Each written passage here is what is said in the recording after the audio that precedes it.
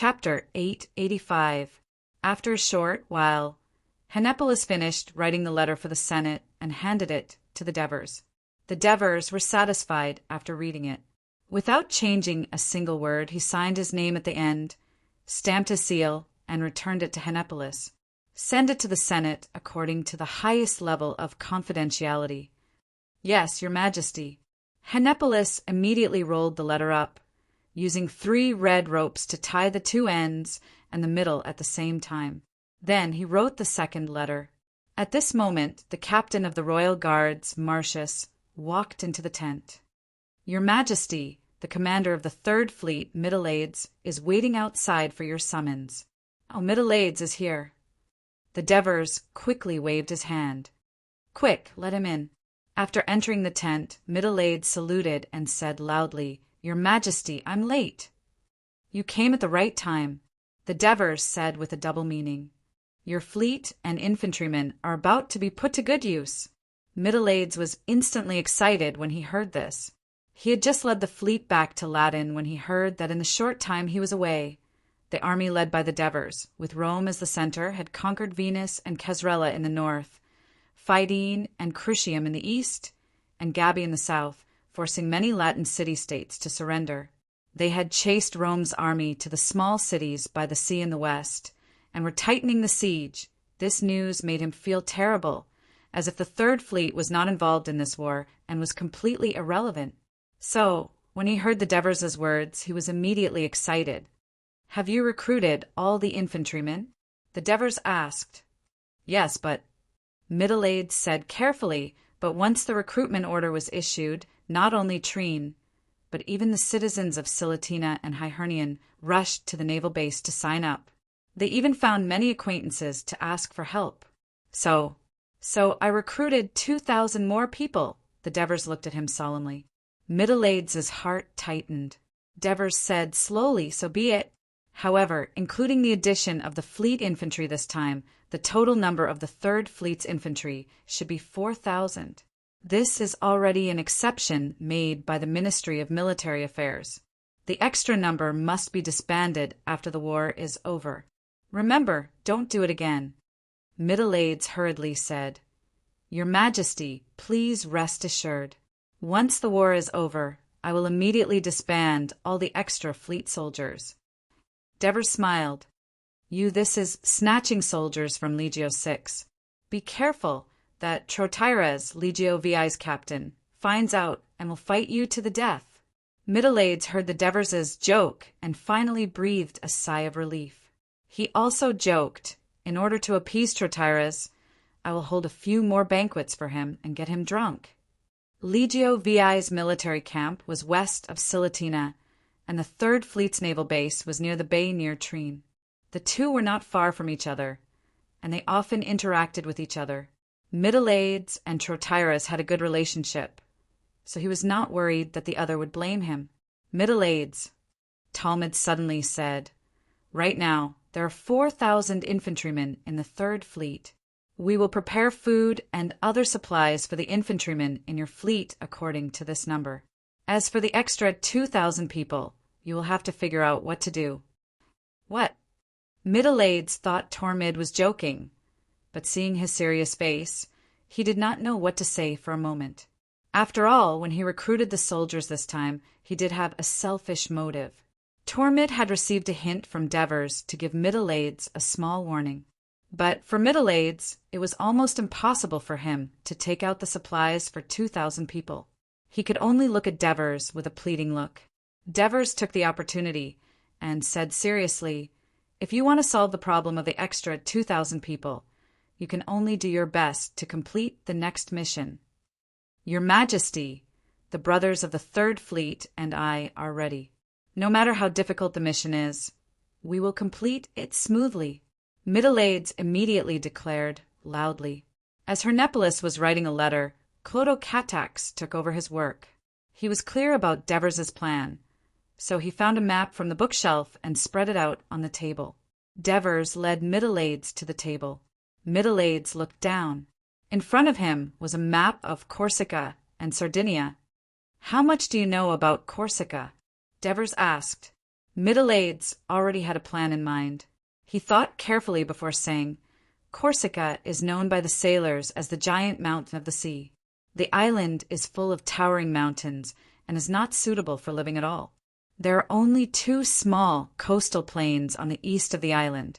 There are two towns built there. The town of Mariana in the north belongs to the Etruscans, and the town of Illyria in the south belongs to the Phoenicians. There are also some small Phoenician villages on the west coast, but the coast is covered with reefs and the coast is twisted. It will be more difficult for the warships to land. Your Majesty, are you going to let the Third Fleet attack Corsica?" Devers nodded, looked at the map, and said, "To be precise, let the Third Fleet attack the Phoenician towns and settlements on Corsica." The reason why Carthage could become the most prosperous and wealthy city-state in the Western Mediterranean was because it controlled most of the precious metal resources and trade in the entire Western Mediterranean. The Iberian Peninsula, Gaul, Etruria, Sardinia, and Corsica, especially Sardinia and Corsica, were completely controlled by Carthage. Since Carthage dared to declare war on us, Dionia, then we will destroy this important source of trade one by one, so that its treasury will not be full and it will not be able to support a long war with us. Therefore, the first target of the Third Fleet is to destroy all the Phoenician settlements on Corsica. Don't underestimate these settlements because they are small in size and population, but the silver, iron, copper, and other metal mines on Corsica are excavated, smelted, manufactured, and finally transported to Carthage. The Phoenician settlements on the west coast have formed a complete metal smelting system.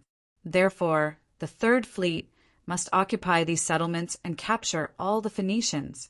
Also, try not to destroy the metal mines and smelting facilities of the Phoenicians. Devers emphasized. After hearing this, Middle-Aides immediately said solemnly, "Your Majesty, the Third Fleet will overcome all difficulties to complete this mission. Not only must it be completed, but it must be completed as soon as possible. Of course, you must also be careful of the attacks of the warships of Carthage stationed in Sardinia and Corsica. You must not be careless." "Yes, Your Majesty." The stern words of the Devers made Middle-Aides' heart skip a beat. As the commander of the navy responsible for defending the west coast of Dionia, he certainly had a detailed understanding of the situation in Sardinia and Corsica to the west. Before the war, Carthage had stationed less than 30 triple-hulled warships on these two islands, and they were mainly scattered in the ports of several towns in Sardinia. Perhaps because they were too weak, they did not cause trouble during the expedition of the Dionia army to Rome. Therefore, Middle-Aides did not take them seriously. However, the Devers' warning made him take it seriously.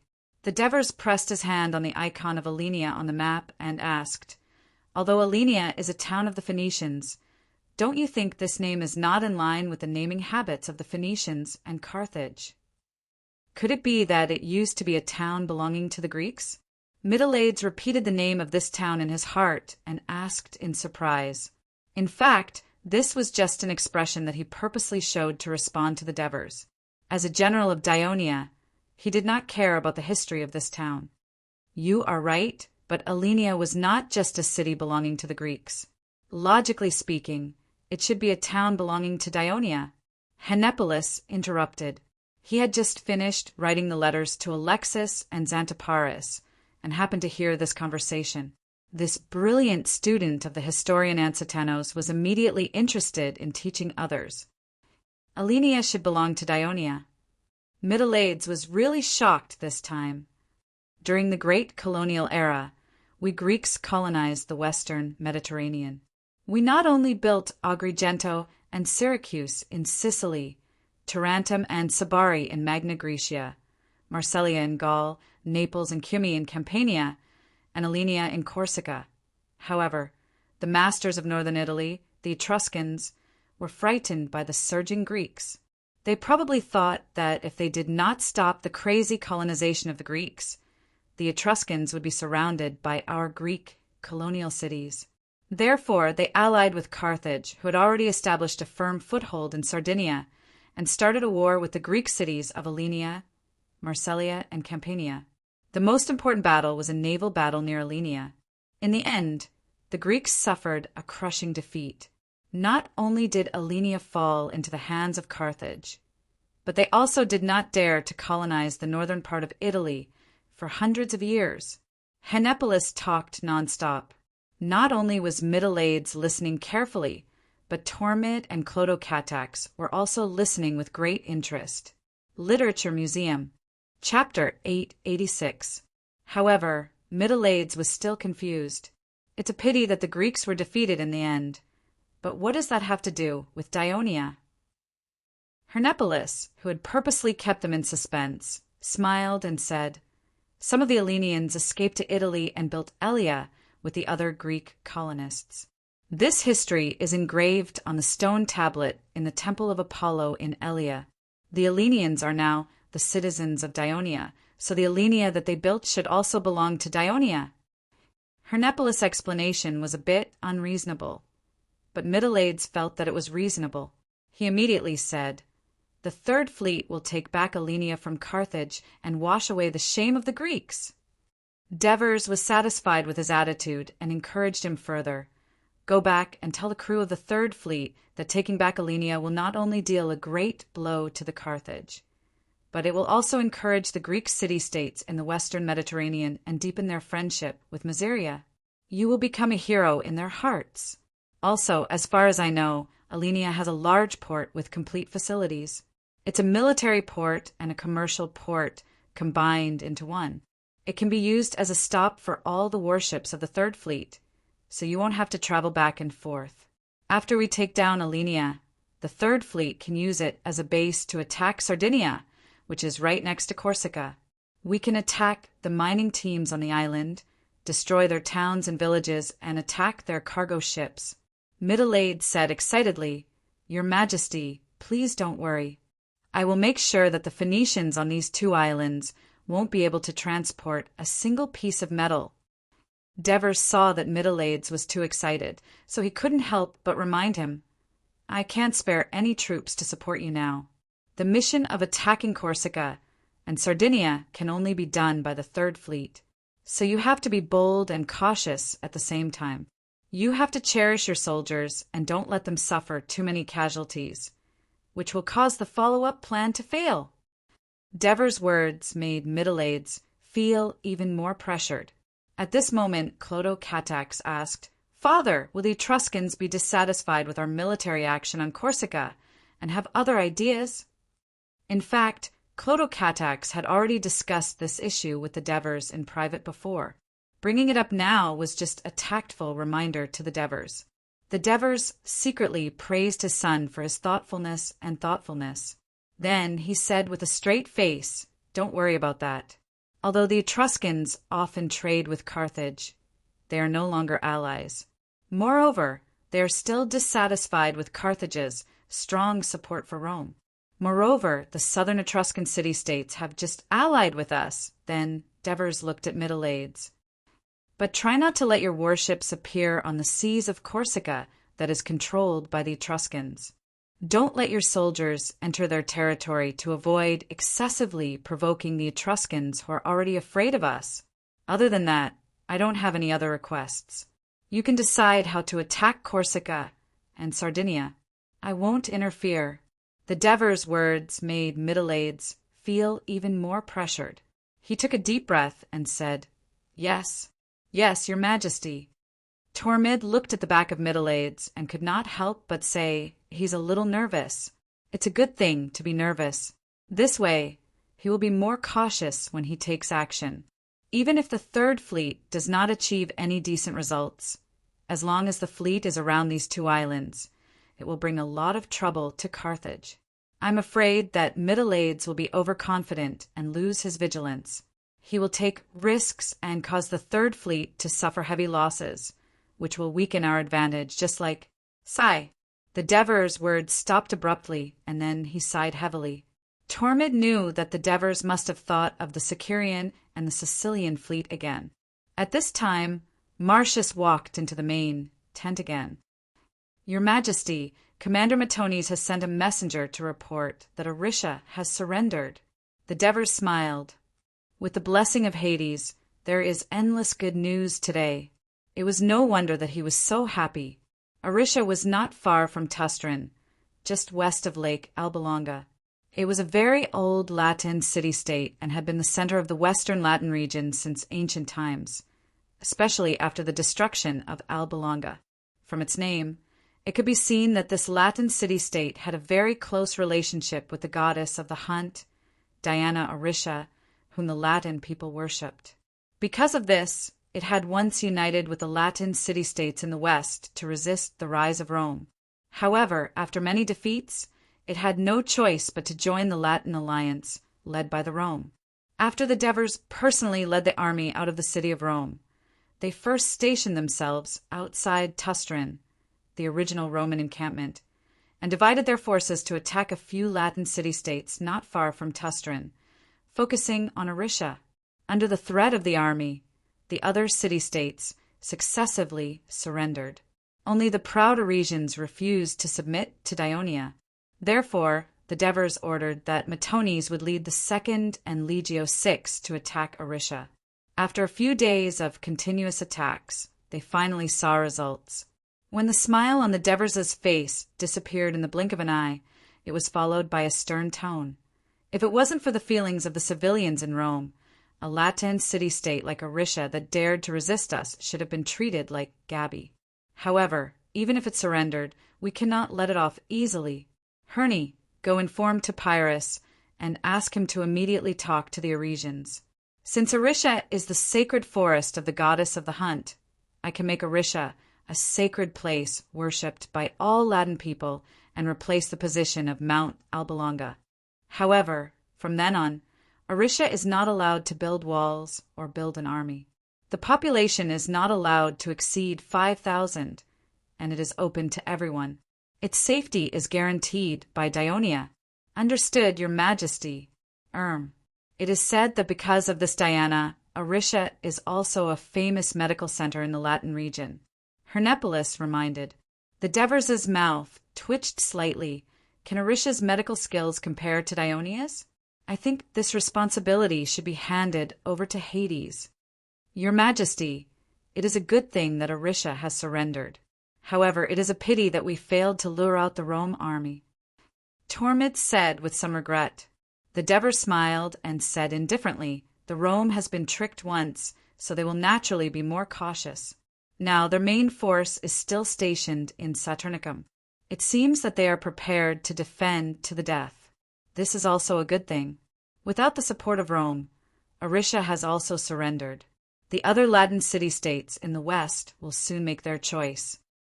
At this point, the Devers' gaze became sharp. He said in a firm tone, Tormid, inform the entire army to get ready. We will leave Tustran tomorrow and march southwest to the north of Saturnicum to set up camp. It is time to completely eliminate the Rome. The Devers' words made everyone in the tent excited.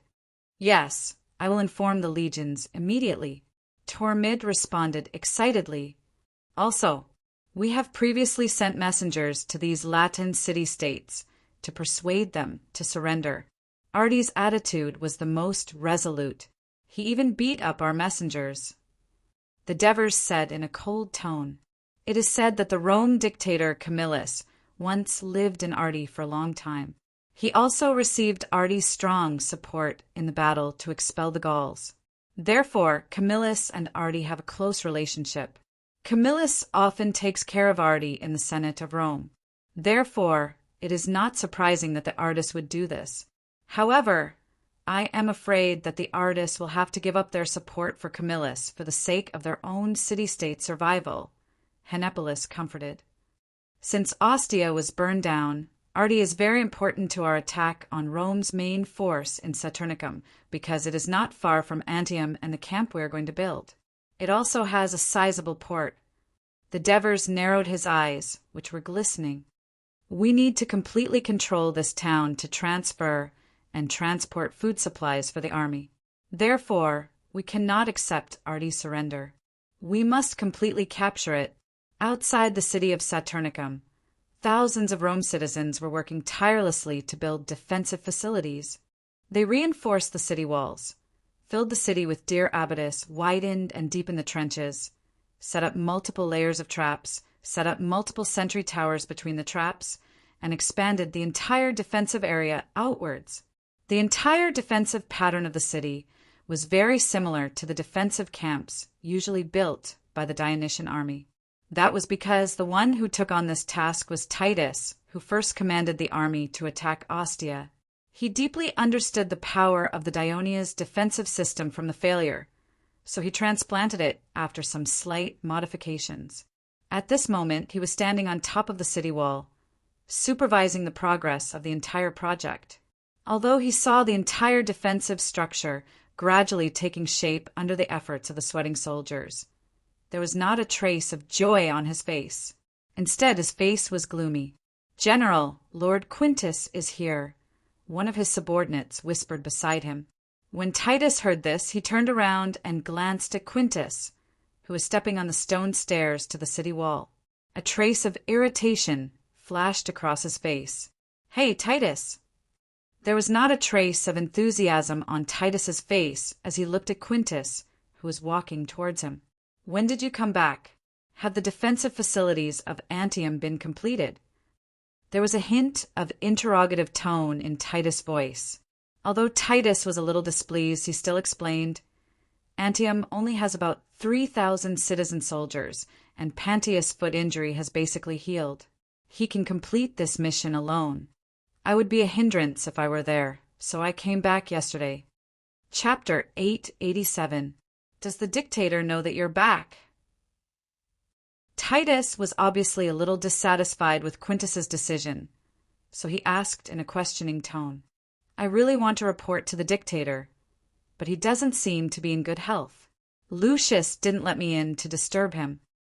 Quintus showed a look of contempt on his face and said in a serious tone, "Titus, this is very worrying. Can Camillus really command the army now, lead us to defeat the powerful Dionia, and recapture Rome?" "As long as the dictator is still alive, he is the commander of our entire army," Titus said firmly. Quintus was a little anxious and blurted out, "Is Camillus really worthy of your trust? Since we returned from Helniki, the recapture of Rome has been blocked. We failed to recapture Ostia. We were almost surrounded when we rescued Gabi. After that, we holed up here and watched Tustra and Aresia. One by one, our allies turned their backs on us, but we didn't take any action. Now the army of Dionia is about to reach the city, and we have no way to escape. Isn't this Camillus's fault?" Quintus's voice was so loud that the people around him heard it and began to whisper. Titus suddenly felt annoyed and spoke impolitely. "Quintus, you and I are both people who have been on the battlefield for a long time. You should know that since the invasion of Dionia until now, the dictator has not made any mistakes in commanding the battle. If it were you or I, we wouldn't be able to do better. What's more, in such a predicament, only the dictator can unite the entire army and stabilize the morale. And we must also unite together to resist the attack of Dionia and usher in the hope of victory. Therefore, any attempt to create chaos is absolutely not allowed." Titus's sharp eyes looked straight at Quintus. Quintus's expression changed slightly. He understood that Titus was warning him. During this time, because Quintus was dissatisfied with Camillus's conservative strategy, he privately persuaded Aulus and Servius to pressure Camillus and change his strategy. As a result, when Camillus received the news, he transferred him to Antium in advance to ensure the unity of the army. The reason why Quintus disobeyed the military order and returned without permission was that he was certain that Camillus wouldn't dare to punish him. After he returned, the first thing he did was to persuade Titus. That was because Titus had a high prestige among the soldiers. He could be considered the second in command of the army. With Titus' support, he could force Camillus to make concessions and even obtain the right to command the army. But before Quintus could fully express his meaning, the shrewd Titus had already made his position clear and shut Quintus' mouth. At this time, Quintus only felt anxious in his heart, but he had nowhere to vent. His right fist slammed heavily on the battlement. If it weren't for the fall of Rome, the information was cut off, and the fate of the senators was unknown. Otherwise, with his noble status as the patriarch of the Claudius clan, he would have long accused Camillus of passive avoidance of war and stripped him of his right to command. But without the support of the Senate, his prestige in the army was not high. Except for the citizens and hangers-on of the Claudius clan, there were probably no other citizen soldiers willing to listen to his command. Otherwise, why would he humbly accept the anger of a small noble like Titus here? Unity. Quintus sneered. You are willing to accept the command of Camillus, who has lost his courage, and watch Rome slowly fall, but I will not. Absolutely not. Quintus's angry roar silenced the surroundings. Titus watched him stride away, and there was a layer of worry in his heart. As the actual commander of these battles with the Dionysian army, he knew very well that it was not that Camillus did not want to adopt a more proactive strategy, but that even though the Dionia were in a state of attack, they did not let down their guard. Not only were there Dionia scouts patrolling around Saturnicum, but there were also tens of thousands of troops guarding the flanks of the siege troops.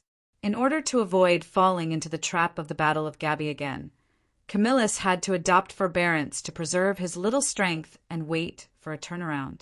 But would the turnaround really come? Titus looked at the sweating soldiers in front of the city, thinking of the powerful Dionysian army and their terrible king, and his eyes were a little confused. In the city of Saturnicum, Servius found Licinius, who had become the mayor. Previously, Licinius was questioned by the generals, led by Quintus because of his civilian identity, and he almost lost the power to command the soldiers in battle. But after returning to Saturnicum, precisely because of his civilian background, the dictator Camillus appointed him as the mayor of Saturnicum. Because Saturnicum was a newly established colony city of Rome, the people in the city were mainly civilians of Rome who had migrated there. Now that the army had been stationed for a long time and most of the soldiers were citizens of Rome, it was inevitable that there would be conflicts and dissatisfaction among the people of Saturnicum. Not only was Licinius steady in his work, but his prestige among the civilians of Rome also made the people of Saturnicum more obedient.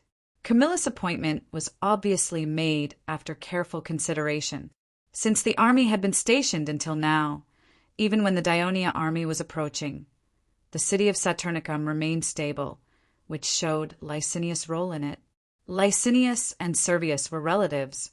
Licinius' son, Tolo, married Ambrosius' youngest daughter, and Servius married Ambrosius' eldest daughter.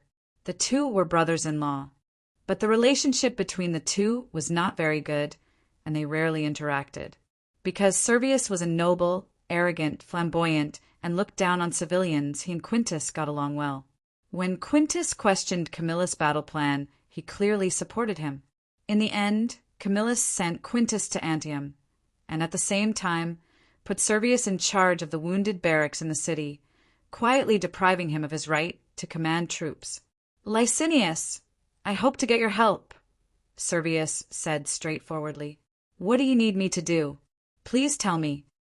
Licinius said politely, but in his heart he was a little dissatisfied. Is this the tone of asking for help?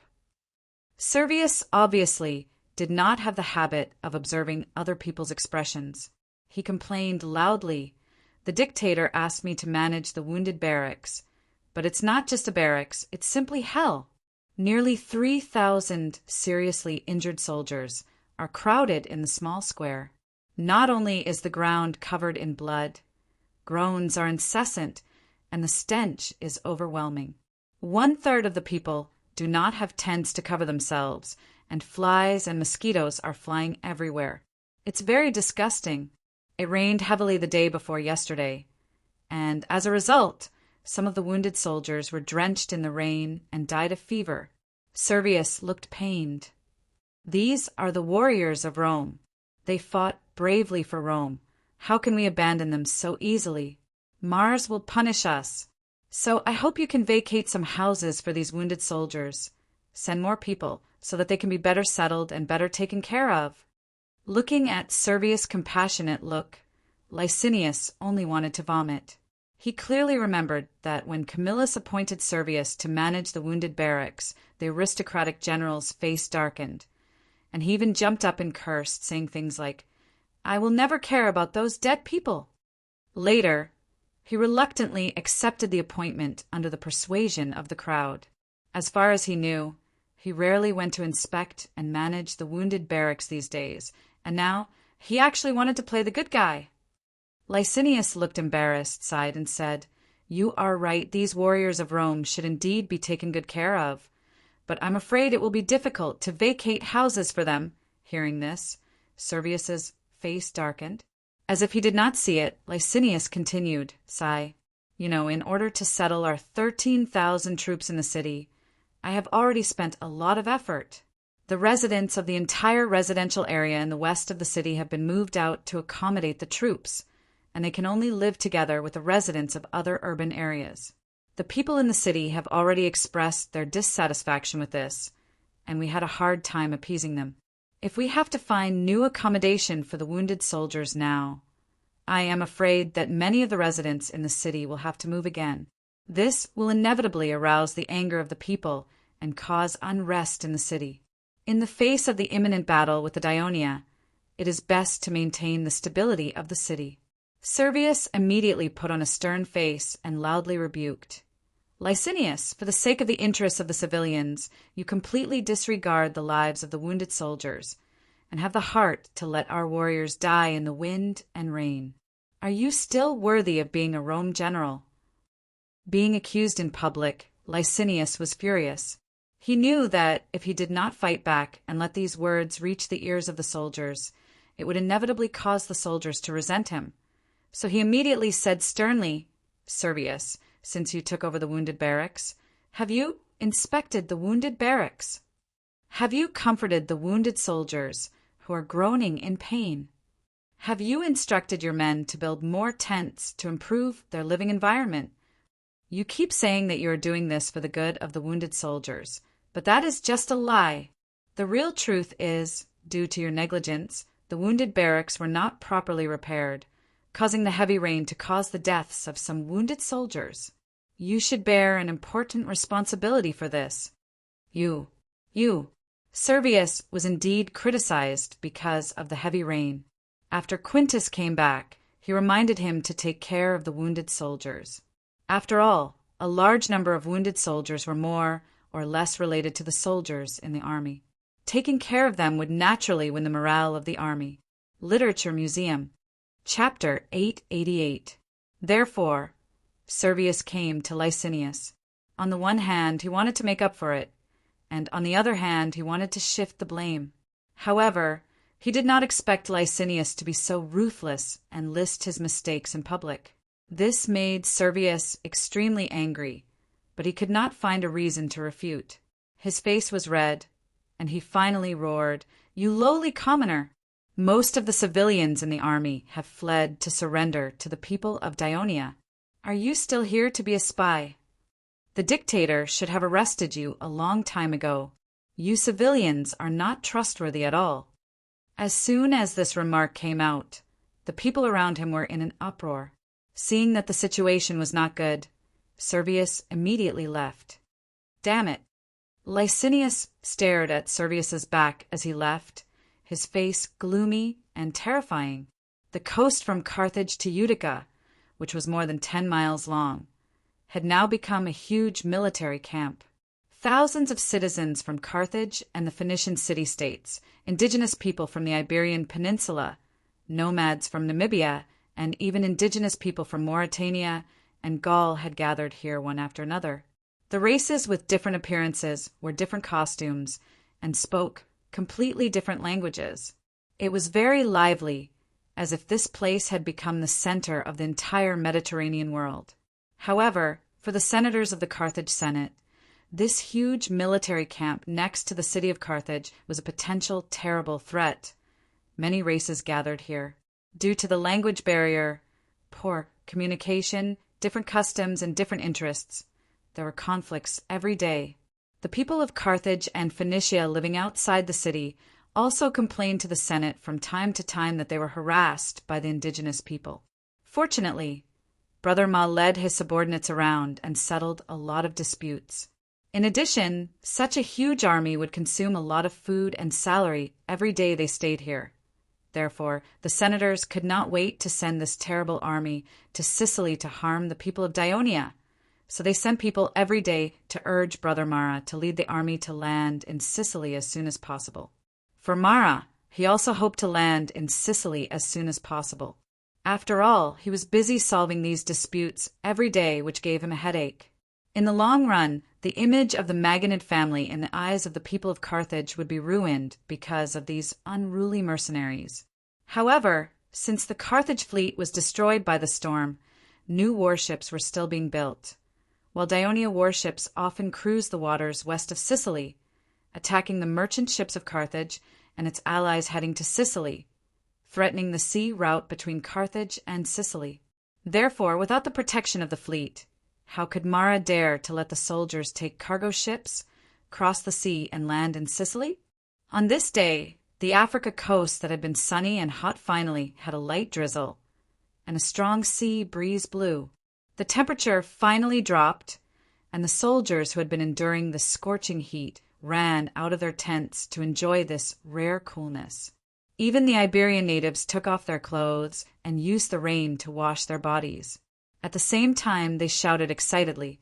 Their sturdy bodies and ferocious appearance made it so that no one dared to look at them with contempt. At this time, Mara also walked out of the central tent and looked at the big flag standing in front of the tent, lost in thought. Under the sea breeze, the flag had been fluttering toward the northeast. At this time, Anubis walked toward him. During the battle with the Dionysian fleet, the storm also destroyed the double-headed dragon ship that the commander of the Carthage navy was on. He was pushed to the coast of Mazara by the turbulent waves and was finally rescued. But he was soon ordered to return to Carthage to be questioned by the Senate, who wanted to hold him accountable for causing the annihilation of the Carthage fleet. Fortunately, Hanno secretly instructed Tepenrako, Ochradin, and other elders to exonerate him, claiming that the Dionysian fleet had more warships and was more powerful.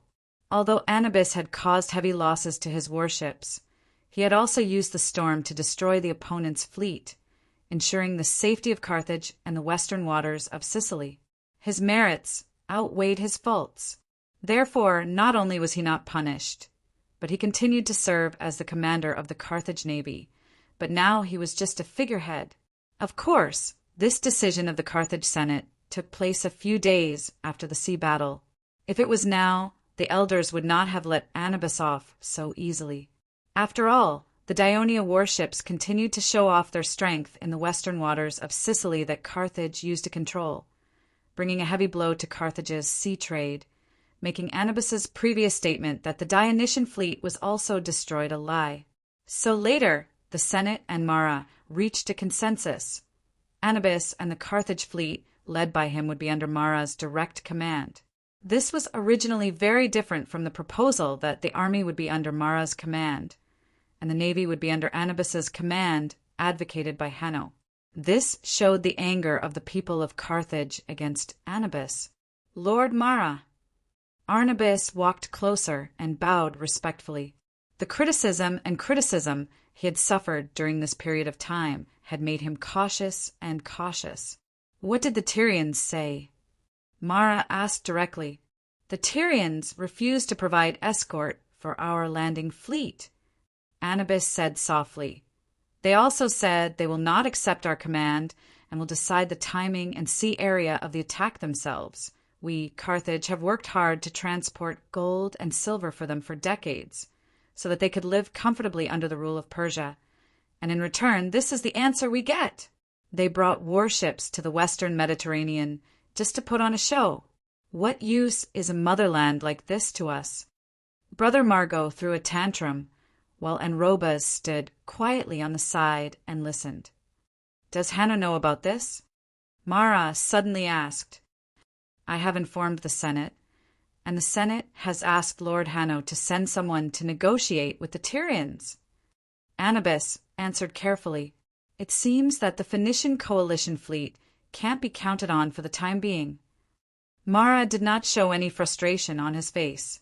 He had obviously received information in advance and expected such a result. So he glanced at Anubis and said, "I called you over to tell you that I have decided to lead the army to land in Sicily tomorrow." Tomorrow. Anubis was really shocked. He stared at Mara with wide eyes.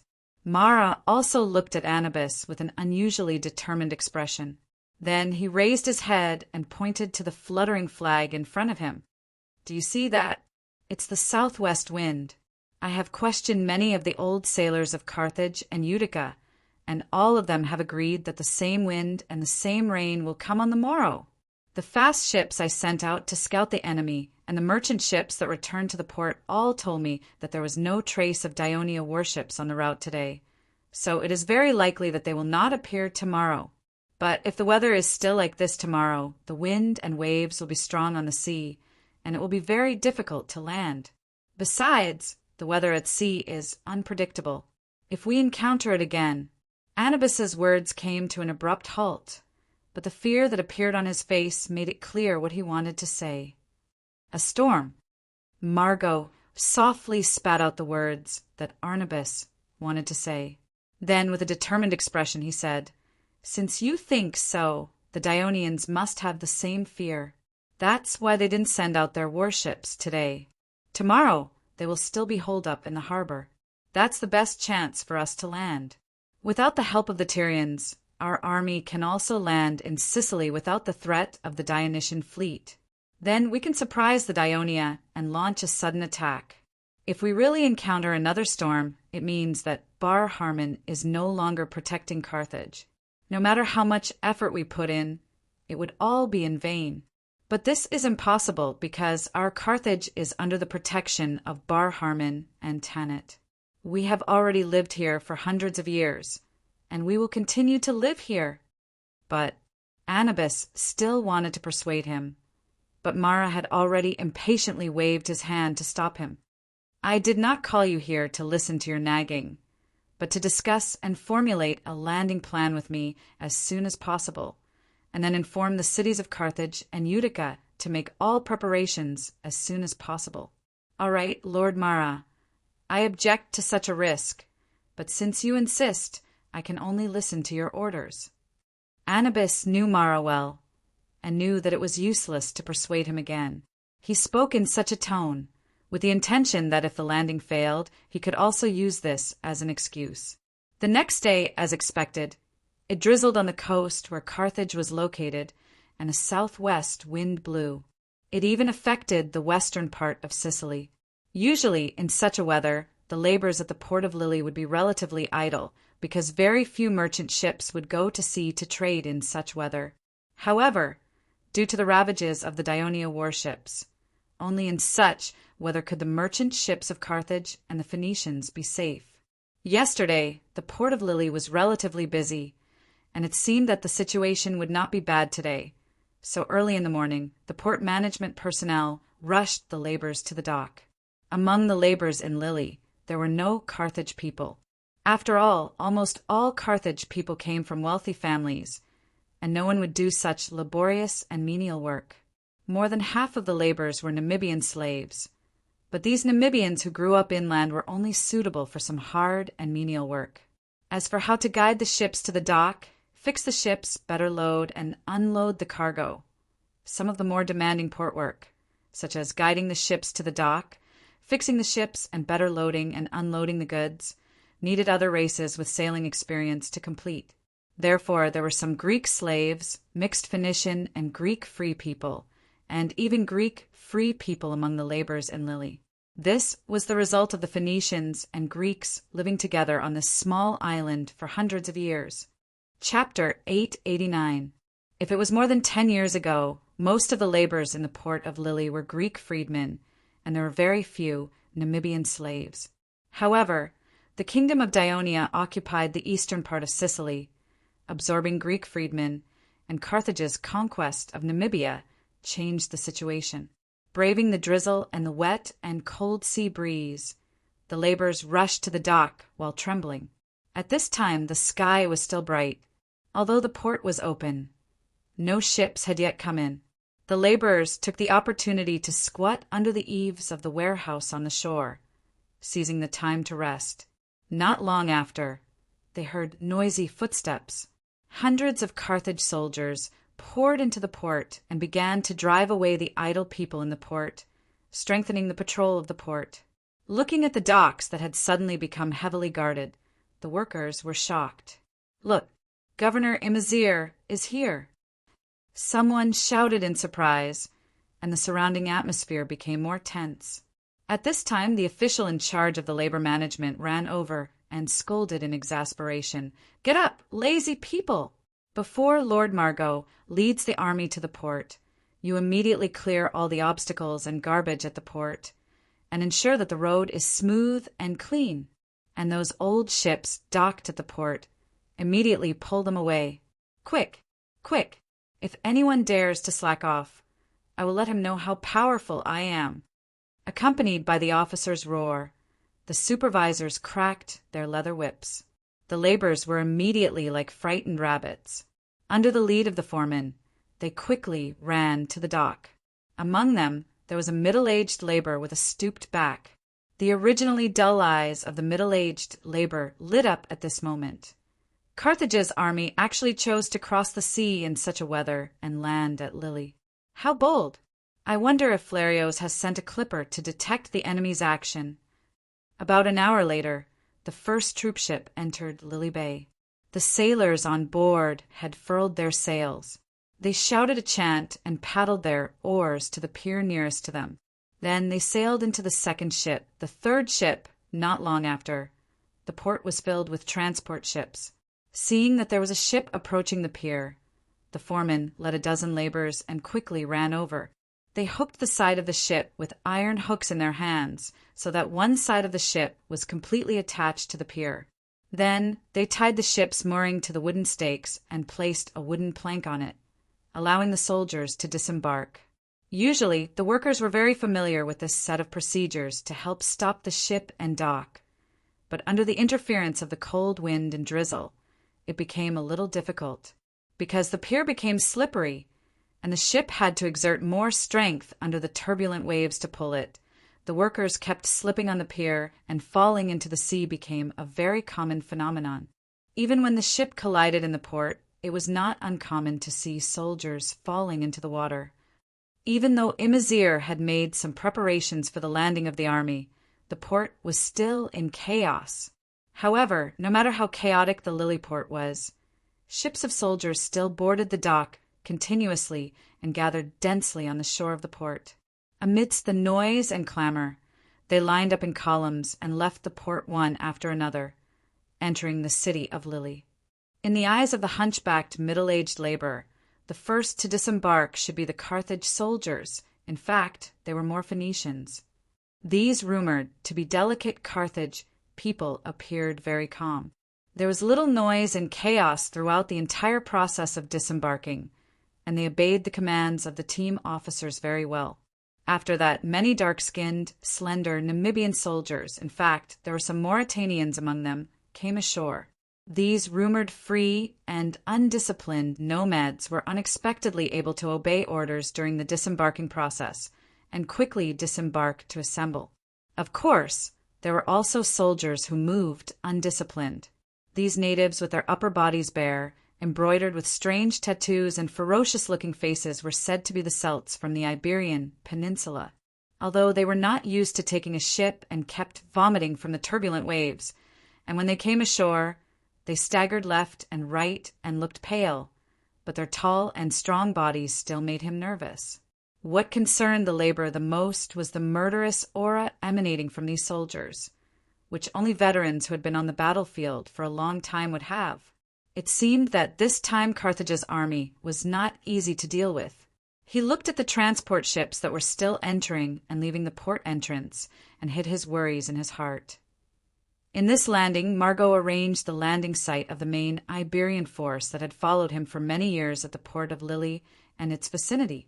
In fact, the entire Carthage army of more than 80,000 people landed on the entire coast from Mazara to Eryx. Not only were there the ports of various towns, but there were also beaches where ships could dock. Margot hoped to be able to send soldiers, supplies, horses, and so on to Sicily as soon as possible. so as to avoid being discovered by the Dionia people and being attacked by their fleet. For this reason, not only Carthage and Utica dispatched a large number of ships, but Hadramedum, Ruspina, Gilgali, and other Phoenix city-states on the coast of Africana had also provided ships to help transport troops. Therefore, the entire sea area from western Sicily to Africana was a spectacle. Countless ships covered the surface of the sea, as if they were laying out a huge pontoon bridge connecting the two places.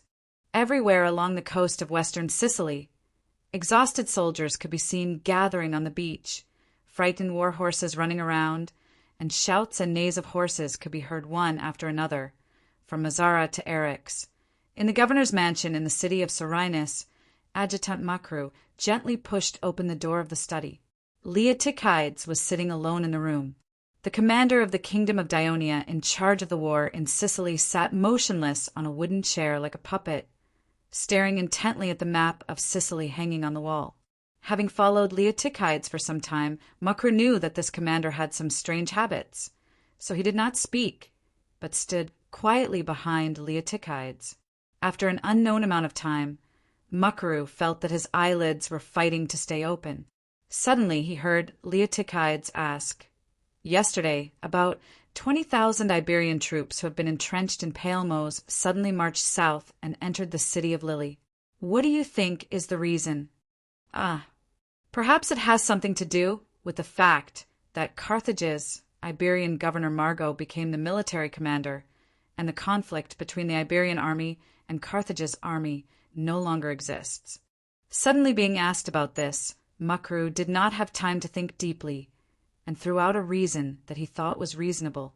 Leotychides did not turn his head, still sitting upright, and continued to ask, "It has been a long time since Margo became the military commander of Carthage.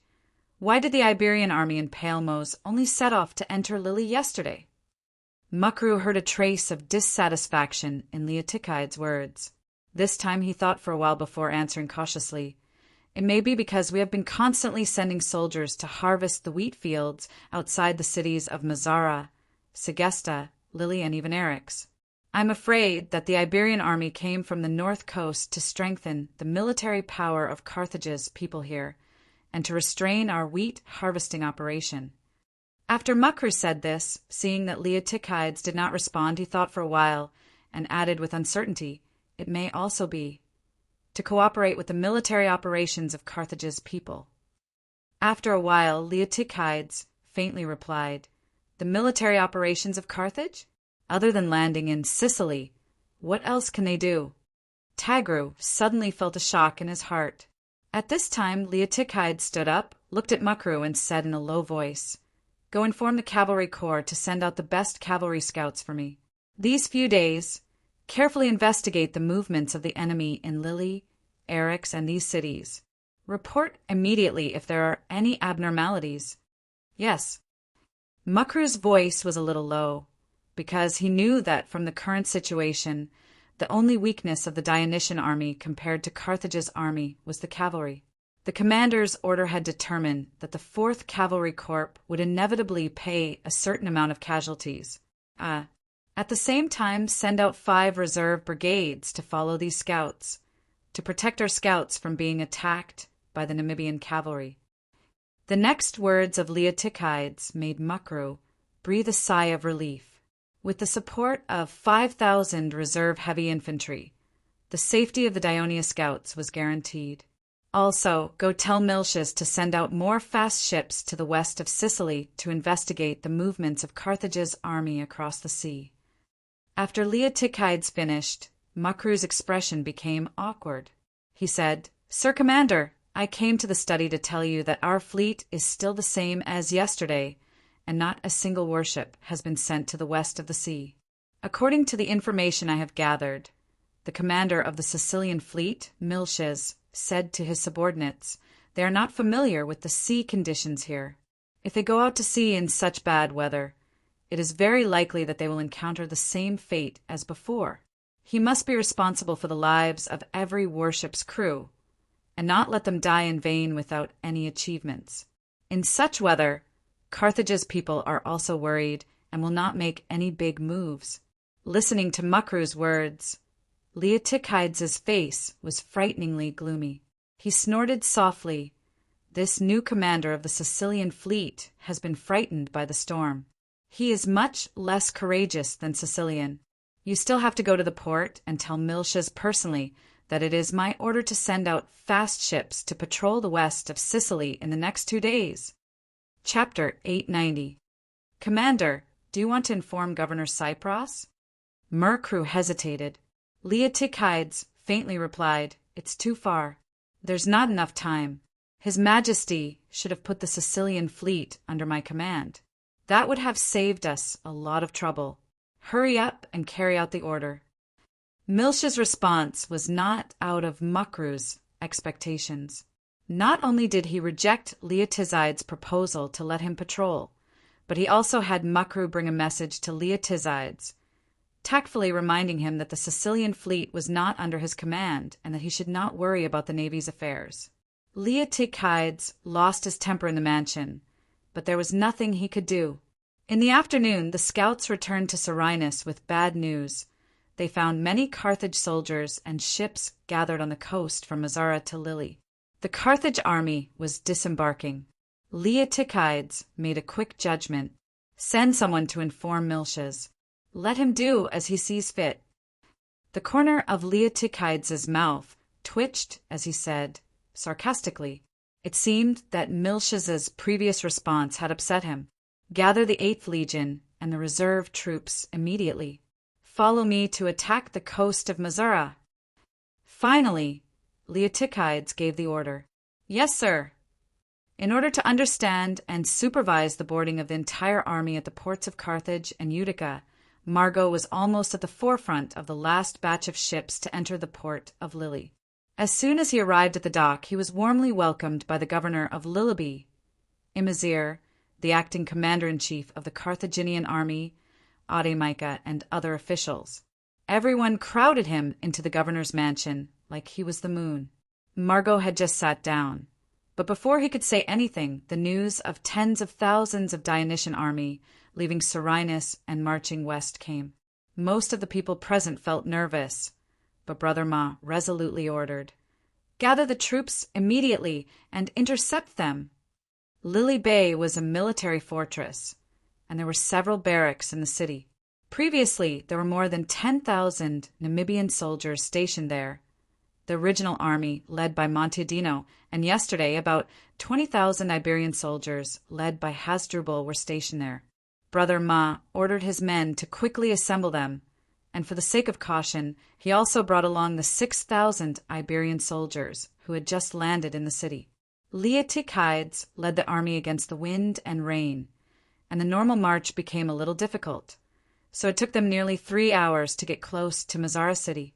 At this moment, he received a report from his scouts that a Carthage army, numbering no less than 30,000, was approaching them from Lille.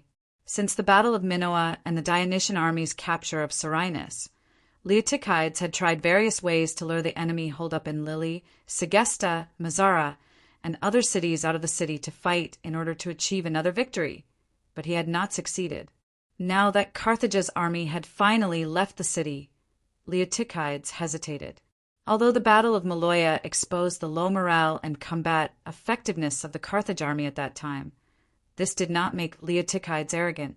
Through intelligence, he knew that the Iberian army that had captured Cilindum could not be underestimated, and the Carthage army that was now rushing from Lille Bay must also be the main force, and the number of soldiers far exceeded the number of troops he led.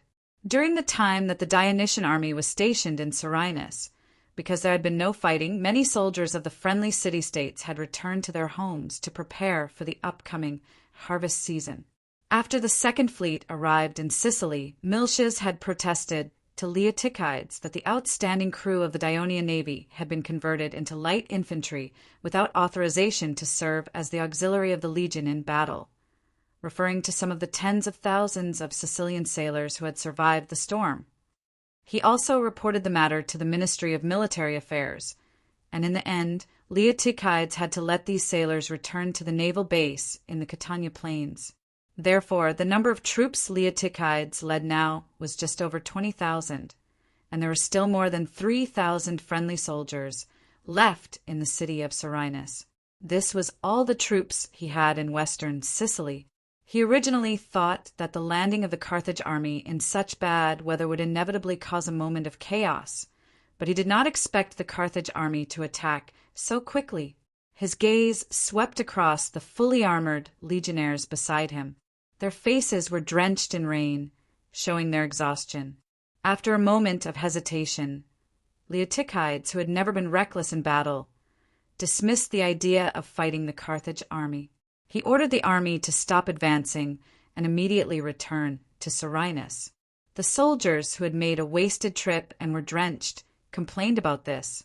Leotychides did not care about this. What he cared about was whether the Sicilian fleet would be able to gain anything. After Miltiades received the reminder from his adjutant, Macro, and due to his terrible relationship with Leotychides, he did not fully believe Macro's words. Therefore, he did not immediately lead the fleet out to sea, but instead sent a speedboat to patrol the western seas. After receiving confirmation, he hurriedly led the fleet out of the port. As the fleet sailed against the wind, it was already dusk by the time they bypassed the cape and arrived at the sea near Misra. The sea that was bustling with ships had basically regained its calm. The landing of the Carthaginian army had ended, and the transportation of the military supplies and horses had also been completed by more than half. The Carthage speedboat, which had been observing the movements of the Dionysian fleet, quickly notified the ships that were still on the way. Some of them immediately returned to Carthage, while others rushed to the beaches and ports of Sicily. Therefore, the Dionysian fleet searched the waters for a period of time and only managed to sink or capture a dozen cargo ships. Although they occasionally looked at the many Carthage ships docked on the beaches, they did not dare to approach and attack because there were many Carthage soldiers on the beaches. It was obviously foolish for the navy to give up their advantages to fight on land. Moreover, because the sky was dark and the waves were strong, 2 warships accidentally hit the rocks and sank. Therefore, Miltiades had no choice but to order the fleet to return. During the journey, he was depressed. He was largely responsible for the successful landing of the Carthage army in Sicily. Be it His Majesty the Devers or the Ministry of Military Affairs, they would not turn a blind eye to this. Over the next few days, the situation in the western part of Sicily presented an eerie calm. On the Carthage side, Margot was busy reorganizing the disorderly army after the landing and transporting the scattered supplies on the coast back to Lille. At the same time, he also took the time to meet with the officials of the Carthage kingdom and the envoys of the allies to understand the situation in Sicily in detail. He even summoned the Sicaire leader Arcones, who had been neglected by Mont. On the Dionysius side, Leotychides no longer sent troops to destroy the opponent's fields and villages. Instead, he ordered the soldiers to strengthen the city's defenses. In fact, he had been doing this ever since he occupied Selinus. He knew very well that the Battle of Minoa was not enough to hurt Carthage. Instead, it would lead to a more violent counterattack from Carthage. The southern coast of Sicily was the main offensive route of the Carthage army. Selinus, which was located at the starting point of this route, was very important. As long as they held on to it, it would create a great obstacle for the Carthage army to further attack the territories of the Dionysia's friendly city-states on the south coast.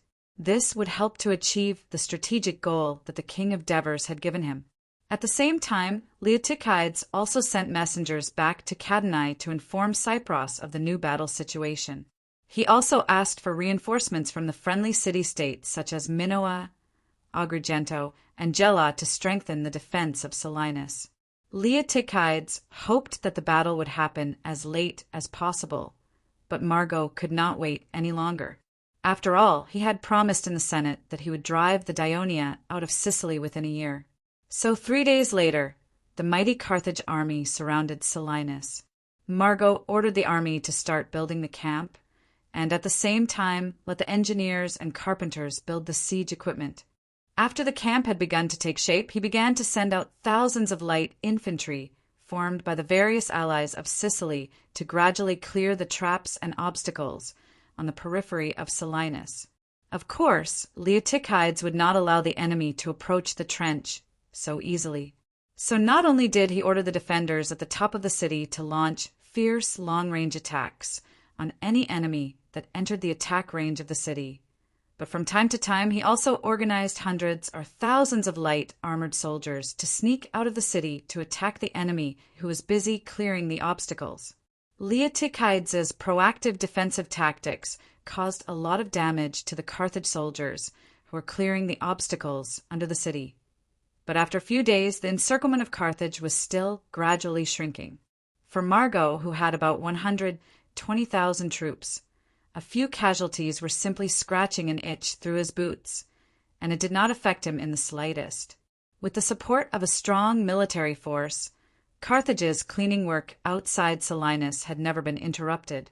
As the Carthage army methodically advanced under the city and strengthened their defense against surprise attacks by the defenders, the Dionysian army also reduced the number of attacks outside the city after suffering a few small losses. Soon, Carthage's men placed dozens of ballistae in front of the city and continuously bombarded the city walls with stone bullets. Since the Legion of Dionysia usually trained in attacking and defending the city walls, they naturally had their own research on how to defend against the ballistae.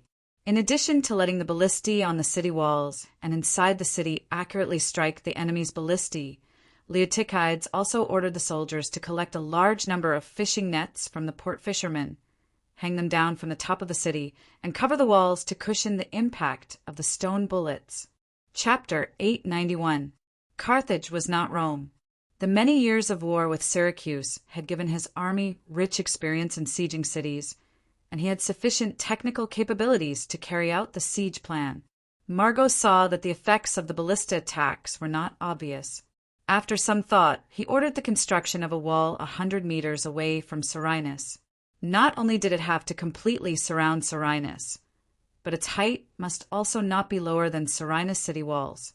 This way, not only could it prevent a surprise attack from Dionia, but it could also suppress the enemy's long-range attacks, which would be beneficial for the next attack. Under Margo's command, the entire barracks of nearly 100,000 soldiers and countless laborers transporting supplies began to move under the guidance of the engineers. The defenders of Dionia discovered the enemy's intentions. They had launched several surprise attacks outside the city, but were repelled by the well-prepared Carthage. 3 days later, the prototype of a mud wall surrounding Selinus rose from the ground. While the soldiers of Dionia were still in shock in the residence of the governor of Selinus, the commander of the kingdom of Dionia, Leotychides, met with the commander of the Sicilian fleet, Miltiades. Ever since Leotychides incorporated the crew of the Sicilian fleet into his army without the approval of the Ministry of Military Affairs, violating the interests of the Dionian navy, and was discovered by the newly appointed Miltiades, the two sides fell out. Miltiades moved to the port and did not meet with Leotychides again. The reason why he came to the city to discuss this time was because he had no other choice.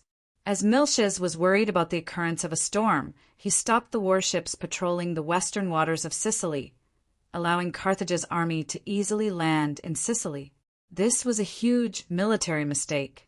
If Leotychides were to add insult to injury and report to the Ministry of Military Affairs, saying that he had repeatedly reminded the Sicilian fleet not to stop the blockade of the Western Sea because of the bad weather, but the commander of the Sicilian fleet stubbornly refused to listen, which led to a drastic change in the war situation in Sicily. This would not only increase the ill will of the king of Devers and the Ministry of Military Affairs towards Miltiades, but it could also ruin his military career in the future. That was why Miltiades had come with the mentality of admitting defeat. When Leotychides saw him, he did not mention anything about the Carthage army landing. Instead, he said directly, "Miltiades, I'm preparing to attack the Carthage camp at night. I need your navy's help." Upon hearing that, Miltiades' mind raced, and he hesitantly said, "A night raid on Carthage's camp? Are you preparing to launch a surprise attack from the sea? The Carthage have placed many sentries along the coast of Selinus. They are prepared. It is said that there are more than 100,000 people in the camp. How many soldiers do we have to send to launch a surprise attack to cause chaos in the Carthage camp? If we don't succeed, there is a risk of total annihilation. Leotychides could hear the hint of excitement in Miltia's hesitation. In order to convince this colleague of his, he had to spend some time and patiently explained, "I won't let the soldiers land on the coast nearby. That would make it easier for the Carthage to discover us. The location I chose is here." Leotychides pointed at a rough sketch on the table that depicted the surroundings of Serina city and the Carthage camp. Miltias hesitated for a moment before moving closer to Leotychides. Upon a closer look, he realized that the spot he was pointing at was right between Serenus and Germ. Ever since he became the commander of the Sicilian fleet, Miltias had been commanding the flagship to cruise along the south coast of Sicily to familiarize himself with the environment. This was also a skill that high-ranking Diolian generals had to possess. At this moment, a rough image of the location appeared in his mind. There was indeed a small beach there which was easy to land on. However, he reminded, the coast from Germ to Serenus is uneven. It's not easy to travel during the day, and I'm afraid it will be even more difficult at night. This is the reason why I chose to land here. Leotychides said confidently, the coastal environment there is complicated. In addition, the Carthage have just landed in Sicily, and they are still unfamiliar with the coast towards Germ. This way, we can avoid being discovered by the enemy. I've asked the fishermen at the port. Tonight will be a full moon. After landing, the soldiers can use the moonlight to sneak into the forest near the coast. After about 2 hours of marching, they can approach the Carthage camp. Leotychides' finger moved to the pattern of the Carthage camp and continued.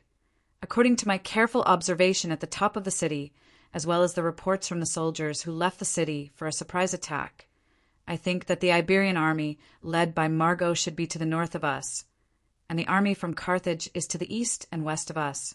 Most of their soldiers should be Namibians, and they are also the main force in building the wall these few days. They must be very tired after working hard during the day, and will fall asleep at night. And these days, the Carthage army has focused their entire defense on protecting the wall that is being built, and I'm afraid they have neglected to guard the rear of their camp. The possibility of our surprise attack is very high. When the time comes, I will also gather 10,000 heavy infantry in the city. When the surprise attack causes chaos in the Carthage camp, we will immediately rush out of the city, break through the wall, and attack the Carthage camp to receive them back to the city. If the situation is very favorable to us, we can continue to attack. What if the surprise attack fails? Miltias suddenly interrupted him. Leotychides had already thought about it. He said unhurriedly, I will let them escape east into the mountains and finally return through Minoa. Miltias did not speak. He knew that there were allies in the mountains to the east, the Cycles. As long as they escaped into the mountains, the possibility of safe return was very high. He carefully looked at the sketch on the table, his eyes focused on the target of the night attack, which was located at the east of Salina city, the Carthage camp. Perhaps because the Carthage had a strong military force, the camp was built a mile away from the city. Standing at the top of the city, one could roughly see the Carthage camp, so Leotychides was able to infer the general layout of the Carthage camp. He did not have much doubt. At this time, Leotychides said, I will send the 8th Legion's Light Armor Brigade and 1,000 reserve soldiers to carry out this surprise attack. I hope that the Sicilian fleet's infantry can also participate in this operation. No. Miltias instinctively wanted to refuse. But as soon as the words left his mouth, he immediately realized that it would be a good thing for him if the fleet's infantrymen were to participate in this night raid. It would make up for his previous mistakes, and he immediately changed his mind. Of course, that's not a problem. Our fleet's infantrymen are best at landing raids. I'll have them all join this raid. Previously, the 4th Fleet that Miltias led had 43 oared warships, 30 of which were Raven warships. Thus, there were 1,200 infantrymen, and in addition to those who survived the storm, he had about 3,000 infantrymen under his command.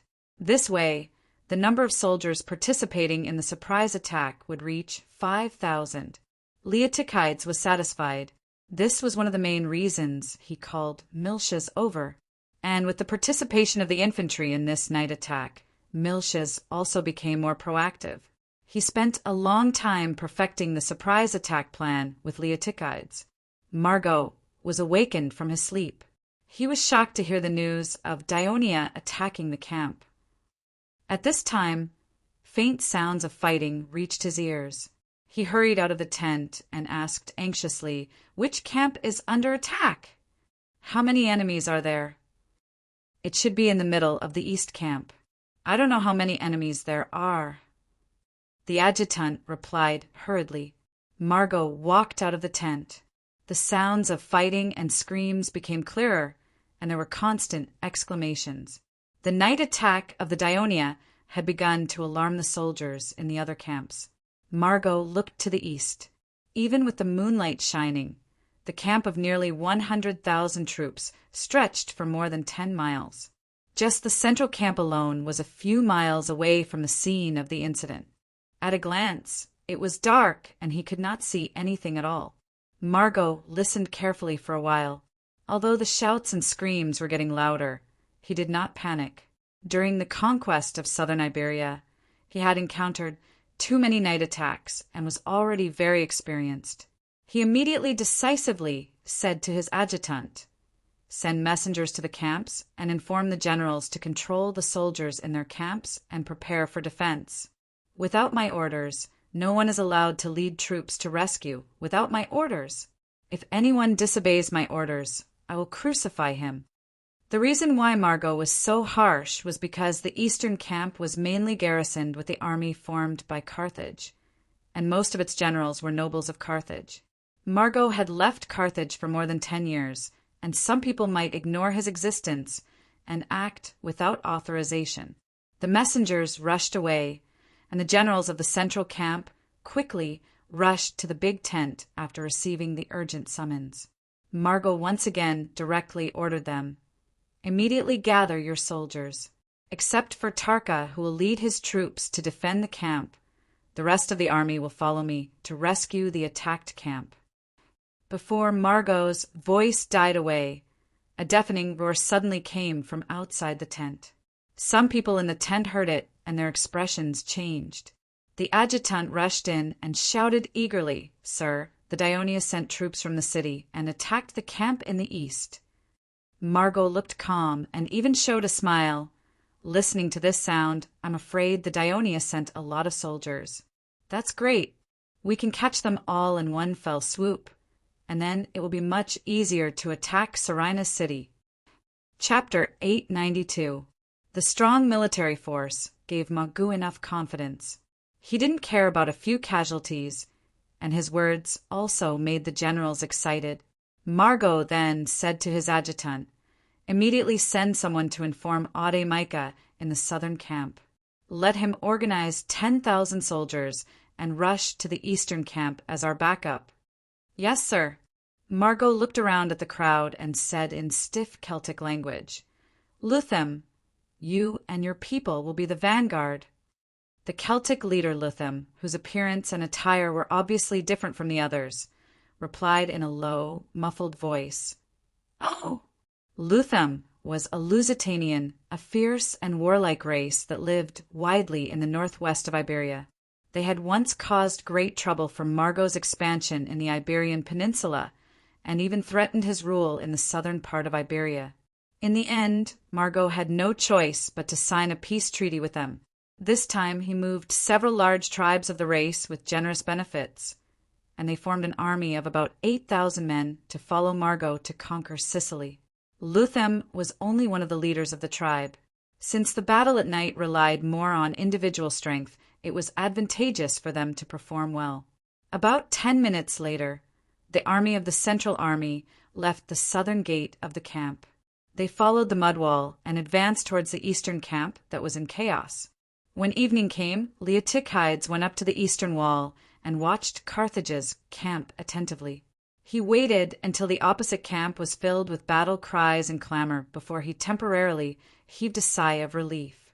He then immediately ordered the 8th Legion and reserve soldiers to form 10,000 heavy infantry to rush out of the city and continue attacking the enemy's camp that was in chaos. At the same time, the meticulous Leotychides did not forget to send a small team of scouts to climb over the mud wall and hide in front of the various camps of Carthage, while the enemy's attention was distracted by the night attack. They reported what they saw in time so that he could understand the enemy's situation in detail. Therefore, even when he learned that the ambushing troops had already converged and completely crushed the enemy's resistance, he did not feel excited. On the contrary, he felt uneasy when he found out that most of the soldiers in Carthage's camps in other regions did not rush over to help after gathering. Instead, they were stationed at the borders of their respective camps. As expected, the assault troops wanted to drive the defeated soldiers to destroy the neighboring camps and continue to spread the chaos, but their progress was a little slow. At this moment, another urgent message came. Carthage's central camp had already sent out troops, and they were rushing to the east along the earthen wall. Leotychides immediately realized that Carthage's people wanted to cut off the night raid's way of retreat and surround and annihilate them. The Daionia soldiers who participated in the night attack were the main forces under Leotychides' command. She had been standing at the top of the city wall, observing the progress of the battle, in order to prevent such a thing from happening. Woo! Woo! Woo! The buglers who had been standing at the top of the city walls for a long time immediately blew the bugles for retreat. Before they set off, the assaulting soldiers, who had been repeatedly warned by their commander, heard the horn sound. They reminded each other to stop chasing after the routed soldiers. Before they retreated, they did one last thing, which was to burn down the camp. The reinforcements, led by Margot, had not arrived yet.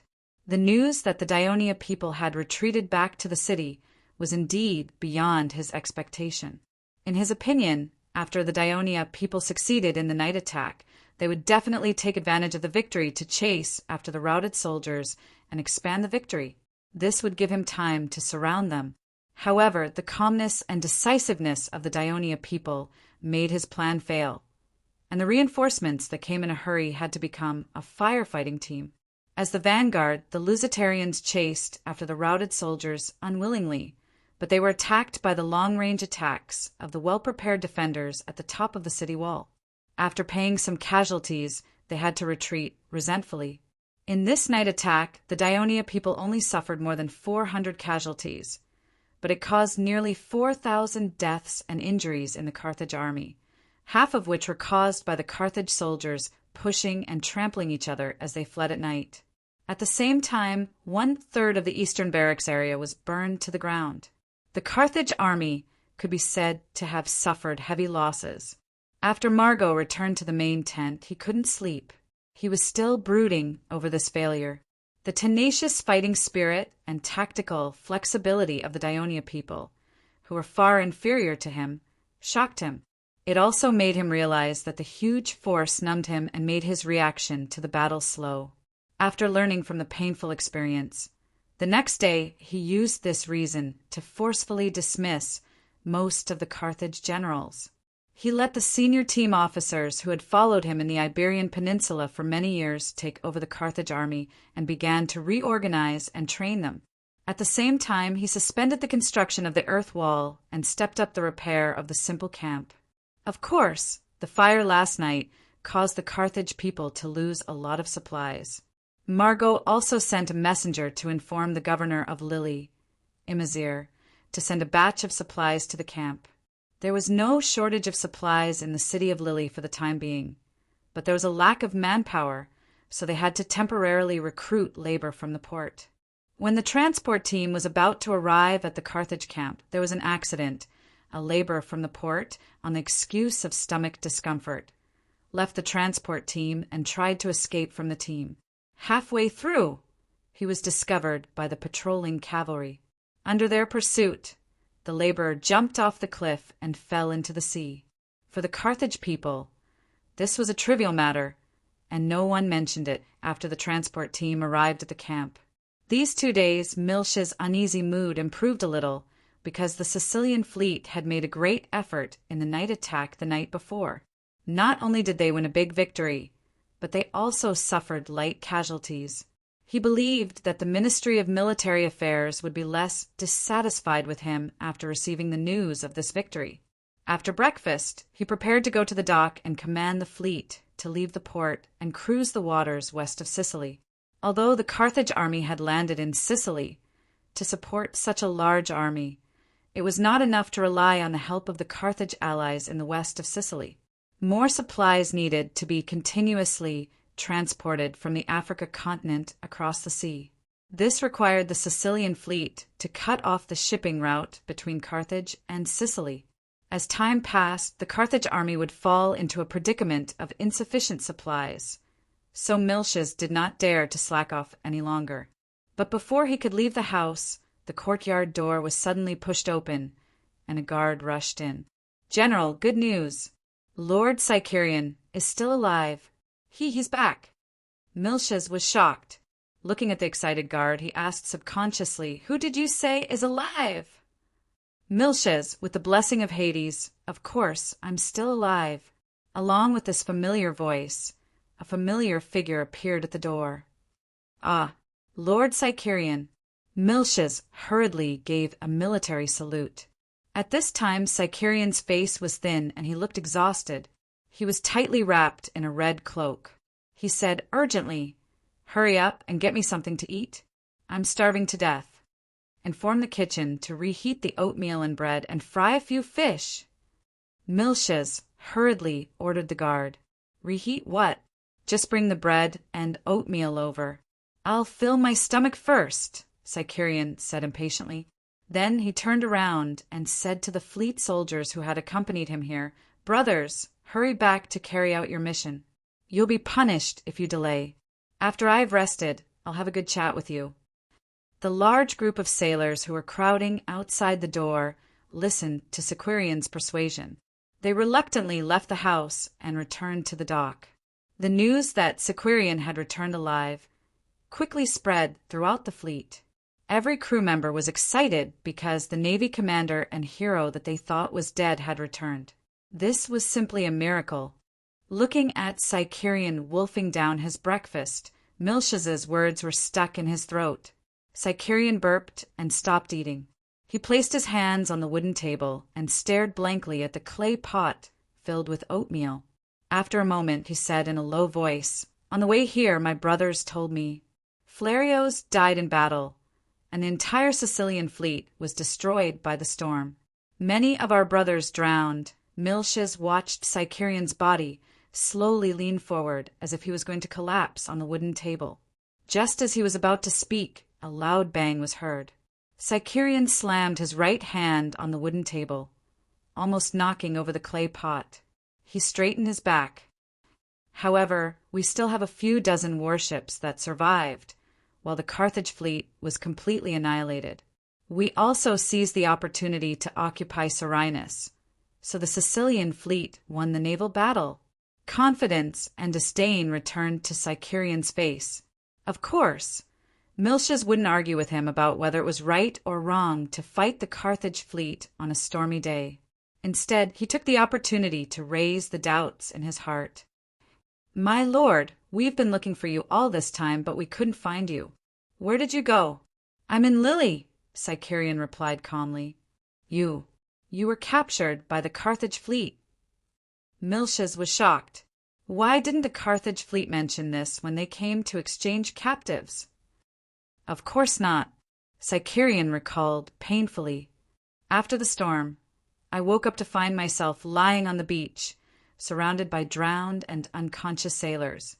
I wanted to save them, but I saw the Carthage fleet rushing to the beach. I didn't want to be captured by them, so I swam back into the sea. But I was tired and hungry. At that time I was tired and hungry. Not long after I swam, I felt weak. Coincidentally, there were a few slow-moving Carthaginian ships searching for survivors of the shipwreck nearby. I had no choice but to dive into the water, under the cover of the darkness of the night. When the Carthaginians weren't paying attention, I grabbed the side of a large ship that was about to return. As a result, I was brought into the port of Lille. I was able to make my way quietly to the quay because of the storm and the shipwreck, and with the help of my Greek compatriots in the harbor, I was able to lie in wait at Lille. I have since come to think that the beach on which I was lying may have been between Mazara and Lille. As the people of Lille were worried about being attacked by our army, the city was heavily guarded, and it was difficult for me to go out.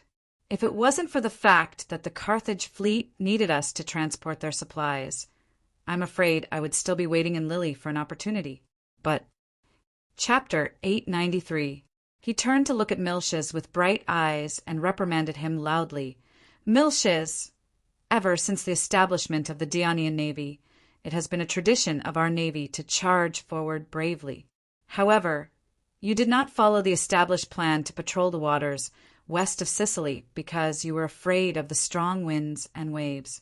You missed the opportunity to land the Carthaginian army in Sicily and deal them a heavy blow. I am very disappointed in you. Miltiades was still listening attentively to Cyprian's adventures. He sighed inwardly. If it weren't for this old officer's good luck, his superb stamina, and his swimming skills, ordinary sailors would have become Carthage's captives. When he suddenly heard the last few words, his face flushed. He did not argue, but lowered his head in shame. Fortunately, I'm back now, Cyprian said in a low voice. You can return the command of the fleet to me. Miltiades suddenly raised his head. After meeting Cyprian's sharp gaze, he immediately avoided it. After a moment, he met Cyprian's gaze again and summoned his courage to say, My lord, the command of the Sicilian fleet was granted to me by His Majesty and the Ministry of Military Affairs. I dare not transfer it without permission because it's against military law. Miltiades' objection stunned Cyprian. His face showed some displeasure, and he tried his best to speak in a calm tone. You don't understand what I mean. You can continue to be the commander of the Sicilian fleet, but I will be commanding the fleet. You have to know that if it weren't for me being trapped in Lille, you wouldn't have become the commander of the Sicilian fleet. What Cyprian said was indeed the truth. The letter that the Devers wrote to the Ministry of Military Affairs specifically mentioned the appointment of the commander of the Sicilian fleet. That was why Miltiades was initially appointed as the acting commander of the Sicilian fleet. However, due to the failure to find Cyprian and the drowning of Flerios, the Ministry of Military Affairs finally decided to appoint Miltiades as the official commander of the Sicilian fleet. As the former commander of the Dionian navy, Cyprian had won every battle since the founding of the Dionian navy. He had a high prestige in the navy, and the three commanders, Mytilades, Flerios, and Miltiades, were his subordinates. It was inevitable that Miltiades would feel nervous when facing the powerful Cyprian. However, Miltiades had been in charge of the Fourth Fleet for so many years, and was no longer the captain of the Devers flagship. He had gained some confidence and authority. This was one of the reasons why the Devers split the navy into four. More importantly, Miltiades thought about the huge mistake he had made and was now thinking about how to make up for it in future battles. If he were to hand over the command of the fleet to Cyprian now, it would be a mistake that could not be made up for by the end of the war. Everyone would credit the victory to Cyprian, and he would become the laughingstock of the navy. Miltiades had already considered the pros and cons of the situation, so he calmed down and spoke in a more forceful tone. Lord Cyprian, you were once my superior and also an elder of the Senate. I still remember what you said. As the captain of a warship, you must set an example for your crew. Fulfill your duties, command your crew, and fight bravely. I believe you know very well that since the founding of the kingdom, there has never been a general in the army who did not fulfill his duties and enjoy the benefits of a promotion. I don't want to be the first. Miltiades said with a serious expression, and then he smiled bitterly. Of course, if you think I'm incompetent, you can apply to the Ministry of Military Affairs to remove me from my position as the commander of the Sicilian fleet. Cyprian's face darkened, and his gaze on Miltiades sharpened. Miltiades faced him calmly without fear. The two stared at each other, and the atmosphere in the room became tense. Even the servants, who were cleaning the table, hurriedly left. After a moment, Cyprian's face twitched a few times, and he squeezed out a smile. "Very well, Miltias. As a commander, you must have this kind of imposing manner."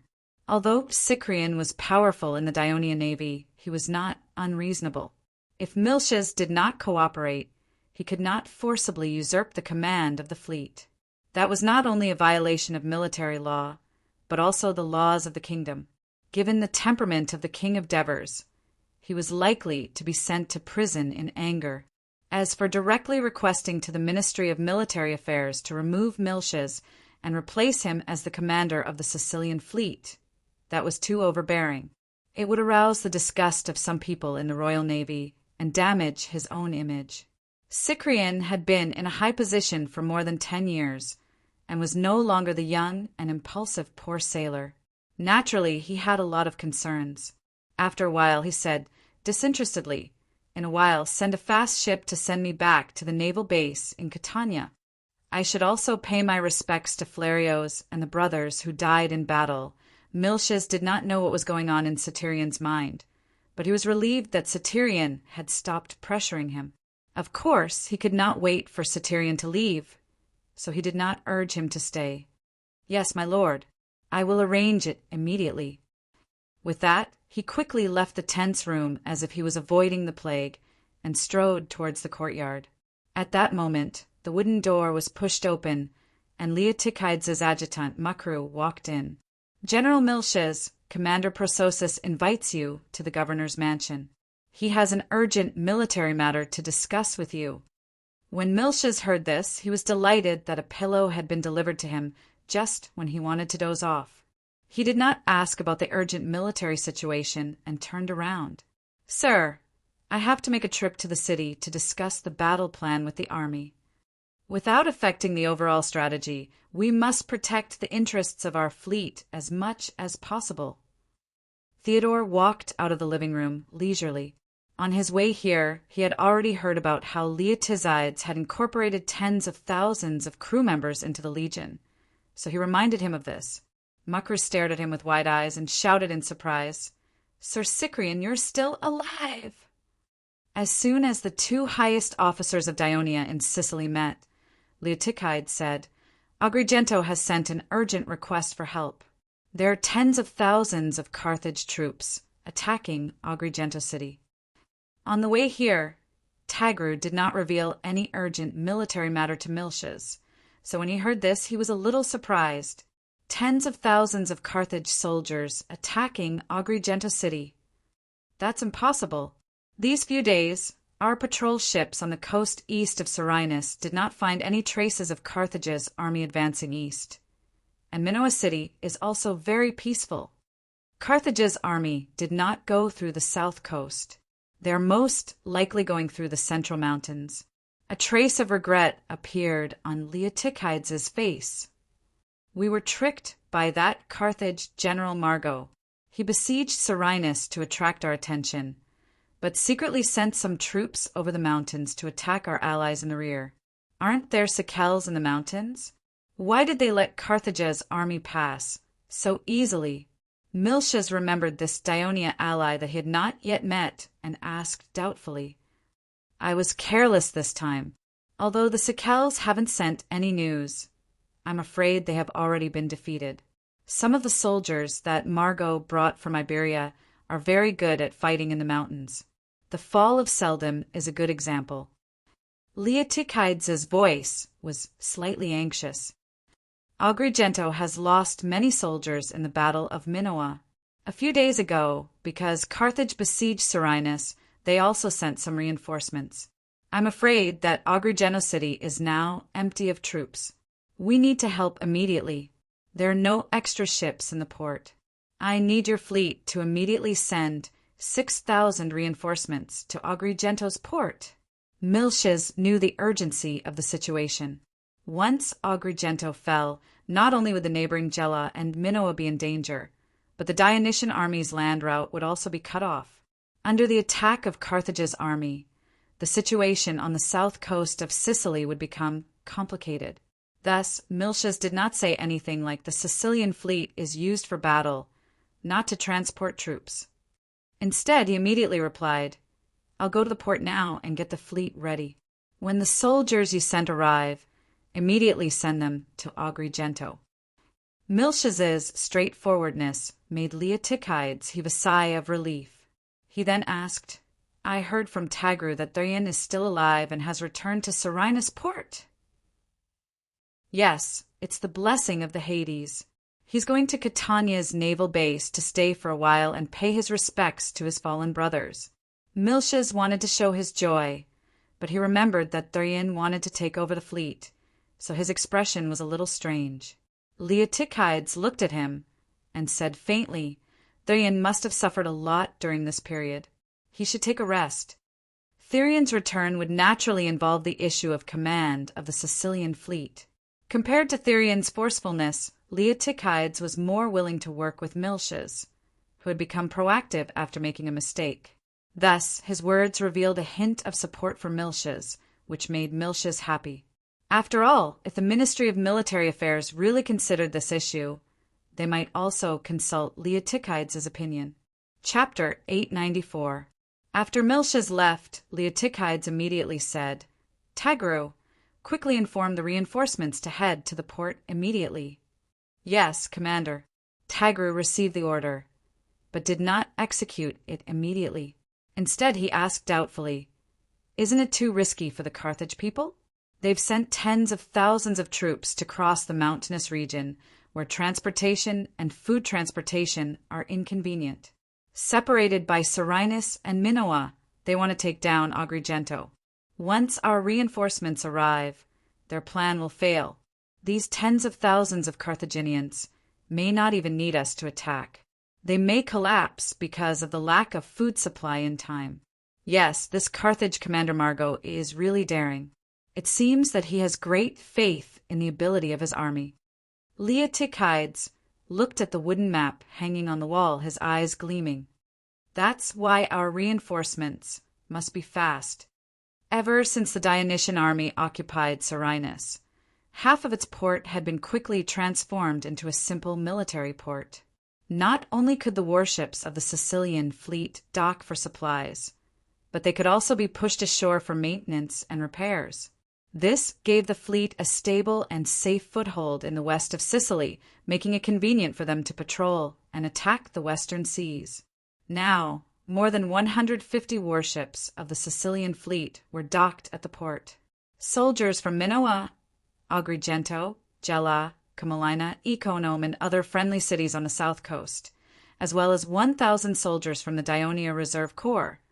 A total of 6,000 soldiers were boarding the warships in batches. In order to transport the reinforcements to the port of Agrigento in one go, Miltiades did not even let the soldiers board the Corvus warship in order to make more space for the warships. He felt that the entire fleet could not be used to transport the soldiers. At least half of the warships needed to be used as escorts. This was a precaution that a naval commander must have.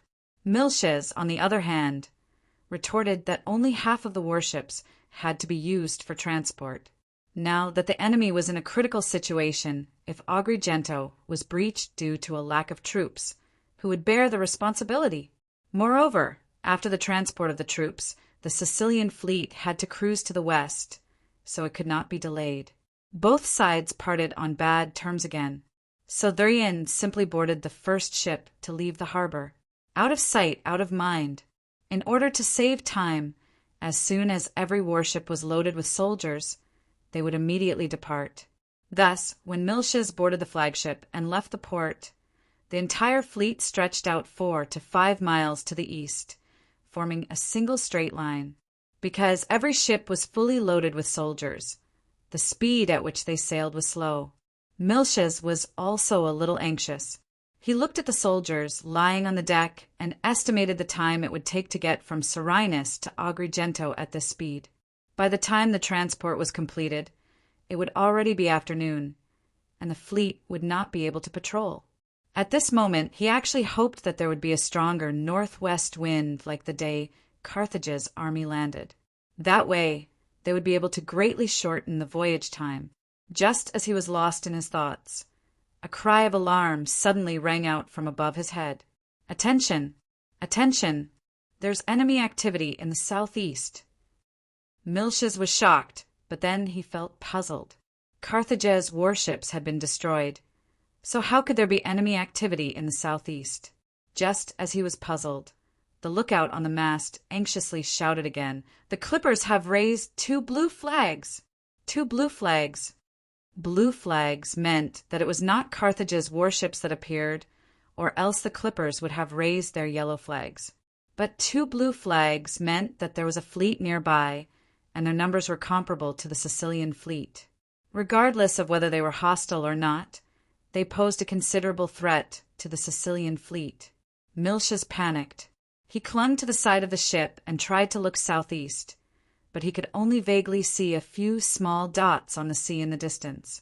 Among the commanders of the 4 great fleets, Miltiades and Flarios did not have the experience of independently commanding a large-scale naval battle. During the war in southern Italy, Miltiades was only the captain of a 3-oared warship. After the establishment of the 4th Fleet, the Ministry of Military Affairs had provided the Devers with many candidates for the position of fleet commander. Their qualifications, achievements, and abilities were similar, so the Devers had a hard time choosing. In the end, he chose Miltiades because Miltiades had once served as the captain of the Devers ship. The Devers still had some impression of him, which gave him extra points. After becoming the commander of the 4th Fleet, Miltiades spent most of his time leading the fleet to patrol the Adriatic Sea, fighting pirates and helping the army transport supplies. The only so-called naval battle was when Dionia conquered Messapi and Pacetti and attacked the Mapu Alliance's fleet. As the opponent was too weak, it did not take much effort to defeat them. Now that Miltiades might encounter his first major naval battle, the situation was so complicated. He could not tell whether the other party was friend or foe, so he could not make a sudden decision to fight. Not only did his fleet not have a formation, but every warship was filled with soldiers, which slowed down the speed and weakened their combat ability. The entire fleet was now in the sea near Germ, so it was difficult for them to retreat. As a small town, Germ's small and crude port could not accommodate the Sicilian fleet. Under such circumstances, he could not help but panic. He tried to calm himself down and gave his first order: raise the flag of Apollo and sound the bugle. As the bugle sounded, the golden flag was raised to the top of the mast and fluttered in the wind. When the warships in front of the flagship heard the bugle and saw the fluttering flag, they turned around and moved closer to Miltiades' flagship. The flag of Apollo was, with the flagship as the center, moved closer to it. The distance between the warships will be shortened, making it easier to command and defend. Miltiades' current idea was, with the fleet full of soldiers, it was not conducive to battle. His flagship was closer to Serenus, and when all the warships moved closer to him, if the unfamiliar fleet launched an attack, he could lead the fleet back to Serenus first. The Dionysian fleet stretched too far out on the sea, especially the warships in the front. The lookouts could not see the flag on the flagship at the rear, nor could they see the signals from the fast ships cruising behind. They could only see the warships at the rear making tactical movements before they could make corresponding changes. The transmission of such information was a little slow at this critical moment. As the fast ship that Sicarion was on was the first to leave, it was already a distance away from the rest of the fleet. As he sat at the bow of the ship, the crew could tell that he was in a bad mood and no one dared to disturb him. The entire ship was abnormally quiet. At that moment, his expression suddenly froze. He touched his ears and asked the captain, who was observing the situation, "Did you hear that?" "I think there's a bugle." The captain shook his head blankly and listened carefully for a while before replying honestly, "My lord, I didn't hear it." The captain's words did not make Sicarion feel at ease. He stood up and looked behind him, then raised his head and asked, "Is there any movement from the warships at the back?" After a while, the lookout at the top of the mast replied, "There's no change."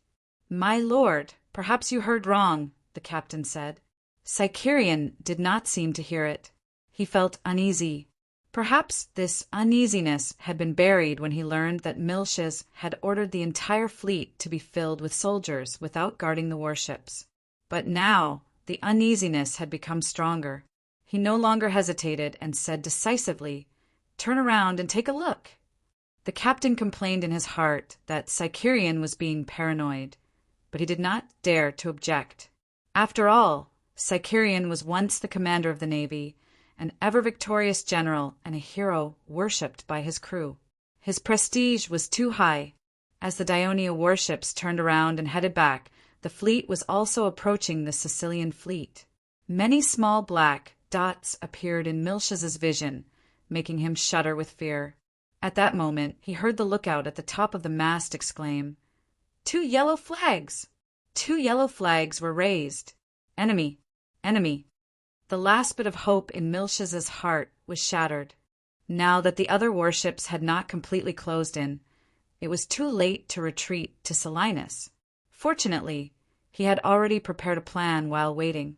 Blow the bugle again. Let the warships dock at the nearest beach. Drop off the soldiers and return to battle. Of course, these words could not be expressed with flag signals, so his flagship had to take the lead and let the other warships follow suit. So after giving the order, the flagship headed straight for the coast. The Dionia warships that were patrolling the southeast side of the fleet did not recognize the approaching fleet.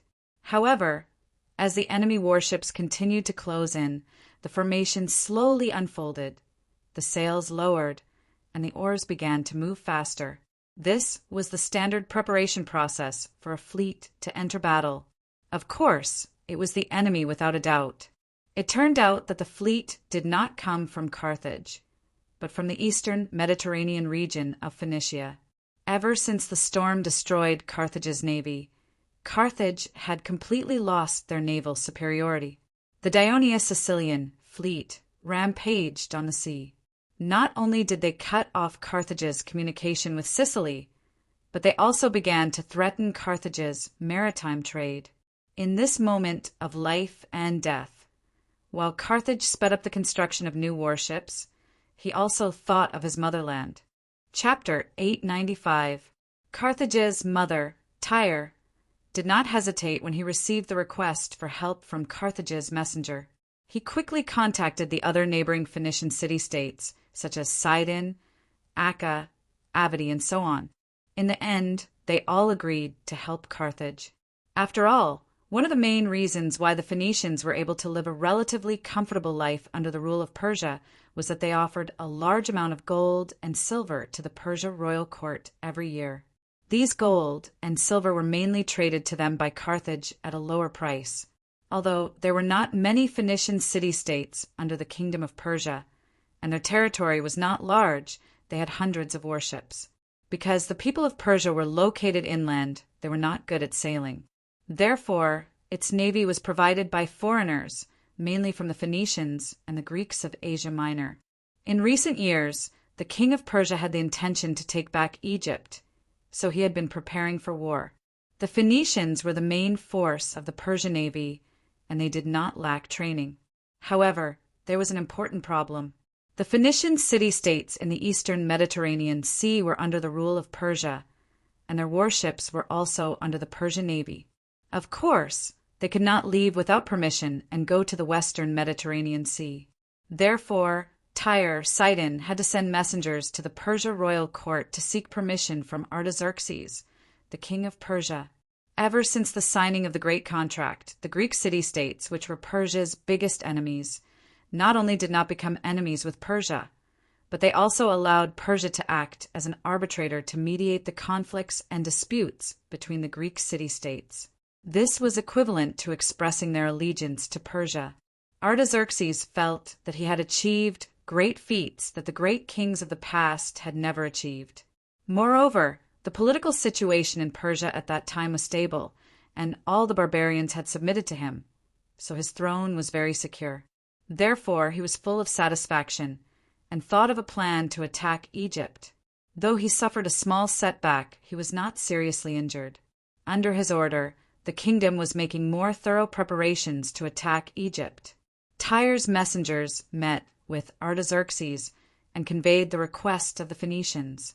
This was not the first time Artaxerxes had heard of the name Dionia. Although the two countries were thousands of miles apart, the prosperous sea trade in the Mediterranean Sea made the news spread quickly. The magical story of the rapid rise of Dionia was also widely spread in Asia Minor. Naturally, it was also spread in Persia. The reason why Artaxerxes, the king of Persia, began to pay attention to this newly rising kingdom in the far west was because his intelligence department found out that Dionia was originally a country established by the Greek mercenaries who followed Cyrus the Younger in the rebellion. After all, the story of the Greek mercenaries fighting for thousands of miles in Persia and finally successfully escaping was widely spread in Greece. It was also spread in Asia Minor, but it was a humiliation for Artaxerxes and his Persia army. After further investigation by the Royal Intelligence Department, Artaxerxes learned more. For example, he knew that the kingdom of Dionia, like Persia, was more tolerant towards the gods and religions of other races. He also knew that the kingdom of Dionia, like Persia, exercised stricter control over the conquered lands. He even knew that not long ago, Dionia and Egypt had formed a military alliance. Therefore, in Artaxerxes' heart, the kingdom of Dionia was the enemy of Persia. It was just that this country was too far away, and its strength was too insignificant. Artaxerxes and many Persia officials thought so he did not pay much attention to it in the past. But now that Dionia was involved, of course, Artaxerxes was willing to give it some trouble. Therefore, he did not think too much and agreed to the matter of the Phoenicians sending a fleet to aid Carthage. He also generously allowed them to use the flag of Persia if necessary. With the promise of the king of Persia, the East Phoenicians quickly sent a fleet consisting of 130 warships of various sizes. Among them, 90 were three-oared warships, and 30 were cargo ships carrying food supplies. Under the flag of Persia's navy, the fleet sailed westward along the coast of Asia Minor without any hindrance. Along the way, the Greek city-states who saw the fleet felt a little nervous. They all secretly speculated that the Persia was planning a major military operation again. The people of Athens were undoubtedly the most nervous because at this time they were allied with the Thebes against Sparta. The Persia fleet sailing westward at this time could not help but panic.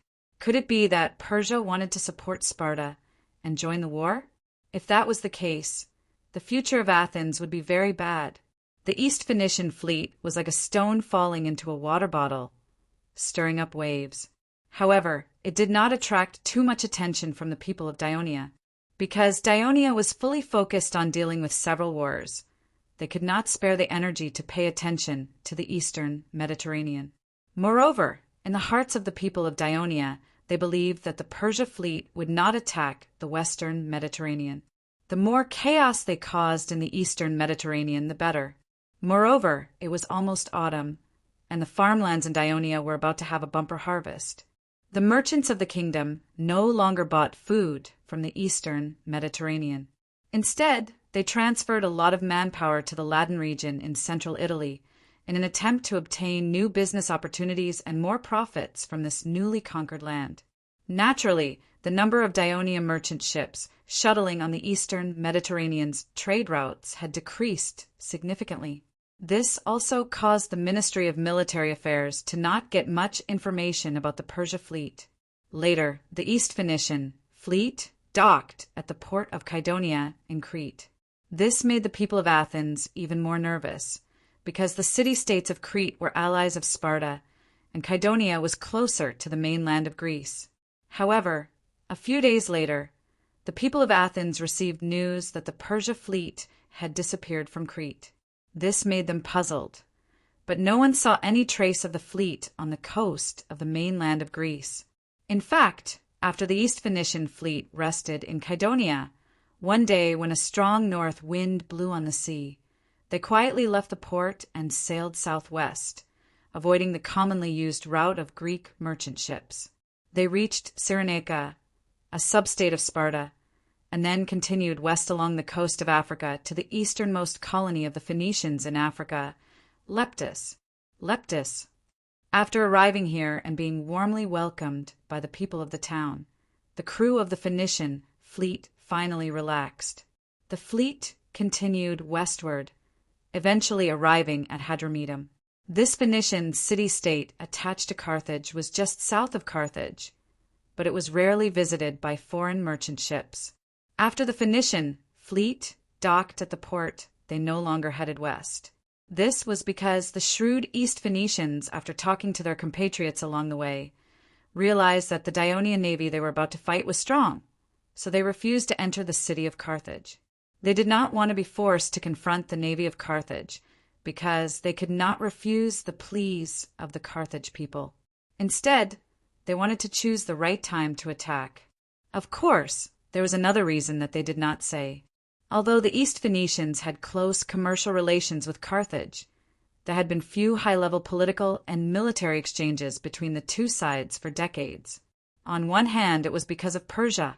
On the other hand, the East Phoenicians, especially the Tyre nobles, had always resented Carthage for taking away all their colonial trading points in the western Mediterranean. They did not want to enter the city of Carthage, which was known as the center of Western Phoenicians. Later, the East Phoenician fleet that stayed in Hadramedum refused to provide protection for the Carthage army when it landed in Sicily, because it would inevitably mean that they would have to bear the crazy attack of the Ionian navy.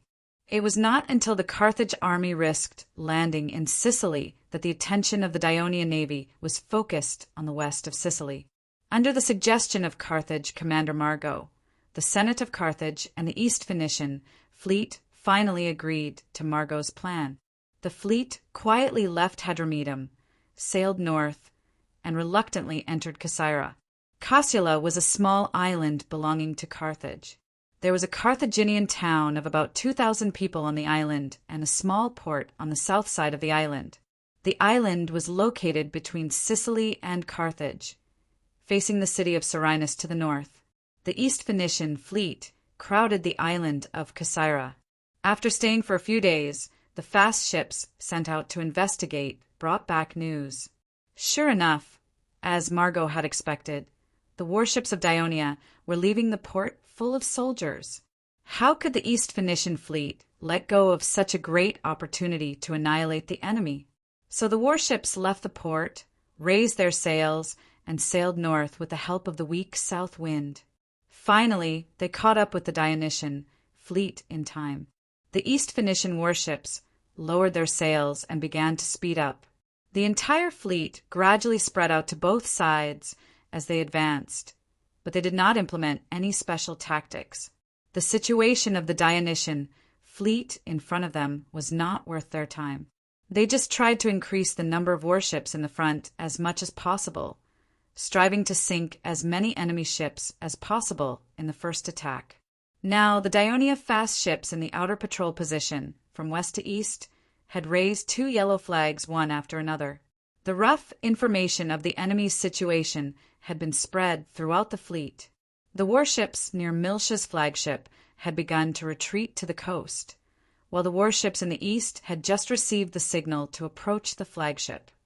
The entire fleet was in disarray, unable to coordinate, and the warships had almost lost the ability to fight, causing the crew to panic and low morale.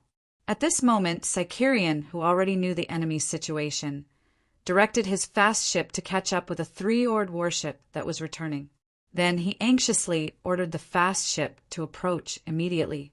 Then he stood at the bow of the ship and shouted, "I am Sicarion. Who is the captain of this ship?" As soon as he finished speaking, there was a clamor in the cabin of the opposite warship. "Did you hear that? It's Lord Sicarion's voice." Chapter 896.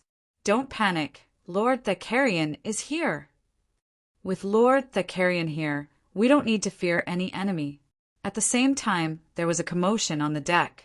These soldiers from the various towns and cities of Ionia obviously knew of Thacarion's reputation, but they didn't respect him as much as the Ionia sailors.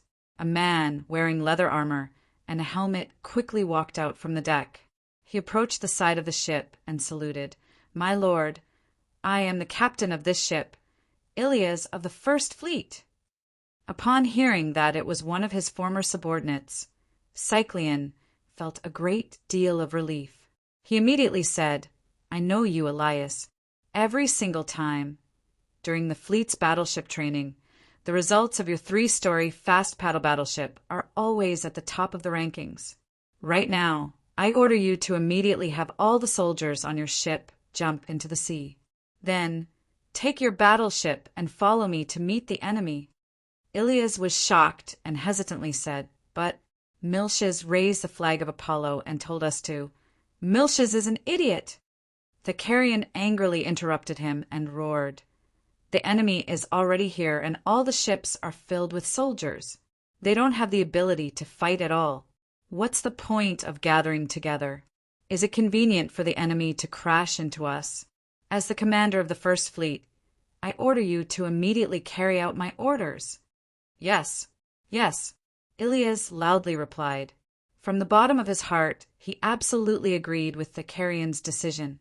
This was because the First Fleet had always believed in attacking under Thacarian's influence and would never be passive. However, when the soldiers on the deck heard the conversation between the two, they began to clamor. They didn't want to be chased off the ship.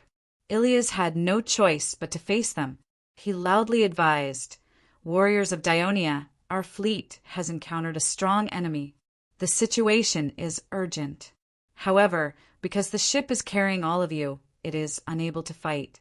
Either you jump into the sea and allow us to fight, repel the enemy, and then come back to rescue you, or you continue to stay on the ship and wait for the enemy ships to come and sink this warship. Then, all of you will become prisoners together. Please make your choice now." The deck suddenly became silent. Soon a man walked forward. "Division leader." The soldiers shouted earnestly, focusing all their gazes on him. "Brothers, if the marine is finished, we will be in big trouble." The captain said firmly, "Take your shields, we will jump into the sea, and let the marines see that they are not the only ones who can swim." After he finished speaking, none of the soldiers objected. One by one, they picked up the long shields on the deck one after another. This was the strict discipline of the Legion of Dionysia, even if this was just a preparatory division. "Please help us preserve the other armors and weapons first," the platoon leader reminded Ilias. Then he carried his shield and jumped into the sea with a splash. The rest of the soldiers followed closely behind. During this process, Ilias saluted. After Sequelion gave the order, he did not stop by the battleship. Instead, he continued to chase after the other battleships. Due to the slow speed of the battleships, loaded with soldiers, it was not difficult to catch up with them. After stopping a few battleships in succession, he discovered a situation. All the battleships he encountered were from the First Fleet, that is, the battleships that broke into the port of Selinus during the storm and escape disaster, and the soldiers loaded on the battleships were mostly the reserve soldiers of the Dionians. Sequelion thought for a moment and understood that this was not a coincidence. In order to save time, Miltiades ordered that as long as the warships were fully loaded with soldiers, they could set off first. The reserve soldiers of the Legion were more well-trained and disciplined than the other city-states' militia. Therefore, they were able to board the warships in the shortest time possible. At the same time, Miltiades had to supervise the entire boarding process, so he was the last to set off. Any military commander would have a habit of gathering his most trusted troops around him. This way, it would be more convenient to command and play a greater role in battle, even if this was just a transportation of soldiers. Miltiades habitually ordered the First Fleet's ships to dock first, so the Fourth Fleet's ships that had followed him for more than a decade would set off later and be closer to him. This unintentional arrangement of Miltiades made things easier for Shikarion. He could smoothly make the First Fleet's warships and the Legion's reserve soldiers carry out his orders. If there was a fast 3-story or warship, all the soldiers on it would jump into the sea. If there was a Crow warship, 40 soldiers would remain and the rest would jump into the sea. Of course, Sikulion would also encounter friendly soldiers on the ships. They would obviously resist this order, and some even threatened to take over the ship by force. The captain could only patiently persuade them. At the same time, the soldiers on the nearby ships would jump into the sea, as an example. In the end, most of the friendly soldiers obeyed, but because of this, time was delayed. While Sikulion was anxiously persuading the eastern ships to obey his orders, the East Phoenician fleet was speeding up to catch up with the retreating Dionia warships. The Dionia sailors paddled with all their might, but the ships were full of soldiers, which seriously affected the speed of the warships. Gradually, the East Phoenician fleet, which had accelerated to its maximum speed, closed the distance between them and the East Phoenician fleet. The East Phoenician warships were like tigers and wolves, pouncing on the fat sheep in front of them. The Dionia warships that were lagging behind saw that they could not escape, so they simply turned around and bravely charged at the enemy warships. However, the Dionia warships that had lost their speed and agility were no match for the lightly armed East Phoenician warships. They either had their oars broken or were hit by the warships. Many Dionia sailors and soldiers cried out as they jumped into the sea. Of course, there were occasional exceptions. These East Phoenician sailors had learned about the situation of the Dionysian fleet from their colonial compatriots. But after all, they had not experienced it themselves. A few East Phoenician warships were caught by the 12-meter-long suspension bridge of the Crow warship when they were charging head-on. The friendly soldiers, who were already equipped with armor and weapons, swarmed over like bees. The other Phoenician warships that saw this terrible scene quickly learned their lesson. When they faced the Crow warship again, they avoided the bow and attacked the stern.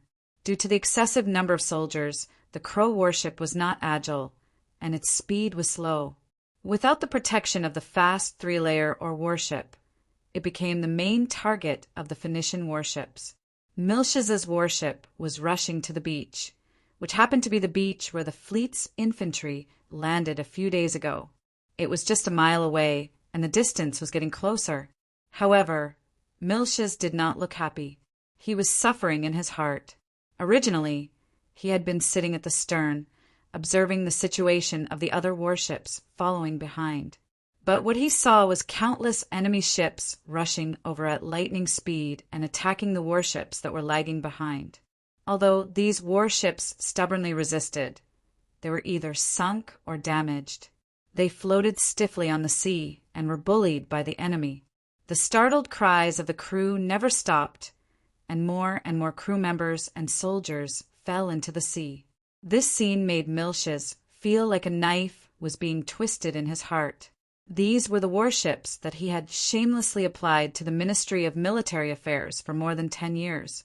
He had carefully maintained and repaired them every day, and they were all gone in the blink of an eye.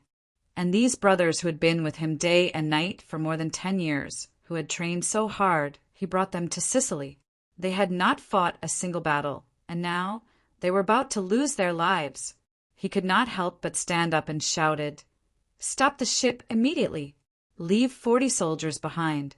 The rest of the soldiers immediately jump off the ship and swim to the beach. Quick! Quick! At this time, Miltiades' order was the same as Sicarion's.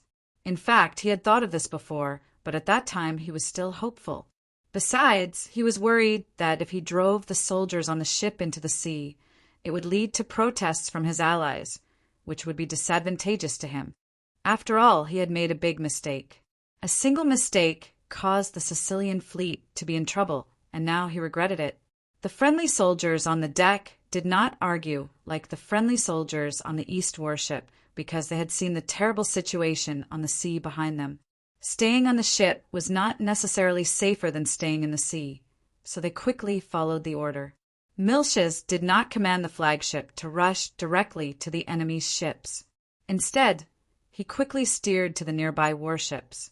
He needed to gather the nearby warships as soon as possible so that they could fight against this unknown enemy fleet. In fact, due to the critical situation, some of the soldiers on the Dionia warships had already jumped into the sea without Miltiades' reminder, so that the warships could participate in the battle. However, The first wave of attack from the East Phoenician fleet destroyed at least 10 Dionia three-decker warships, which had already torn the rear of the Dionysian fleet into pieces.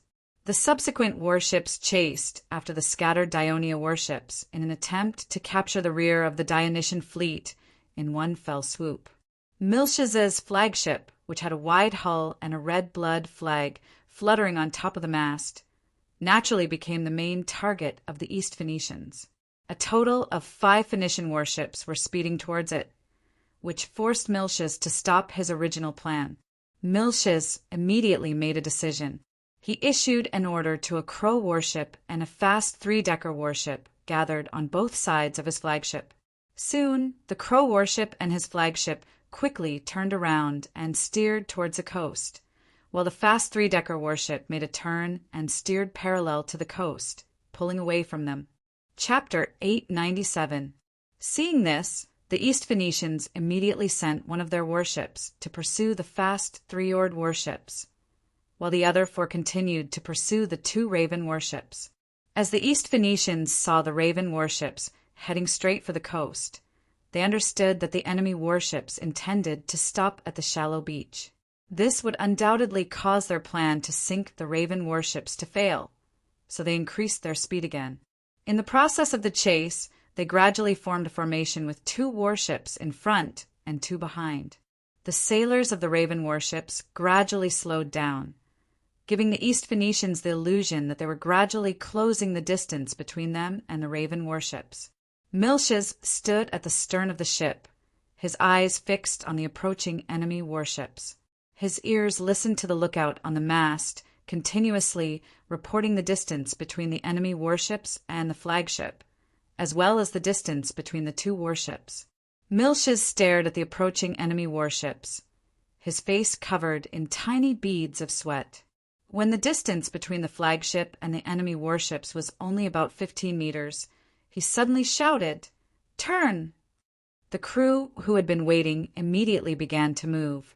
The helmsman swung the rudder, the sailors on the inside rowed harder, and the sailors on the outside slowed down. The entire crew moved in unison, causing the flagship to suddenly turn outwards.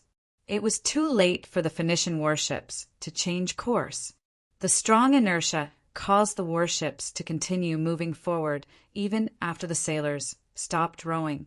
The Raven warship next to the flagship also turned to the outside of the hull at almost the same time. When they had just turned their bows, the 2 Phoenician warships at the front had already brushed past them. "Continue turning inwards." Miltiades and the captain of the Raven warship next to him gave the same command. It turned out that when the 2 Phoenician warships saw the Dionia warship in front of them turn, they immediately turned their bows and charged forward diagonally.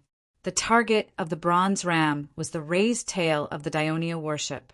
The reason why Miltiades' flagship and the Raven warship sped up and spun was to avoid the tail of the warship and let the bow of the ship face the enemy warship. If the warship was still fully loaded with soldiers, Miltiades wouldn't have dared to make such a tactical maneuver. But now that the warship had unloaded too many soldiers, it had regained its usual lightness. The results of the crew's years of training were displayed at this moment. When the enemy ship approached, the flagship's bow was already tilted towards the enemy ship. The deck operator seized the opportunity and lowered the 12-meter-long drawbridge that had been installed on the foremast. Boom! Boom! The flagship and the other Raven warship had both successfully captured the enemy's ship. "Quick! Quick! Kill them!" The boatswain loudly reminded the 40 Allied soldiers in the cabin. It was the first time these soldiers experienced the legendary Dionia style of naval warfare.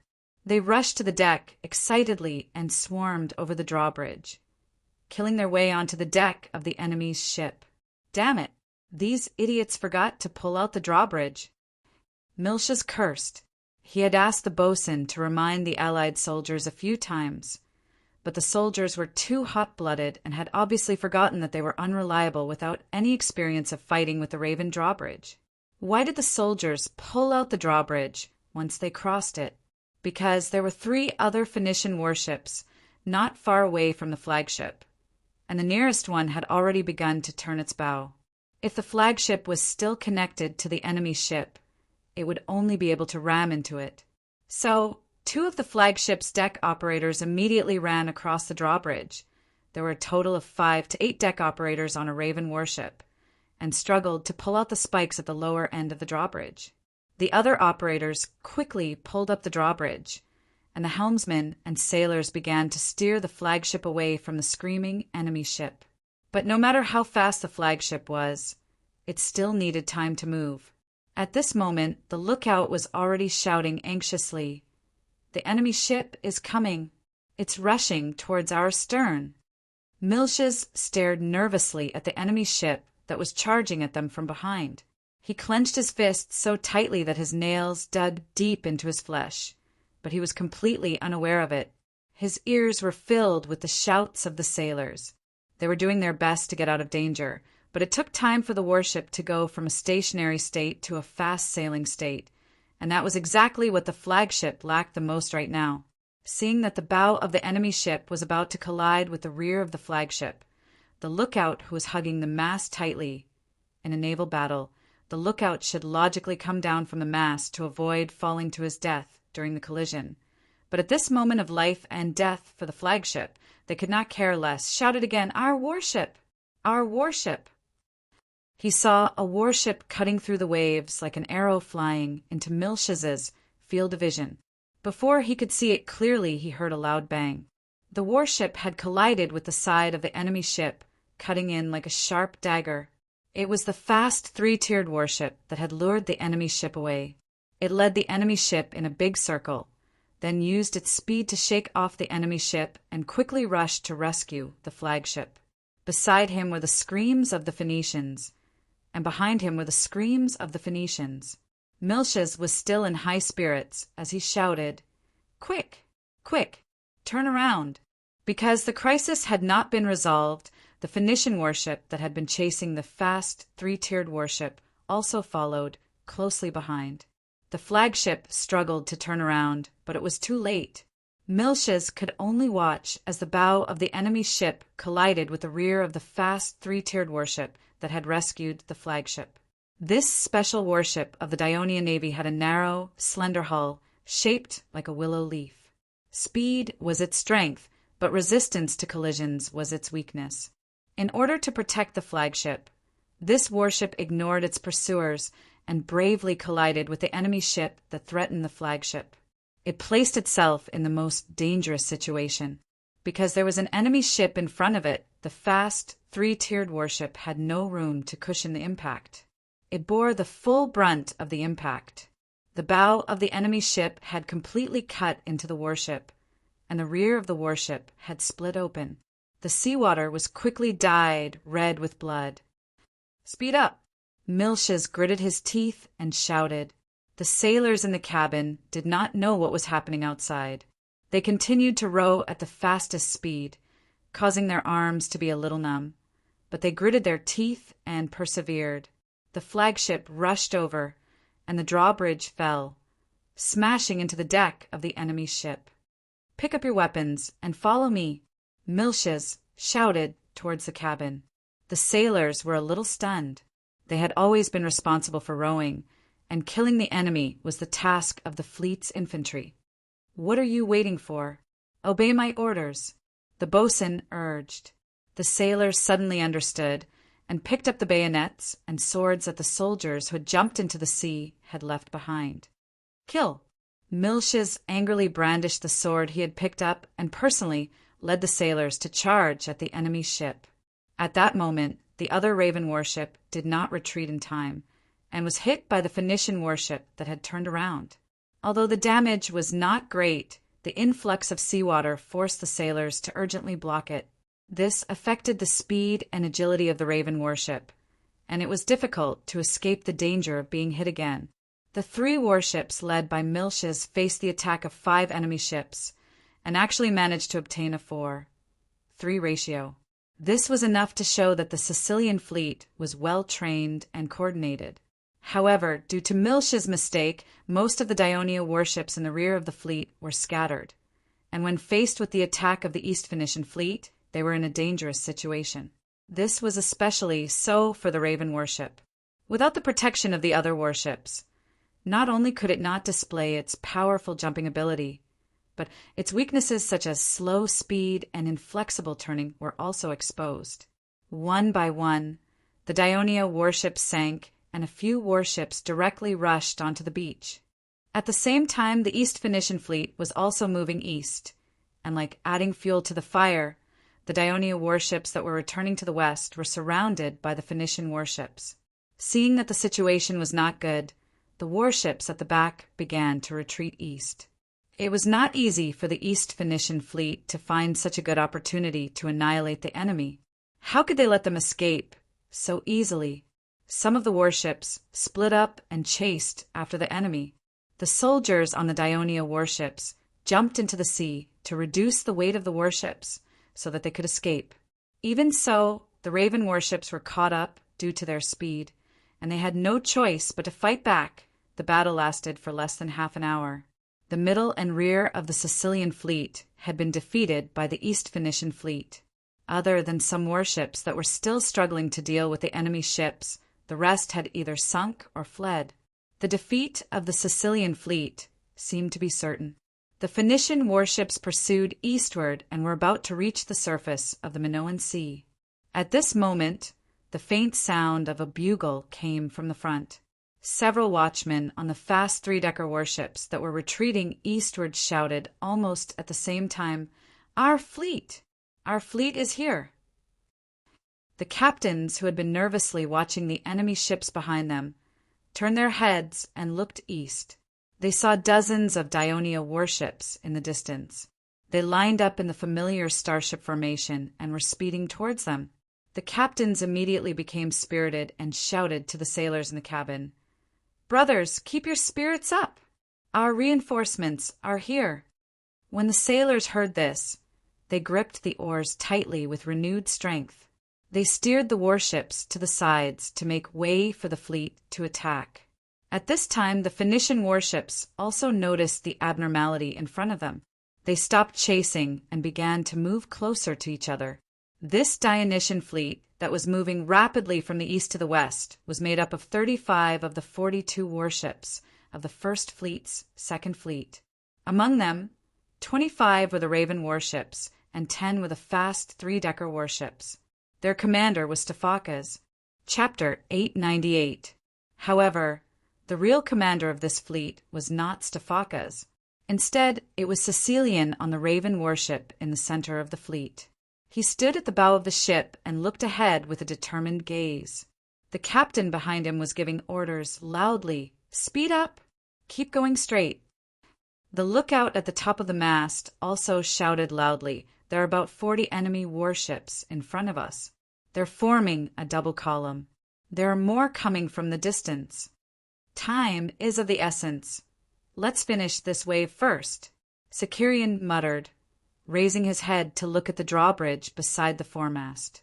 The Phoenician warships that were hurriedly getting into formation also quickly picked up speed. The distance between the two sides was getting closer and closer. Sicilian stared unblinkingly at the incoming enemy warship in front of him. The Raven warship maintained a high speed, but it was not sprinting. It charged straight towards the enemy's bow. When the two warships were 30 meters apart, the enemy warship suddenly turned to the side. Clearly, the Phoenicians knew the power of the Dionia's Raven warship. Sicilian sneered. The warship he was on did not care about the Phoenician warship that had evaded and continued to move forward. Just as the Phoenician warship went around Sicilian's warship, it suddenly saw the Dionia warship in front of it charging towards the side of the warship like a swordfish. The Phoenician warship had no choice but to turn again and narrowly avoid the crisis of being hit. However, when the two ships brushed past each other, someone shouted, "Pull back the oars! Pull back the oars!" Both sides ordered at the same time. The sailors of the Dionysian warship were already prepared, and the sailors of the Phoenician warship had been rowing with all their might just a moment ago, allowing the warship to avoid the danger of being sunk. There was no time for them to react. and the wooden oars were pushed by the Dionysian warship against the ship's windows. With a crack, the oars broke. After breaking the oars on one side, the Dionia warship ignored them and continued to sail forward. But before the crew of the Phoenician warship could recover from the shock, another Dionysian warship sailed towards them. This was a Raven warship. It had taken advantage of the fact that the Phoenician warship lacked oars and easily set up the drawbridge on its deck. The reserve soldiers on the warship were not the soldiers of their allies. They obeyed their orders and rushed over the drawbridge without hesitation. The Phoenician sailors who had been injured quickly returned to the warship under the command of a squadron leader and pulled up the drawbridge. The starship formation that Sicilian had set up was different from the past. The traditional starship formation had Raven warships arranged in intervals at the front, while the fast three-oared warships at the back waited for an opportunity to attack. This time, the starship formation had Raven warships and fast warships arranged in intervals. Their purpose was to speed up the pace of the attack and seize the time to rescue the besieged warships. In the middle of the formation, Stephakaz's warship fluttered its blood-red flag high, reminding the surrounding warships to fight to the death. Sicilian's warship, which was charging at the front, encouraged the crew to advance bravely. The East Phoenician fleet had succeeded in their sneak attack, but this was the first time they were fighting the Dionysian fleet. Their traditional naval tactics were completely unable to adapt to the new naval tactics that Dionia had developed after years of training. Even though they had more warships, their hastily arranged battle formation could not withstand the attacks of the high-spirited Dionia fleet. After fighting for a while, 10 Phoenician warships were either captured or damaged. Meanwhile, the Dionia fleet only paid the price of 4 warships before completely defeating the Phoenician fleet. Seeing that the situation was not good, the Phoenician warships retreated. The fast warships of Dionia did not give chase, because Sicilian had discussed with them before the battle. The current situation was that the enemy outnumbered them, and the warships could not split up. Otherwise, if they advanced too quickly and separated from the main force, it would be easy for them to be surrounded. Hence, the warships of Dionia gradually returned to their positions as they advanced at a relatively fast speed, maintaining a complete formation. The Phoenician warships along the way had long received the news and retreated westward, allowing some of the Dionia warships to escape and join the Dionia fleet. The number of warships of the Dionia fleet that had just experienced this battle did not decrease, but instead increased, reaching 45 warships. Cough! Cough! Miltiades coughed repeatedly.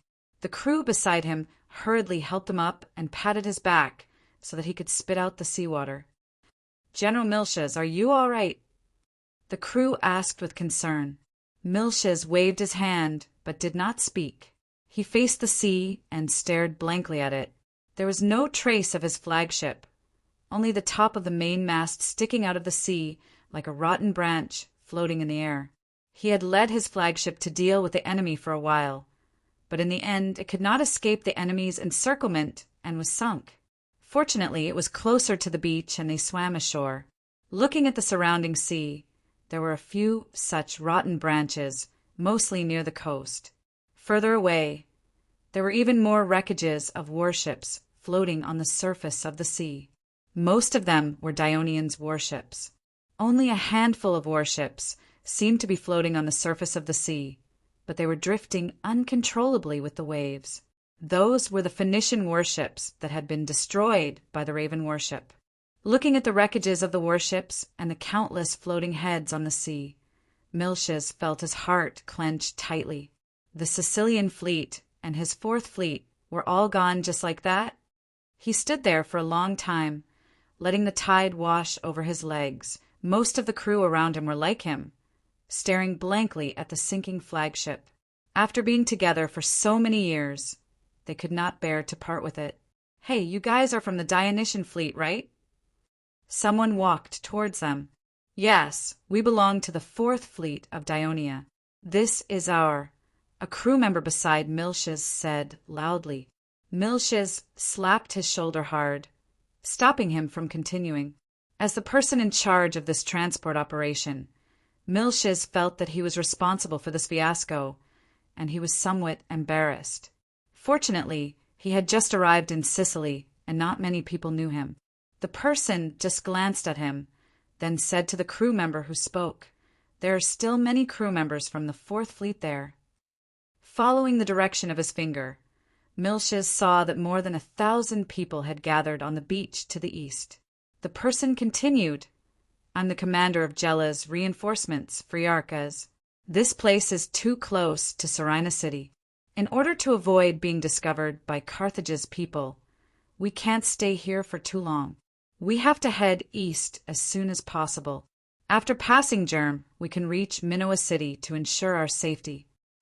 The crew member turned to look at Milches, and Milches nodded. The crew member immediately said, "All right, we'll head over now." Friarcas glanced at the downcast Milches again. He had seen similar expressions on the faces of several Dionia captains who had swum ashore.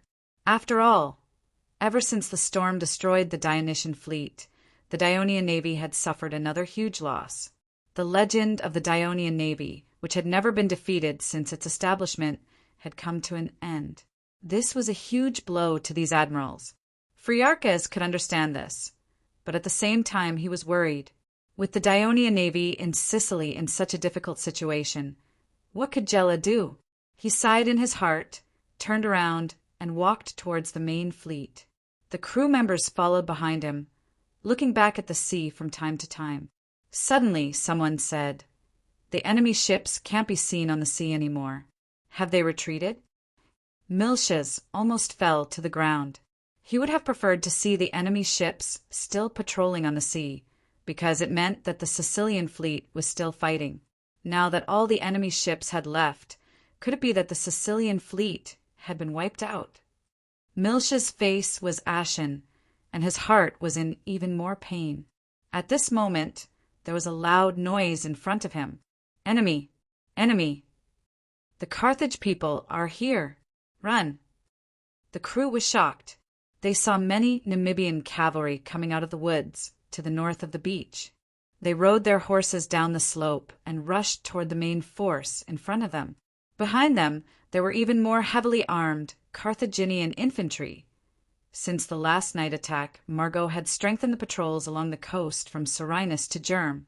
The battle between the Sicilian fleet and the Phoenician fleet near Germ would certainly be discovered by the Carthage cavalry. Upon receiving the news, Margot immediately sent a mixed army of 5,000 cavalry and infantry to attack the Dionia sailors and soldiers who had escaped ashore because their ships had sunk. At the same time, they had to prevent the Minoans from coming out of the city to rescue them. Most of the Dionia sailors and friendly soldiers on the beach were unarmed, and it was inevitable that they would panic. When the Numidian cavalry rushed forward, javelins were thrown into the crowd. Blood splattered and screams were heard, causing the people to turn around and flee in panic. The Numidian cavalry screamed and took the opportunity to charge forward, speeding up the retreat of the Dionia sailors and friendly soldiers. "General, we must escape to the sea immediately to escape the enemy's pursuit." The flagship captain's voice trembled as he shouted at Milches. "Go ahead," Milches said with a blank expression, but he continued to move forward. The captain of the flagship anxiously grabbed him and shook him violently, yelling in his ear, "Milches, the enemy is coming. We must escape. There are enemies everywhere. Hiding in the sea will only end up as a laughable captive. The Fourth Fleet is gone. It's all my fault. I've betrayed His Majesty's trust." Milch's faint words were filled with endless regret. He raised his head and looked forward. "Only by dying on the battlefield can I reduce the people's mockery of me. Only then can the elders' doubts about His Majesty be reduced." Chapter 899. After hearing this, the captain was stunned. After a moment, he suddenly puffed out his chest and said in a deep voice, "General, for the past 10 years, you've been the commander of the Fourth Fleet. You've taken care of us like a father. How can we abandon you and run for our lives today? Please allow me to follow you and fight bravely like before." My lord, please allow me to follow you and fight the enemy. Me too. Don't forget me. The crew members expressed their stance, one after another. Their determined expressions showed that they were not just saying it for show. Miltiades was finally moved. He looked around at the crew and finally revealed a relieved smile. Very well, then let us head to Elysium together. As he said that, he raised the dagger that was chipped after cutting down many Phoenician sailors and shouted, "Increase the speed of the oars and charge forward. Our target is the Carthage cavalry." Yes, more than 100 crew members shouted in unison and lined up in a row. With Miltiades at the head, they strode forward and sang the song of Hades. I sing your praises, O great Hades. You are the master of the night, the master of law, the protector of the kingdom of Dionia. While Carthage's army was massacring the sailors and friendly soldiers of the Dionia Sicilian fleet along the coast from Germ to Minoa, the East Phoenician fleet did not return victorious as Miltiades had expected. They received the news that the Dionia fleet had attacked from the east and defeated some of the Phoenician warships. They hurriedly gathered their scattered warships and sailed east in preparation for battle. Tyre, Sidon, and the other Phoenician city-states had provided the Persians with their navy for many years.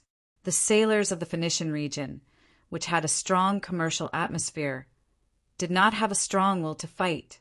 Therefore, in the decades of war between the Persian navy and the Greek navy, mainly the Athenian navy, the Phoenicians did not achieve any brilliant results. Judging from the results of the battle today, the East Phoenician fleet had easily obtained a brilliant victory.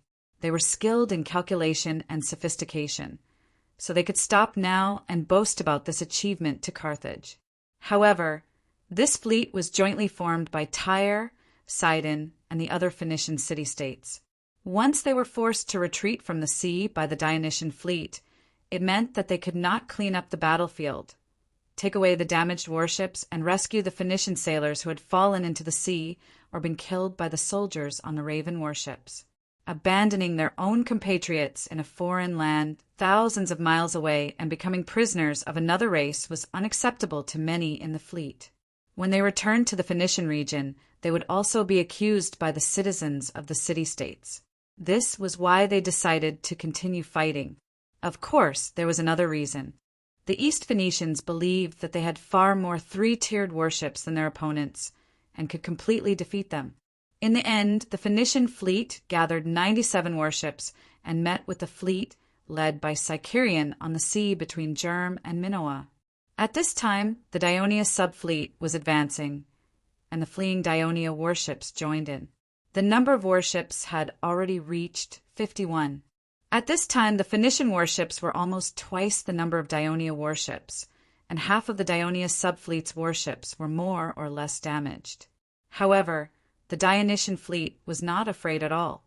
The flagship of the First Fleet and Second Fleet, located in the center of the fleet, raised 3 long blood-red streamers on the top of the mast under Stephocles' command.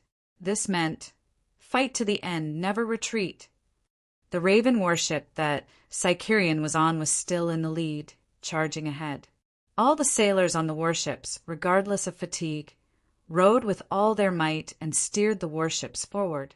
They wanted to wash away their previous embarrassment and humiliation, and bring pain and death to the enemy. The original plan of the East Phoenician fleet was to use the advantage of having more ships, increase the width of the fleet, and not engage the Dionia warships when they attacked from the front. Instead, they would take the initiative to retreat and lure them deeper. Then, the 2 warships on the flanks would launch an attack. This was a variant circumnavigation tactic. However, when the 2 fleets met, usually both sides would first get into formation before launching an attack. Who knew that the Dionia warships would charge directly at them in a mess, the East Phoenicians were not familiar with the Dionia's starship formation and thought that they had not gotten into formation. The East Phoenician fleet could only respond hastily, and the previous battle plan was not fully implemented. At first, the East Phoenicians still had the mentality of dealing with the Dionysian fleet first, and slowly spread out their formation to carry out the original battle plan. who knew that the Dionysian fleet's attack was fast, fierce, and efficient. As soon as the warships of both sides came into contact, the two Phoenician warships at the front were in danger. One was hooked by the Raven warship, and the other was destroyed by the fast warship. The Dionia warships rushed forward and backward, breaking into the center of the East Phoenician fleet and disrupting the order of the entire fleet. Soon, both sides fell into a fierce melee. The crew of the Dionysian fleet fought with the determination to die. During the battle, even if the hull of the ship was damaged and the seawater seeped in, they would still charge at the nearby enemy ships while blocking the attack of the enemy ships. When the soldiers of the Raven warship rushed onto the enemy ship and did not have time to return, the crew would not hesitate to pull up the drawbridge and smash it into another enemy ship that was preparing to attack them. Then, the sailors would pick up the weapons left by the soldiers who had jumped into the sea and board the ship to fight. Even when the warship was hit by the enemy, the first thing the crew thought of was not to plug the gap and escape, but to throw a number of hooks from the deck and hook the enemy ship. Then, the crew would jump to help. It was precisely because the crew of the Dionia broke out with a strong fighting spirit that they were not afraid of death that they were able to fight evenly with the East Phoenician fleet despite the great disparity in the number of warships. Their terrible fighting spirit deterred the East Phoenicians, who had always been vassals of Persia and rarely fought independently. Therefore, after more than an hour of fierce battle, the East Phoenicians chose to retreat with fear. Although the crew of the Dionia were very tired, they still had to complete an important task before they could return to Serenus, which was to clean up the battlefield and rescue their fallen comrades. This was also the reason why they fought with their lives on the line. The first person to be rescued was Thurian. The warship he was on was charging at the front, so naturally he was besieged by the Phoenicians and eventually sank. However, because the battle was fierce at that time, the surrounding warships could not rescue him in time. Now, he was quickly rescued on Stephakas's warship. After soaking in the sea for dozens of minutes, he was still full of energy. The moment he got on the ship, he asked, "Has the enemy really retreated?" Stephakas, the commander of the Beast Squadron, immediately reported, "My lord, I've already sent many fast ships to follow the enemy. If there's anything unusual, they'll report back immediately. I've also ordered 8 warships to maintain combat alert here, just in case. The arrangements are very detailed and reasonable. Much better than that bastard Miltias." At the mention of Miltias, Thurian was furious. He immediately asked loudly, "Have you found that bastard Miltias?" "There's no news of him yet. Looks like he's too ashamed to see me, and has gone into hiding." Thurian's face was full of mockery. He then asked, "How many warships do we have left?" 25. Among them, 18 are Raven warships, 7 are fast warships, and 6 aren't too badly damaged. If we tow them back to the naval base, they should be able to be repaired." Stephakas said in a heavy tone, "This is all Miltias's fault. More than 100 warships. It was his mistake that caused more than 100 warships to be rammed and sunk by a bunch of cowardly enemies. Many of the crew did not even engage in a real battle before they watched their warships sink. This is really..." Sigh. Thurian was heartbroken, even shedding tears. Not only did he grieve for the losses in this naval battle, but he also remembered the great storm that he could not bear to recall. Indeed, the navy of Dionia, which had once boasted of being the number 1 in the western Mediterranean Sea, had 4 major fleets and more than 850 warships. However, in the few months after the war with Carthage, they had continuously suffered heavy losses. The 1st, 2nd, and 4th fleets had been reduced to the size of the navy when it was first established. How could he not cry in pain? Although Stephakas felt the same, he still consoled him. "My lord, we've captured some enemy ships and brought them back to the base. After some minor modifications, they can be added to the fleet and augment our strength." "How many?" Thurian immediately asked. "The exact number is not clear yet." Stephakas's answer was understandable because this was not the only battlefield.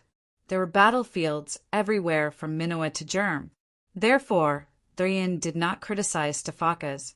Instead, he looked up at the sky and said, "It's still afternoon.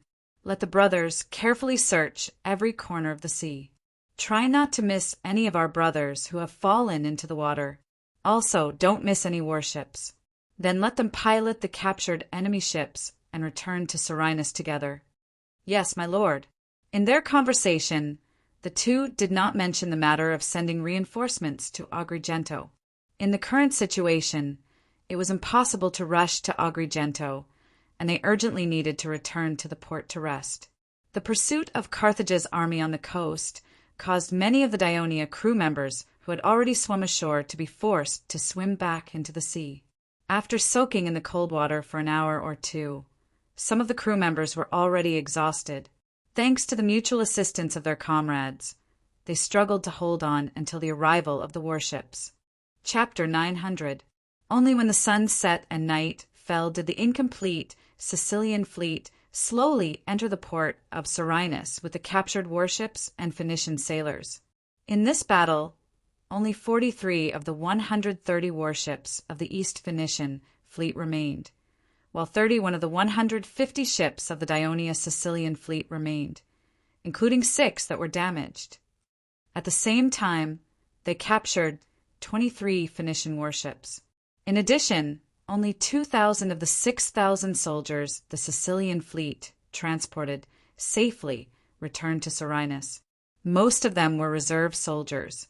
The Dionia Sicilian fleet won a Pyrrhic victory in the end, but they lost strategically, because on this day Hasdrubal led about 17,000 soldiers from the Iberian army to attack Agrigento again, using only black logs and scaling ladders. Faced with the dilemma of running out of food and starving if they could not take down the city, the soldiers bravely took the lead and fought to the death. In particular, the ferocity of the Lusitanian warriors and the Celtic warriors in the northern mountains of Iberia caused a lot of trouble for the defenders of Agrigento. Agrigento's militia had already suffered considerable losses in the Battle of Minoa. Later, because of Carthage's army besieging Serenus and Leotychides, Agrigento once again sent reinforcements. As a result, there were not many defenders in the city. Although they repelled the enemy's attack in the battle yesterday, they also lost many soldiers. Today, reinforcements did not arrive for a long time. The bloody battle lasted until the afternoon, and the Agrigento people finally could not resist the enemy's attack. The city was breached by Carthage's people. Hasdrubal allowed his soldiers to loot and kill wantonly in the city. Apart from some of the Agrigento people who escaped to the port on their ships, the rest were slaughtered. On the morning of the second day, Sicorian arrived at Serenus' mansion and saw Leotychides, who was waiting in the hall. "Persosus, long time no see. I hope you didn't call me here to borrow the fleet's infantry, or to convert our idle sailors into light infantry," Sicorian said, clearly expressing his dissatisfaction with Leotychides' actions. Leotychides did not react to his mockery. He glanced at him indifferently and said, "Miltiades died in battle." Sicorian immediately expressed his dissatisfaction. "Who told you that?" "We searched for a long time yesterday, but we couldn't find it." "Where did you get it?" "Look at this." Leotychides interrupted him coldly and pushed the wooden box on the table. Sicorian's gaze immediately focused on the wooden box that did not seem to be of Greek style. A terrifying thought suddenly appeared in his mind. He walked forward with heavy steps and carefully opened the lid. Commander Carthage Margo sent a messenger. He said that when their army attacked our sailors and soldiers who swam ashore, only Miltiades led his unarmed crew and bravely attacked them. Before he died, he cut down 2 of Carthage's soldiers. A Celtic leader from Iberia admired his bravery and chopped off his head as his spoils of war. After Margo learned of this, he specially ransomed him back, but his body could not be found, so he could only send his head to us. With Leotychides' flat and lifeless voice ringing in his ears, Sicorian stared at the face in the wooden box that he could still vaguely recognize. After a moment he cursed in a low voice, "Miltiades, you idiot!" Then he gently closed the box. After sitting back on the wooden chair, he could no longer suppress the resentment in his heart. The war in Sicily has only started a few months ago. But not only did the Dionian navy suffer heavy losses, we even lost 2 fleet commanders, Phralios and Miltiades. Damn Carthage! Damn that Margot! Sicorian cursed loudly to vent the grief in his heart. The messenger from Carthage also brought a request. Leotychides ignored his anger and continued. They captured thousands of our sailors, hoping to exchange them for the Phoenician sailors we captured. The Carthage can dream on. I haven't let the Phoenicians who ambushed my fleet suffer enough. Sicorian said hatefully. So you're saying that you're going to reject the suggestion from Carthage? No, I'm exchanging with them. Sicorian raised his eyebrows. The lives of our sailors are very precious. How can the Phoenicians from Persia be compared to them? Let them go. I believe that in a few days they will become our captives again. After the naval battle, the Sicilian fleet brought the captives back to Serenus. After interrogation, Sicorian was temporarily relieved. It turned out that the fleet was reinforcements from Tyre, Sidon, and other Phoenician cities in the eastern Mediterranean Sea. It was not a batch of warships that Carthage had built earlier than Dionia. With the state of Carthage's mother state, it was obviously impossible for them to frequently send fleets from thousands of miles away to aid Carthage. After a while, you and I will both send people to discuss with the messenger from Carthage. We will complete the exchange of captives as soon as possible. Okay. Machaelian answered straightforwardly. He then asked sensitively, Why are you in such a hurry? What happened? This morning, a messenger from Cyprus brought bad news. Cephaleution has been occupied by the people of Carthage. Cephaleution? Sicorian was puzzled. He had been in the naval base in Tarentum and had only been in Sicily for a few months. He had been busy with the affairs of the Sicilian fleet, so he was not very clear about the internal situation of Sicily. The name of the town was completely unfamiliar to him. Cephaleution is a town of the Sicyer people. It's in the inner mountains of Sicily, northwest of Agrigento. It's on the border between the kingdom and the people of Carthage in Sicily, bordering the territory of the Sicyer people. Leotychides gave a rare explanation. Sicorian tried hard to recall the location of the town. When his adjutant, Muculu, saw this, he immediately fetched a map of Sicily and placed it on the table beside Sicorian, pointing out the location of the town. This town of the Sicyer people used to be the base of the Tannic tribe. What Leotychides said next left an impression on Sicorian. After all, the matter of Laodigianbach then had caused a huge storm in the kingdom's politics. How did you lose it? Sicorian's interest was piqued. According to the messenger, a few days ago, when Carthage's army surrounded Serenus, more than 2,000 Sicyer people invaded their territory. The Sicyer people have always maintained a strong stance against the Sicyer people, so they did not hesitate to gather 4,000 warriors to crush them. Leotychides pursed his lips, as if mocking the stupidity of the Sicyer people. However, during the battle, the army of Carthage suddenly appeared, and the Sicyer people suffered a crushing defeat. The people of Carthage took advantage of their victory and successfully occupied Cephaleution. After that, the people of Carthage and the Sicyer people continued to attack Enna city. The leader of the Tannic tribe, Arcones, who had fled to the west of Sicily, became the guide for the people of Carthage. He even helped the people of Carthage persuade the tribes of Sicyer to surrender. This caused the people of Sicyer to waver. Although Cyprus has already ordered Crellu, the governor of Hina, to send reinforcements to Enna, the situation there is not optimistic.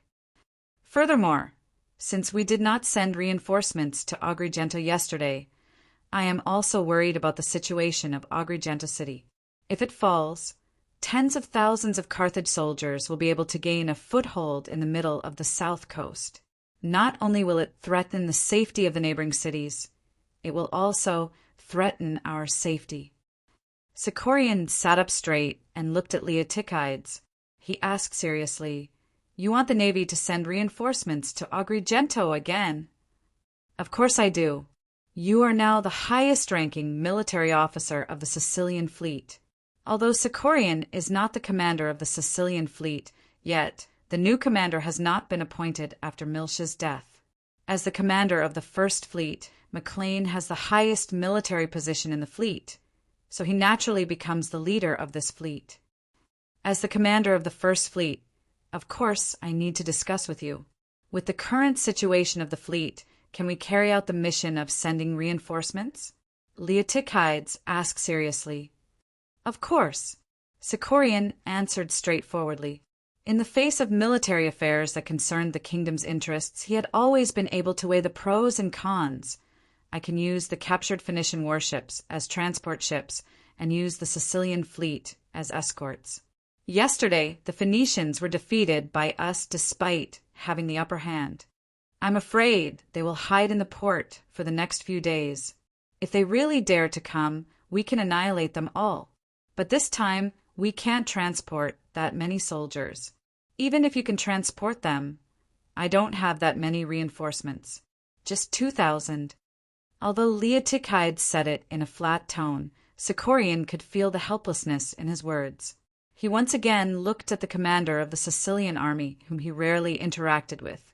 Then he said, "It's not a problem to transport 2,000 people. I'll go back and get ready to leave as soon as possible before noon." Leotychides did not express his gratitude. Instead, he continued, "There's one more thing you need to know. When the messenger returns to Cadonai, bring a message to Cypros and ask him to send a fleet here as soon as possible to transport the troops here to Gela. By then, I'll need the Sicilian fleet's escort." Chapter 901. Sicorian was shocked. "You're giving up on Selinus?" "Of course we can't give up on Serina city. Otherwise, the Carthaginian army of 100,000 can easily pass through here and march east. You will also lose your naval base in western Sicily, and the threat to the western coast of Sicily will be greatly reduced." Leotychides explained with rare patience. "However, our main forces have always remained within Serina city, allowing the Carthaginians to boldly attack our defenseless areas without any worries. This is not good either. My plan is to leave a few thousand soldiers to defend Selinus, while I lead the 8th Legion's main force of 10,000 soldiers to Gela. We'll join forces with our allies and defeat Carthage's army that's attacking Agrigento. We'll wipe out their threat to Ionia and our friendly city-states. Leaving only a few thousand soldiers to defend Selinus can stop Carthage's army?" Sicorian was a little worried. "We've been reinforcing the city's defenses. It shouldn't be a problem to defend it for more than a month. By then the situation might change," Leotychides said calmly. Sicorian pondered for a while before making up his mind. "Since you've decided to carry out this plan, as a military force protecting Sicily, the Sicilian fleet can promise you 2 things. First, our fleet will do our best to cooperate with the garrison of Selinus to defend the city. For example, we will intercept the Carthaginian grain transport ships, dispatch the infantrymen to harass the rear of the Carthaginian army, and even during the most dangerous times, we will dispatch the infantrymen to assist you in defending the city. Second, I can guarantee that if Selinus is breached, our navy will do our best to evacuate the remaining garrison safely and return to Catania." "Thank you very much." Leotychides was moved. Even his voice wavered. "If you want to thank me, hurry up and defeat Carthage's army that's attacking Agrigento," Sicorian replied with his head held high. After sending off Sicorian, Leotychides stood at the entrance of the hall in a daze for a while. Beside him, Mucius said with a smile, "It's said that Lord Sicorian is arrogant and not easy to talk to, but it seems that he is actually very understanding." Leotychides did not continue the conversation. He returned to his seat and picked up the map to study it carefully. Mucius snickered to himself. Compared to the famous Therian in the navy, this commander in front of him was even more difficult to approach. Mucius knew that Leotychides would only need to look at the map for half a day, so he quickly ordered the servants to send breakfast to the hall. Leotychides quickly finished his breakfast and asked Mukalu to arrange for reinforcements to go to Agrigento. Mukalu had just walked out of the hall when he bumped into Sicorian, who was hurrying towards him. "Lord Sicorian, what are you?"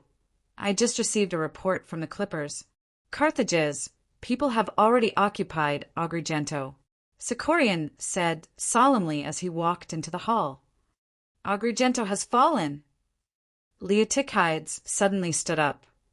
Not only did Carthage's people occupy Agrigento, but they also massacred the entire city.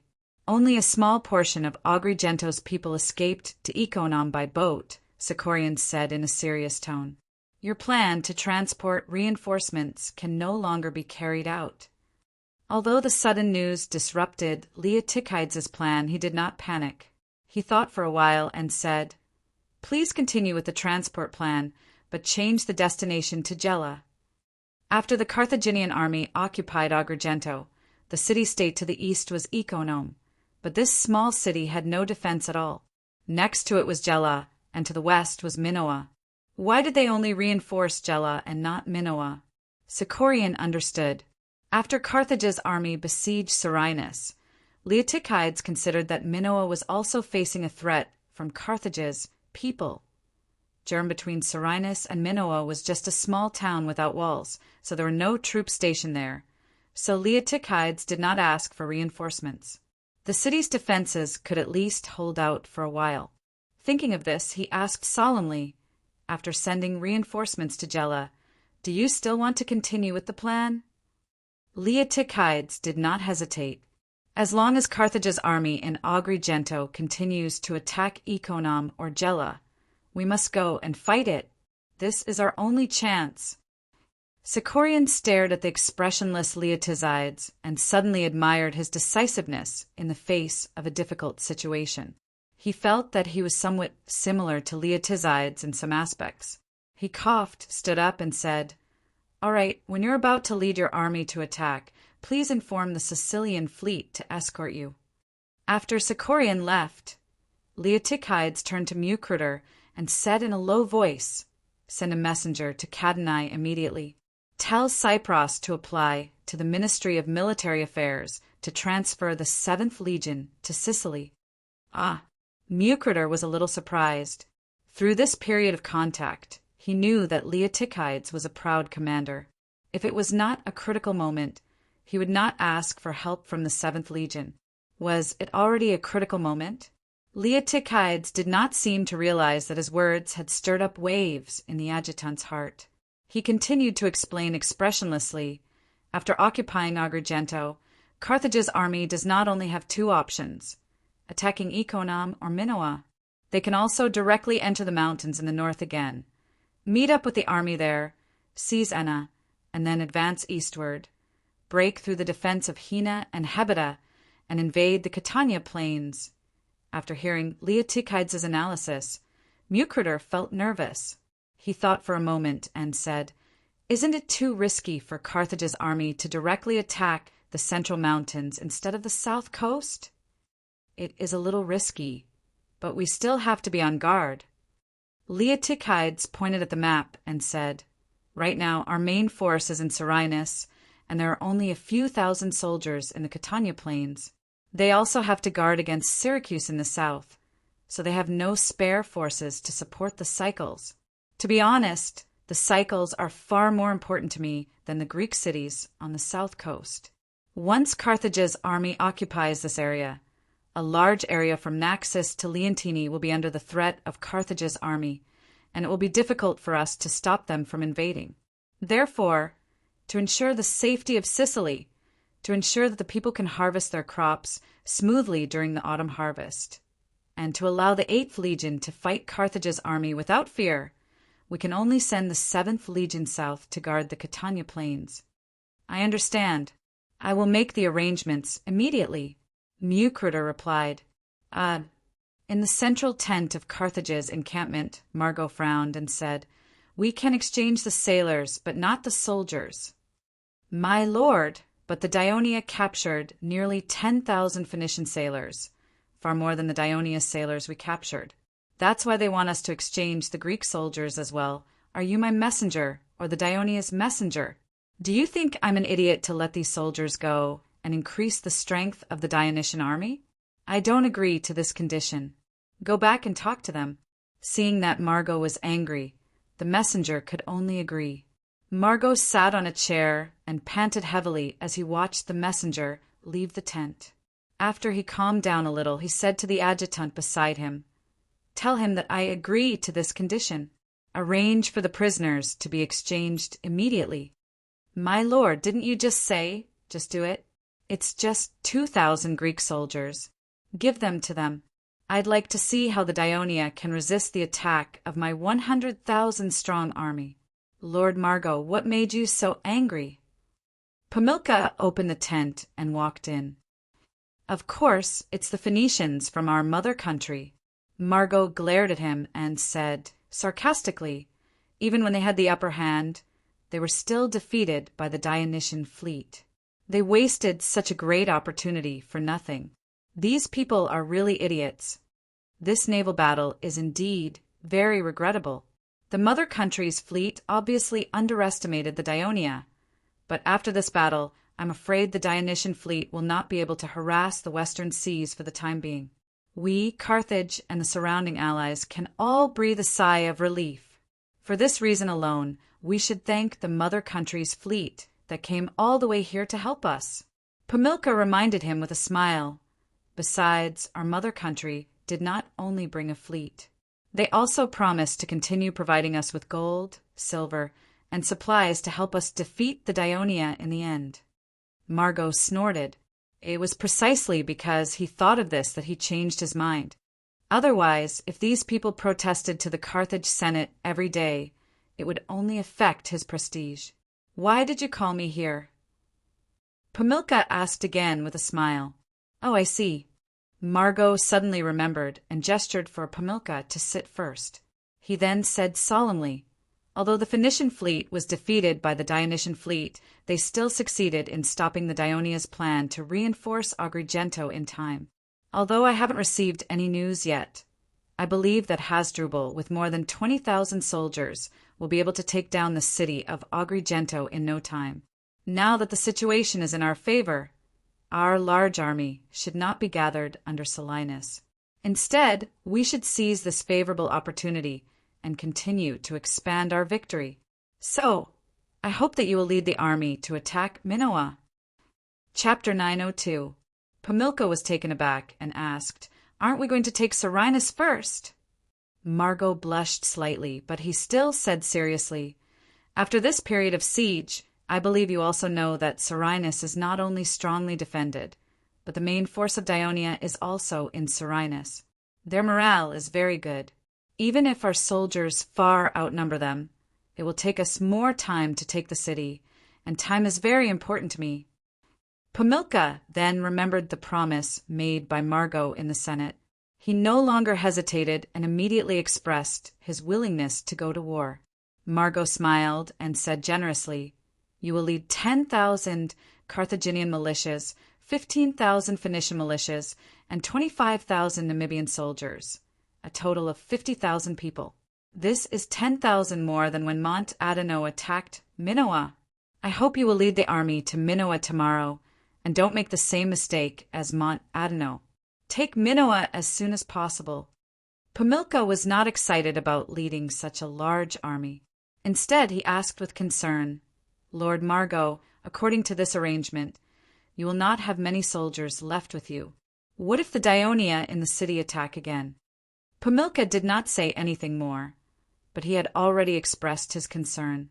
In his opinion, if he left according to Margot's proposal, Margot would only have less than 20,000 troops brought from Iberia. This multi-ethnic army seemed to be very effective, but it was not easy to manage and lacked loyalty. There were also nearly 10,000 militia formed by the Western Sicilian allies. These Sicilians lacked training and were more suitable for carrying supplies, building camps, and other chores rather than fighting. The remaining nearly 10,000 Namibian soldiers were the soldiers of the camp that had been attacked at night. Obviously, The attack of Dionia had frightened these dark-skinned Namibians. In order not to let their panic affect the morale of the other troops, Margot had specially separated them. These days they had been busy training, and even prepared to be sent to Lily to replace the garrison there. However, Margot was not worried about this.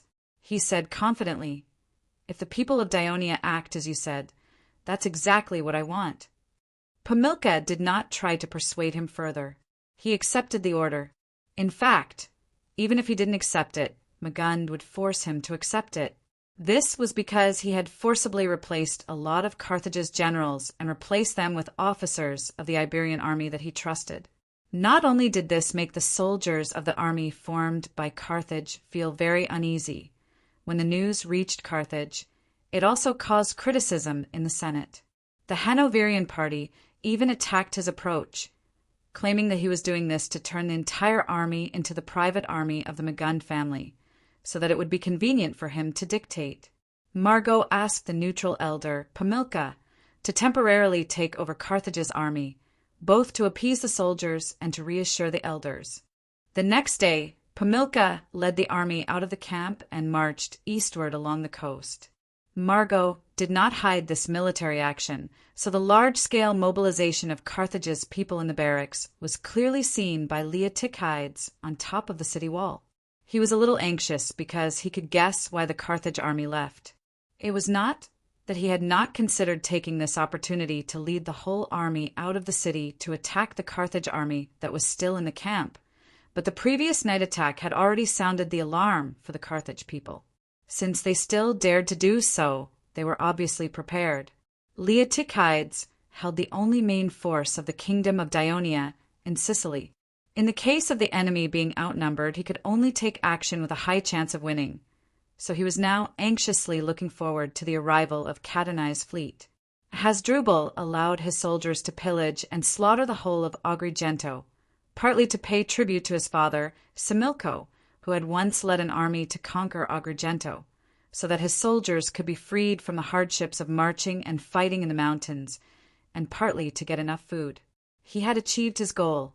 Agrigento's territory was either mountainous or hilly. Though it was not known for agriculture, it was a famous city of livestock in Sicily. That was why Hasdrubal acquired a large number of livestock, enough to feed an army of 20,000 for half a month. So after a day's rest, while Pamilka marched to Minoa, Hasdrubal left 1,000 soldiers in Agrigento and led 16,000 soldiers eastward along the coast. Their target was Gela. The army had to pass through the city of Ikonom on their way. Why did Leotychides not send reinforcements to the city? And why did Hasdrubal not set the city as his target? Because it was a small Greek city, only slightly larger than Germ. The low walls could only be used to stop wild beasts, not enemies. So Leotychides did not have high hopes for it, and Hasdrubal did not see it as a hindrance. Note: in history, the tyrant of Agrigento built a new city on the Cape of Ikonom 100 years later. A few decades later, during the First Punic War, the largest naval battle in ancient Western history took place near this cape. Carthage and Rome sent in 680 warships, carrying about 290,000 sailors and soldiers. In the end, Rome won. Sure enough, when Hasdrubal arrived with his army, the residents of Ikonom had already fled, leaving only an empty city. Carthage's army successfully moved in. After a night's rest, the army marched eastward the next day and entered the territory of Gela at noon. Gela had a long history. It was only 4 or 5 years after the founding of Syracuse. It was founded by colonists from Rhodes and Crete and named after the Gela River in their territory. The Gela River washed down a large amount of soil from the mountains, forming a fertile river plain in Gela's territory. After decades of successful transformation of the river and swamp, Gela became prosperous. At that time, Agrigento had just been founded, and Syracuse was still limited to Ortygia. So 100 years ago, Hippocrates, the tyrant of Gela, and his successor Dylan, launched a war of conquest to the east. In the end, from Messina to Comalaina and other Greek colonial cities in eastern Sicily surrendered to Gela. Dylan had his eyes on the geographical location of Syracuse and moved there. He let his brother Hillen take over Gela and moved half of the population of Hillen, where he was born, to Syracuse. Thus, the start of Syracuse's prosperity. After Dylan's death, Hillen moved to Syracuse. Since then, the tyrants of Gela had abandoned their original cities and made Syracuse their own center of governance. Gela, which used to be the most powerful Greek city-state in Sicily, began to decline. However, at that time, Gela had established a close relationship with Syracuse. The first conflict between Gela and Syracuse occurred more than 20 years ago. On the way to attack Syracuse, Carthage's commander Hamilcar first occupied Agrigento and then surrounded Gela. Dionysius promised to send reinforcements, but in the end the reinforcements did not arrive and Gela was occupied. The conflict deepened after the Gela people returned to their homeland. Syracuse had become the overlord of the Greek city-states in Sicily. Dionysius exploited and oppressed the people of his allies, including Gela. The people of Gela were very dissatisfied with him, but they could only obey him because they were afraid of his powerful force. It was not until Dionia defeated Syracuse that the Gela people were grateful to Dionia, but at the same time they were wary of outsiders who entered Sicily. After 10 years of friendly relations between Dionia and the surrounding city-states, the Gela people finally let down their guard. In this war between Dionia and Carthage, Gela actively provided material assistance and sent troops to participate in the war. Now, Carthage's army had reached the city. This not only made the Gela people nervous, but it also shocked Syracuse and Cadanae. After all, compared to the series of battles that happened in the west, Gela was much closer to them, so it could attract more people's attention. "Commander Chalcidas is here," Muculu reported to Leotychides. "Invite him in." A middle-aged officer wearing a purple helmet strode into the hall of the governor's mansion. His name was Chalcidas, and he was born in Cadanae. After Dionysius conquered Cadanae, he became a refugee and fled to a settlement in the mountains for a while. Later, he quietly returned to Port Cadanae and sold his labor for a living. He was not afraid of violence, helped the weak, and handled matters fairly. Therefore, he had a high reputation among the refugees and freedmen in Port Cadanae. During the war in southern Italy, Androporus hid in Port Cadanae and received great help from him. Later, when Cadanae caused a riot, the freedmen he led were also one of the main forces. After Cadanae successfully recovered, he also led his troops to help the First Legion chase after Macias's defeated army. However, after the war ended and Cadanae was incorporated into the kingdom of Dionia, this hero in the hearts of the Gela people refused to become a royal official or a member of the city council. Instead, he volunteered to be a protector. Every year, he was elected by the Gela people to participate in the kingdom's protector conference because of his outstanding performance. At the same time, he was also the captain of the 1st Brigade of the 8th Legion and was highly regarded by Leotychides. Commander Chalcidas reporting for duty. Chalcidas gave a powerful military salute. Chapter 903. Leotychides showed a rare smile and asked, "How's the situation in the barracks today?" Ever since they had occupied Selinus, Leotychides had temporarily taken on the responsibility of managing the entire city, although most of the people in Selinus had been escorted to Cadanae. Naturally, he did not have much time and energy to invest in the army. Hence, he usually let Chalcidas manage the barracks for him. So far, there had been no major mistakes. Everything is going well. The defeat of the navy did not affect the morale of our brothers. On the contrary, they hope that you can let them attack the enemy camp again and gain more military merits, Chalcidas replied. Leotychides shook his head lightly. The Carthage people have already been tricked once. It will be difficult for the same trick to work again. However, I am preparing to carry out a large military operation. Saying this, he looked at Chalcidas. Chalcidas stood there with a calm expression. He did not appear to be in a hurry. Leotychides praised him in his heart, but his expression was as cold as ever. Now, the Carthage people have divided their army into 4 parts. One is besieging Selinus, one is attacking Minoa, one is attacking Enna, and one is attacking Gela. The situation is very serious. If you were me, what would you do at this time? For a high-ranking officer like Chalcidas, the information obtained by spies and clippers was usually open to him. Hence, Chalcidas understood the current situation of the battlefield better and had his own thoughts. He thought for a while and said, "The Carthage army far outnumbers us, but since they are attacking separately, we can use our advantage in the sea to attack them one by one." "Attack them one by one?" Leotychides asked calmly. "Where do you think we should attack first?" "Gela," Chalcidas said without hesitation. It's said that the Carthaginian army, there isn't a lot of soldiers. They're alone and close to the coast.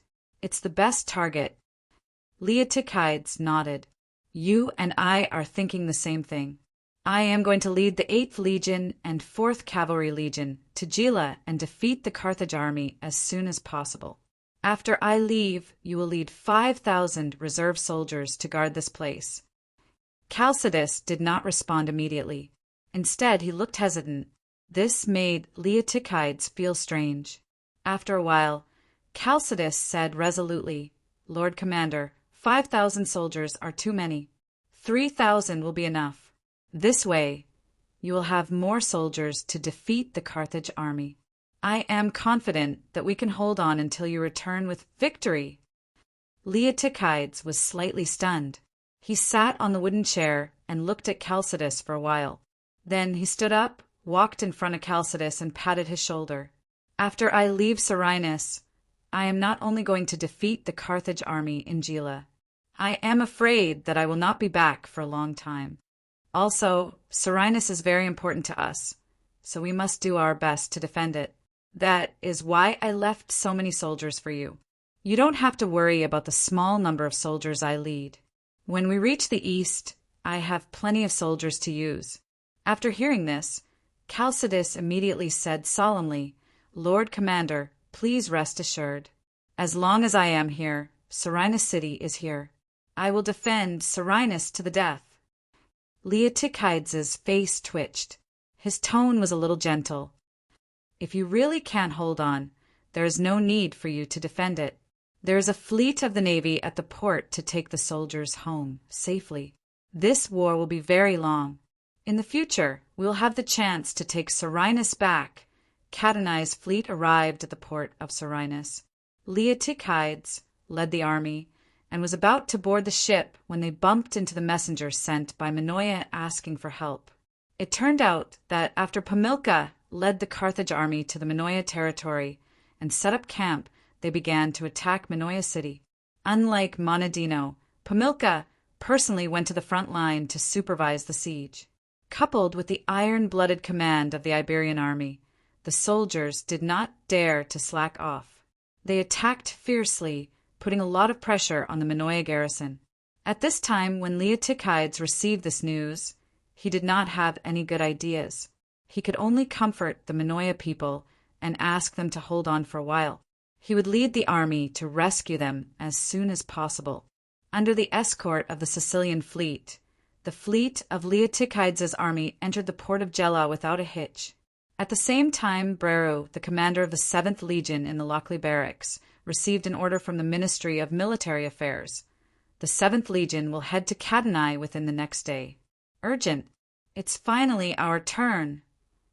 Breru's strong body jumped up from his seat and shouted excitedly to his adjutant. "Quickly send someone to inform Administrator Lochley and ask them to prepare for the expedition. Also inform all the brigades of this news and ask them to recall their soldiers immediately." "Yes, Legion Commander."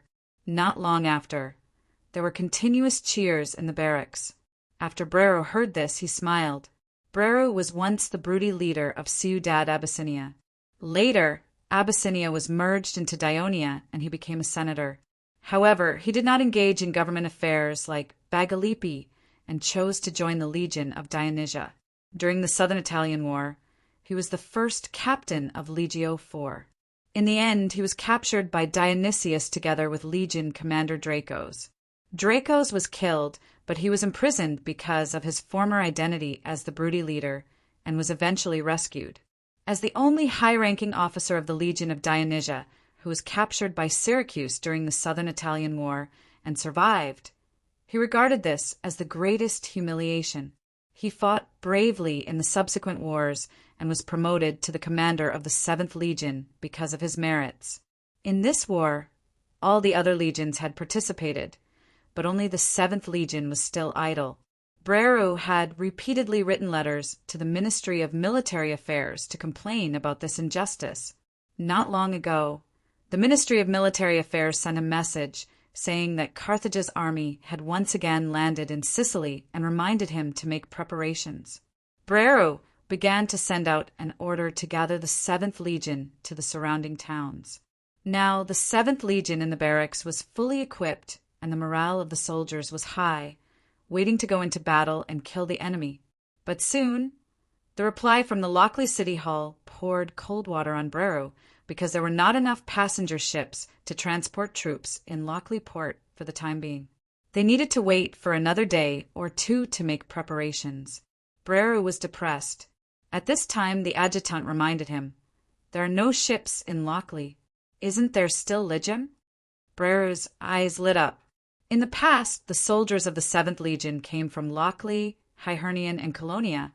But last year, after Legium and its son Verina were completely integrated into the kingdom, these two cities were also included by the Ministry of Military Affairs as the source of the 7th Legion's troops. But because the relationship had not been straightened out, and because of the outbreak of war, the 7th Legion had not yet sent out a notice to let the military training officers of Legium and Verina arrange for their citizens to participate in rotation training in the Lochley barracks. Although there were no citizens of Legium in the 7th Legion for the time being, as a port city guarding the Strait of Messina, Legium would not lack ships and could definitely help transport troops. Breru immediately said, "Send a messenger to Legium as soon as possible and ask for their support." The next day, Legium responded to the 7th Legion's request. Nearly 200 passenger ships sailed into Lochley port at dusk. On the morning of the third day, Breru left the barracks with more than 8,000 soldiers of the 7th Legion and entered the city of Lochley. The citizens of Lochley gathered on both sides of the street to bid farewell to their loved ones. Unlike the citizens of other cities in the kingdom who bid farewell to the troops, they rarely yelled, were not overly excited, and did not rush into the streets to obstruct the troops. Instead, they stood on the side of the street in a more orderly manner and kept waving. Although after joining the kingdom of Dionia, Lochley no longer implemented the cruel laws set by Zelychus, and there were no more disabled people appearing in more than 10 years, the citizens of the city had integrated restraint and obedience into their blood. At the same time, after Lochley, which was originally an enemy of Dionia, was incorporated into the kingdom, it did not cause any trouble to the king of Devers and the Senate. Of course, an important reason was that the citizens of Lochley who believed in Persephone and paid attention to the rule of law were easy to identify with the kingdom of Dionia. Before the troops entered the port, they passed by the shipbuilding workshop of Lochley. There were 7 to 8 large, dry docks juxtaposed on the beach, and many shipbuilders were building 3-deck oared warships. Stacks of thick tree trunks were stacked on the sand in the open air. From time to time, there were teams of carriages carrying trees into the workshop. In a number of temporary wooden sheds, carpenters were working nonstop on the rough tree trunks into pieces of flat and smooth ship planks. The people in the workshop were focused on their own work, and few of them were distracted to look at the 7th Legion passing by. This lively and orderly shipbuilding scene was not only seen in Lochley, but also in other seaside towns that had shipbuilding capabilities, such as Turiae, Crotone, Trine, Silatina, Legium, Tarentum, Cadanae, Naxos. The entire kingdom of Dionia was doing its best to build more warships as soon as possible, so that they could continue to gain the upper hand in the war with Carthage. In the morning, The fleet of ships carrying the soldiers of the 7th Legion left the port of Lochley and sailed to Cadenai on the eastern coast of Sicily. After receiving the order from the King of Devers, although the Middle-Ades was very excited, he did not immediately lead his fleet to attack Corsica. This was because he wanted to attack Alenia first. Compared to the small strongholds that the Phoenicians had scattered all over Corsica, Alenia, as the only Phoenician town in Corsica, had a small but fertile agricultural land, rich mining, and a relatively large port. Without a doubt, this gave the Middle-Ades an advantage. Chapter 904. However, he also knew that Alenia wasn't an easy city to attack. According to the information he obtained from the intelligence department, there were more than 3,000 militia in the city, and it had a 67-meter tall city wall. Once a battle broke out, the Third Fleet, which only had 6,000 infantrymen, would have to pay a hefty price to attack Alenia. Moreover, Middle-Ades was good at sea battles and had no experience in land battles. Middle-Ades knew his own strength, so he didn't act blindly. Instead, he gathered his subordinates for a discussion. The commander of the fleet's infantrymen, Maeontid, gave his suggestion: lure the Alenian soldiers out of the city and eliminate them. This would weaken their defensive power, and it would be easier to attack the city. There were 4 commanders of infantrymen in the Dionysian army. They belonged to each of the 4 main fleets, and they were the second in command of each fleet. They had to listen to the command of the fleet commander, and they had the power to manage and train all the infantrymen in the fleet. In times of war, they could command the infantrymen to land on the coast and attack the enemy's territory. The number of infantrymen in the commander's fleet wasn't fixed, and it depended on the number of Raven warships in the commander's fleet. The way to lure them out was to disguise themselves as Etruscan pirates and attack Alenia's silver mines. For the past century, the 2 most famous pirate groups in the Italian peninsula were the Illyrians from the Adriatic Sea and the Etruscans from the west coast. Unlike the Illyrians, who became pirates for the sake of survival, the Etruscan pirates were initially formed privately by the Etruscan city-states in order to fight against the Greeks who were constantly colonizing the Italian peninsula and began to threaten the Etruscan hegemony in central and northern Italy. As the wave of Greek colonization in the western Mediterranean weakened and the final sphere of influence between the 2 sides was determined, the Etruscan pirates decreased significantly. However, 30 years ago, the number of Etruscan pirates increased again. This time, it wasn't because of the government, but because the Celts in northern Italy began to invade the south and took over the Etruscan lands. This was especially so when the Celtic army swept through the entire Etruscan territory more than 10 years ago and even captured Rome. Many Etruscans fled to the sea and became pirates. Even after the Gauls were defeated, there were still some Etruscans who had tasted the sweetness of reaping without sowing and wanted to continue plundering the west coast of Italy. However, during this period, due to the establishment of the Third Fleet of Dionia, which strengthened the patrolling of the coast of the Kingdom of Dionia and its allies, the number of Etrurian pirates who were frequently attacked was greatly reduced again. They could only hole up in the north of the west coast of Italy, not daring to go south.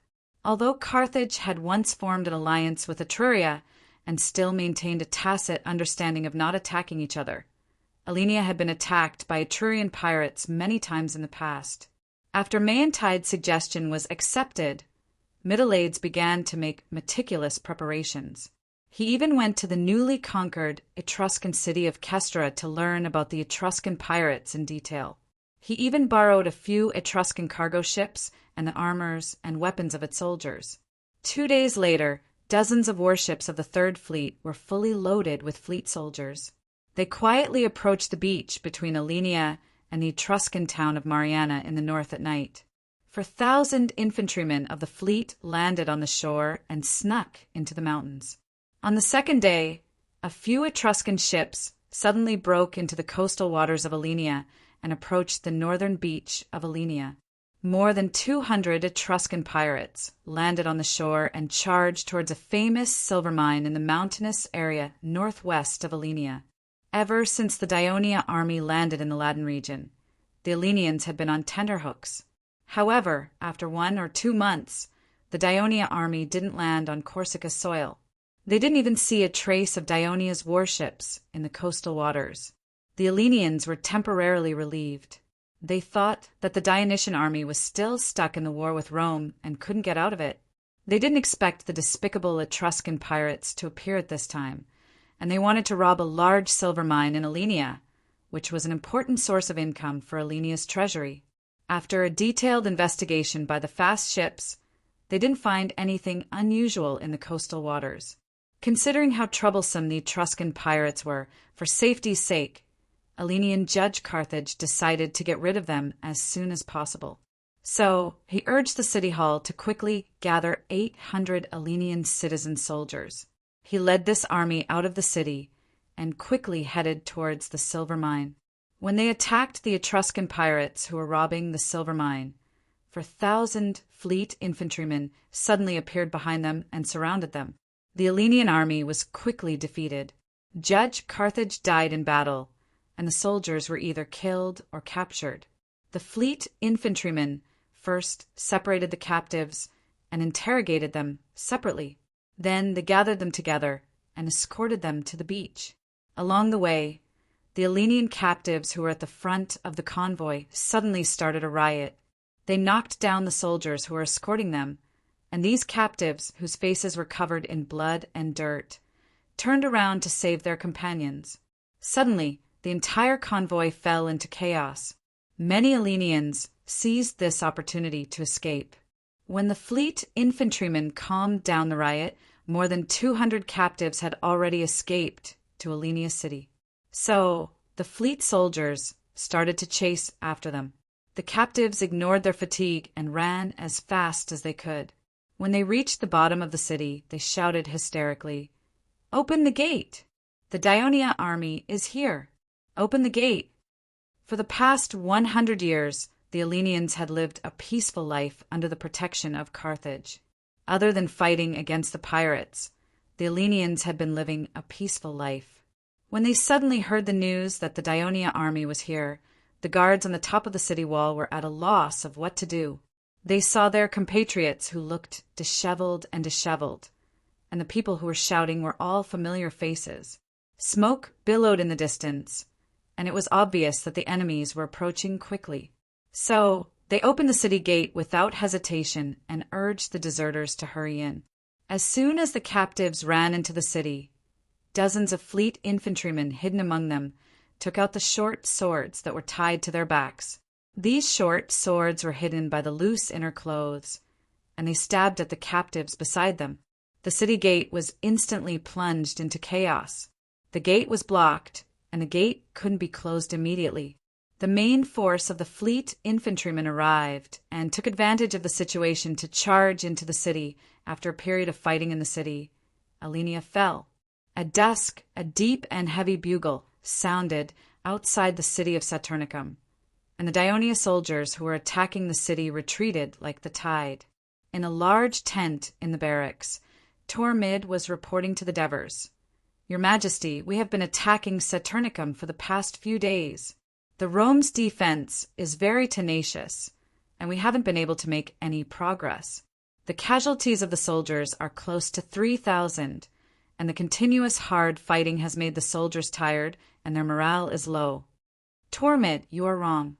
The morale of our brothers is still very high, and they are eager to attack the city and avenge their dead comrades. Besides, we have casualties, and the Rome army has also suffered a lot of casualties. They have fewer people than us, and if we attack for a few more days, they won't be able to hold on." Amyntas retorted loudly. Tormid didn't argue, and he just looked at the Devers. The Devers' expression was solemn, and he tapped his fingers on the table. After a while, he said, "The Rome army is different from other enemies. They are well disciplined and have a tenacious fighting spirit, and they are not inferior to our soldiers. Besides, their commander, Camillus, is very strong. These days, they have made several sudden attacks during the defense, and they have created a lot of trouble for us. For an army with a tenacious fighting spirit, the fiercer our attack, the fiercer the resistance will be. Besides, Tormid is right. Ever since our soldiers landed in Ladin, We have fought many big battles in the past few months, including sieges, surprise attacks, and pursuit battles. In just a few months, we have defeated the Rome army and conquered such a large territory. It's time to slow down. The soldiers are made of flesh, not iron. Even if they are iron, they will bend after repeated collisions. So, I have decided to stop attacking the city tomorrow and continue to besiege Saturnicum. I think the last football game in Rome was very popular with the soldiers, so we can continue to play football and football games in the camp. We can expand the scope of the games. First, we will play between the battalions of the legions, and the winning team will participate in the competition between the legions. Whether it is the winning team within the legion or the champion team between the legions, they will get a generous reward. Let the soldiers relax and be happy. When it came to the soldiers' favorite sport, the legion commanders all smiled and said yes. According to the military concept of the people of Rome, war was the most important event related to the survival of the city. The citizens gathered for the battle, killed the enemy, and returned with all their strength. There had never been a game in the camp, but since the last game, Sextus had been fascinated by this new game. At this moment, his face was full of joy, and he asked, "Your Majesty, will you still bring us to the game this time?" According to Sextus' military position, he was not supposed to appear in the military meeting of the Dionysian army. However, now that the reserve force of Rome had become a force to be reckoned with in the Dionysian army, Tormid had to inform him every time the Devers held a military meeting. Absolutely not. Matones objected loudly, and his attitude was extremely firm. "Your Majesty, you cannot participate in the game. Otherwise, the other legions will not be able to take the game seriously. Don't worry. This time, I will only be a spectator." The Devers smiled at the anxious Matones and then looked at the slightly disappointed Sextus. However, the soldiers of the reserve force really don't know how to play football, let alone football. It is not very fair for your legion to compete with them. Chapter 905. Divers seemed to have remembered something. He turned around and looked at his son, who was standing beside him. "Croto, I have a mission for you. Bring a few staff officers to the camp of the reserve team and teach the soldiers how to play football and football. I will ask Talmud to postpone the game of the reserve team as much as possible. Yes, Your Majesty. I will teach them as soon as possible." After Clotocatax solemnly answered, he couldn't help but ask, "Can I go on stage with them?" "You will have to ask your Uncle Matones." The Devers smiled at Matones again. Facing Clotocatax's eager gaze, Matones chose to give in. "Of course you can." After the celebration in Rome, Sextus now knew that Clotocatax was the son of the king of the Devers, which showed how much importance the Devers attached to the reserve brigade in Rome. He welcomed Clotocatax with open arms. "Your Majesty, we will not attack Saturnicum for the time being." "What about Antium and Villette?" Olivers asked. "For the time being, we will send the cavalry to keep an eye on them. We will discuss this after the football and football games." Although the Devers said that he already had a plan in mind, he planned to attack Antium next. There were not many soldiers in Antium, and it was a port city. Conquering it would make it easier for them to transport supplies by sea. At the same time, it would put pressure on the garrison in Saturnicum. "Your Majesty, Carthage's army has landed in Sicily. This time is different. Our army in Sicily will face a great threat. Shouldn't we end the war with Latin as soon as possible and go to Sicily to rescue them?" Amintas was unwilling to give up, so his tone was a little harsh. Divers looked at him, and his expression became serious. "I've said it before. Soldiers are made of flesh, just like us. They are not made of iron. They need proper rest and entertainment to relieve their melancholy and war weariness. Go back and look at your first legion. There are so many new faces compared to when you first came to Wolsey. Don't you feel guilty at all? Since you said that Carthage's army is a threat to Sicily, then we can indeed end the war with Latin as soon as possible if we pay the price of countless casualties and forcefully take Saturnicum. But do you think we can defeat Carthage's army with such a half-crippled army? The Devers' voice was not loud, but everyone could feel the anger in his words. It was as if a gust of cold wind had blown into the tent, and almost everyone felt a chill in their hearts. Amyntas blushed, but he didn't dare to make another sound. Upon seeing this, the Devers slightly smiled and softened his tone before slowly saying, "Just because we're not storming Saturnicum doesn't mean that we'll leave it alone. The encampment must continue to advance to the bottom of the city to clear the traps and tighten the encirclement. The ballistae must bombard the city walls every day and throw fireballs into the city. We must build the siege ramparts as soon as possible so that the light infantry can attack the Roman soldiers from afar. In short, we must keep the Roman army in a constant state of tension and exhaustion."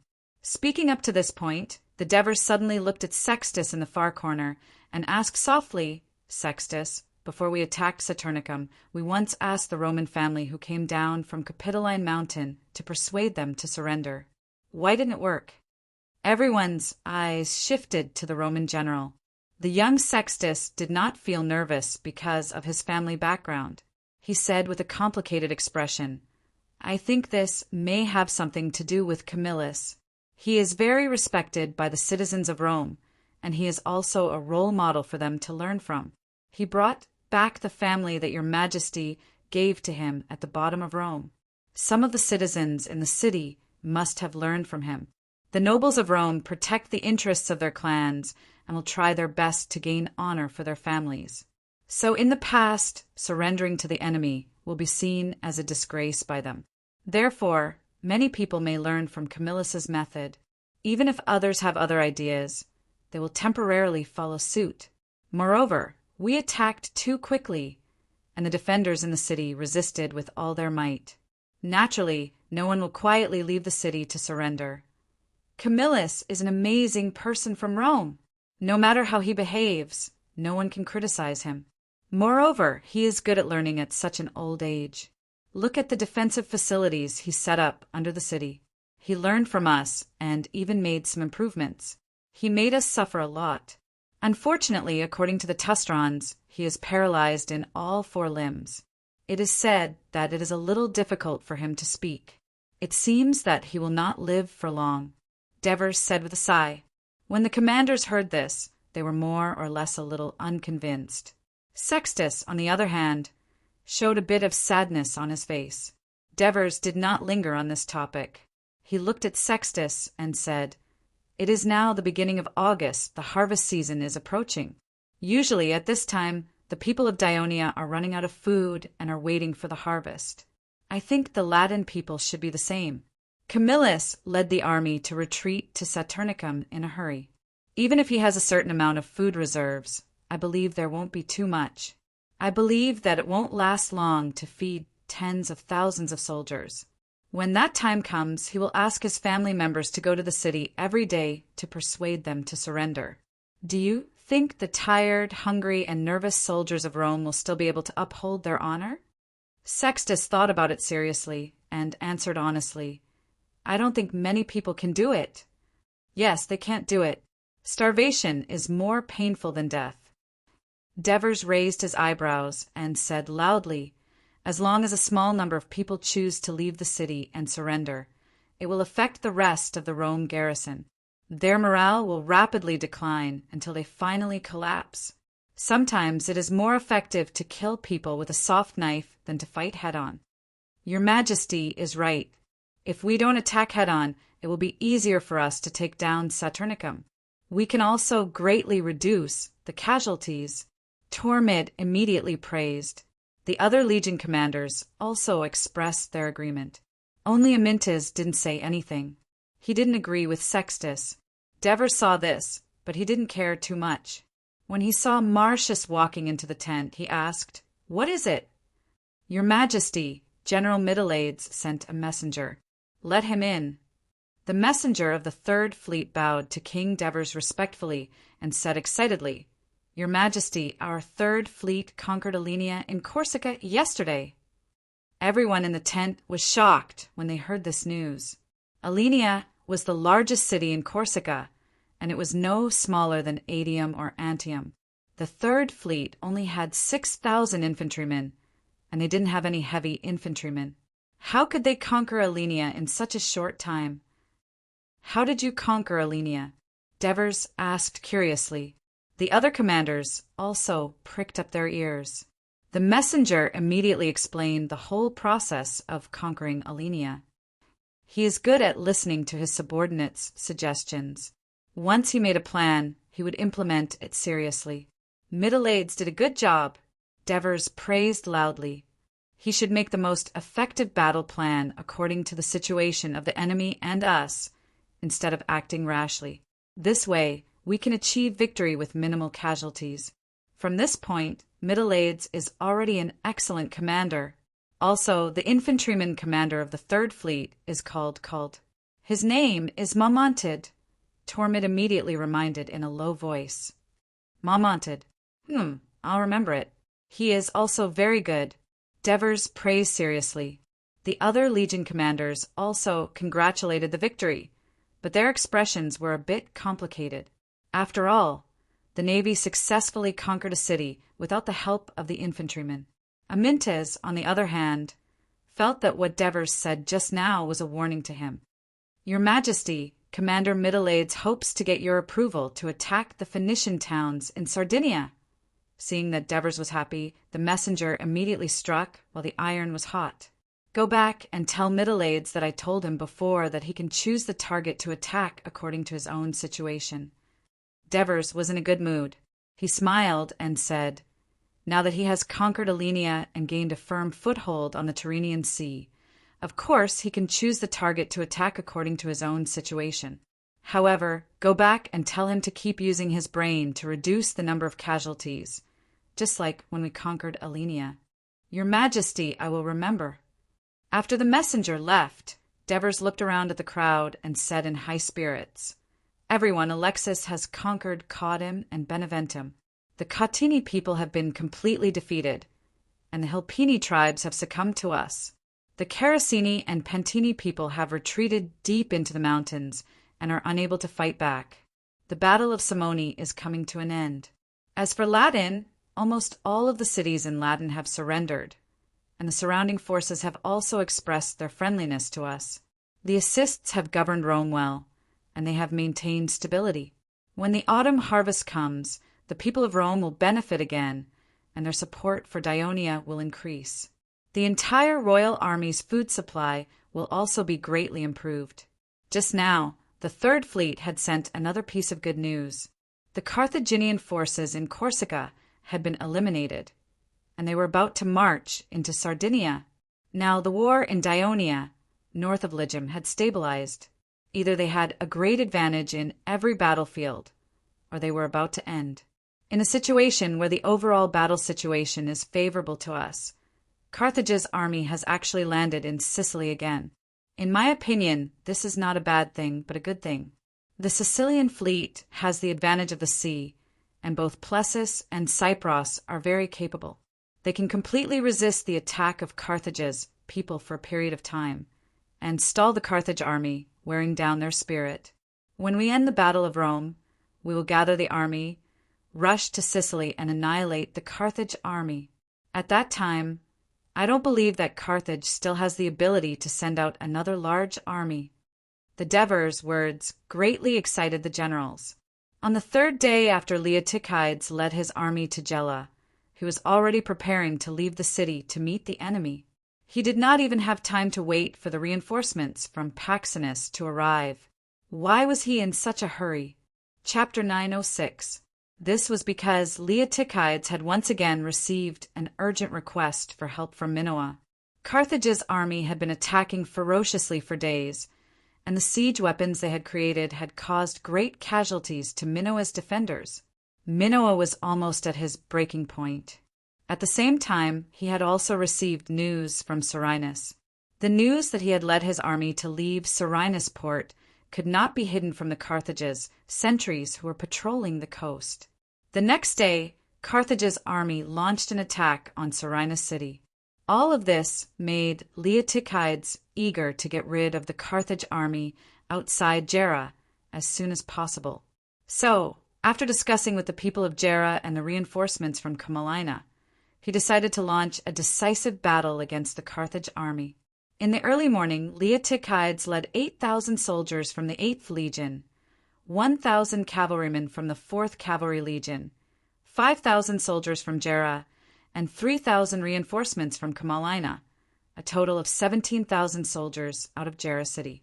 After marching 4 miles to the west, they faced the Carthage barracks and got into formation. The arrival of the huge military fleet at Jera port could not be hidden from the Carthage army, which was building a camp near the coast. So, for the past 2 days, Carthage's army did not attack the city. Instead, under Casego's repeated persuasion, Hasdrubal summoned about 2,000 soldiers from Hegemon, leaving only a few hundred behind. In addition, he also issued an order to the Carthage army that was under his command, which had participated in the siege of Enna. So, he ordered 1,500 soldiers to trek through the mountains, traveling day and night. Casego's words moved Hasdrubal. According to the sentry's observation, there are no less than 200 military ships from Dionia. So, at least 10,000 Dionia soldiers have entered Jera. In this way, the number of defenders in the city is about the same as our soldiers. Therefore, the people of Dionia will not only defend the city, but also want to defeat us. Because compared to the huge army led by Lord Margot, our numbers are small, and we are the closest to the territory of Dionia, so we are a great threat to them. As long as we can defeat the Dionysian army, we can achieve the goal that Lord Margot promised in the Senate as soon as possible. We can drive the Dionia out of Sicily, and you, Hasdrubal, will be praised by the people of Carthage. Therefore, when Hasdrubal learned that the Dionia army had left Jera, he could not wait to assemble his troops in the camp. While the Dionia allied army was getting into formation, Hasdrubal led his army out of the encampment. He came to the opposite side of the Dionia allied army and got into formation. Hasdrubal's army consisted of 10,000 mixed Phoenician and Namibian soldiers, 4,000 Iberian soldiers, 2,500 Lusitanian soldiers, 600 Celtic soldiers, and more than 1,000 special soldiers, for a total of about 18,500 soldiers. As the battlefield was a flat grassland, they could see everything within a few miles. The Dionia allied army was the first to get into formation, so it gave Hasdrubal and Casego a chance to observe. The Dionian allied army was arrayed in a battle formation that was about 3 miles long. They were all heavy infantry, stacked one after another like a long iron wall. Because the unique black helmets and black armor of the Legion of Dionysia were unusually conspicuous in the formation, they first attracted Hasdrubal's attention. He found that the Dionysian army was mainly concentrated on the right side of the formation, the left wing of the Dionia allied army. Therefore, after a brief discussion with Casego, he began to arrange the formation. 7,000 mixed Phoenician and Namibian troops were on the left wing, facing the Dionia Legion soldiers. This army was specially formed by the Magonid clan after they went to Iberia to develop.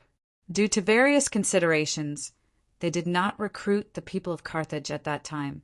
Instead, they recruited many poor and refugees from the Phoenician allies in the Namibian region and the coast of North Africa. At first, there were 20,000 people, and at its peak, there were 40,000 people. They were the main force of the Magonid clan in Iberia to establish a foothold and expand their territory. For more than a decade, under the leadership of Casego and Magonid, they had fought countless battles with the fierce indigenous people of Iberia. They were the most important force of the Magonid clan. For this attack on Sicily, Casego brought 20,000 people and 10,000 soldiers to stay in southern Iberia. In the middle, Hasdrubal was going to let the remaining 3,000 Phoenician and Namibian soldiers and 2,000 Iberian infantry guard. The Iberian infantry was composed of the indigenous people living in southern Iberia. Although they were not as fierce as their distant relatives, the Lusitanians, they had a large population and were more united. They had once caused a lot of trouble for the Magonid clan in the conquest of southern Iberia. It took about 6 or 7 years to make most of the tribes surrender to Casego. Therefore, Chisego did not dare to enslave the southern Iberian races, like Carthage had enslaved the Namibians. Instead, he listened to his nephew Hacker's opinion. As long as they surrendered, they would not be deprived of their territory, and they would be allowed to live freely in the area under their jurisdiction. They would not be taxed, and they would not interfere with the internal affairs of the tribes. They would also trade daily necessities with these tribes at a lower price, but these tribes also had obligations that they had to abide by, not to violate the laws of the colony. This law was not Carthage's law, but Hacker's law based on the situation in southern Iberia. When the Maginid clan launched a war, they needed to provide a source of soldiers. Of course, if they won, they would also receive generous rewards. In addition, wars were not allowed between the tribes. Once there was a conflict, it was handed over to the Maginid clan to mediate and resolve it. This was tantamount to the Maginid clan becoming the great leader of the tribes in southern Iberia. The interests of the tribes were not harmed, but instead received a lot of benefits. Naturally, the resistance against Chisego was greatly reduced. At this point, Chisego's territory in southern Iberia not only remained generally stable, but also had a large number of free soldiers, greatly reducing the military costs of maintaining the territory's security and also reducing the number of mercenaries, mainly referring to the Phoenician and Namibian troops. In this landing, Chisego brought 15,000 Iberian infantry. The right wing was composed of 2,500 Lusitanian soldiers and 2,000 Libyan soldiers. The right wing had the least number of soldiers, but Hasdrubal pinned his hopes of victory on the right wing because of the presence of the Lusitanian soldiers. The Lusitanians were actually a branch of the Celts. They were tall and strong, fast and powerful, and good at using large shields and facada daggers. Their use of weapons was similar to their relatives, the Iberian infantry, except that the Iberian infantry was more stable, while the Lusitanians were more violent and more suitable for attack. So Hasdrubal arranged them at the far right end, hoping to use them to open up the road to victory. As for the 600 Celtic warriors, Hasdrubal left them at the back of the middle path. It wasn't because he had the habit of keeping a reserve force, but because he had vaguely noticed that there were quite a number of riders in the Dionian army. Hasdrubal and his uncle Chisego had carefully studied the past battles of the Dionia and found that cavalry played a very important role.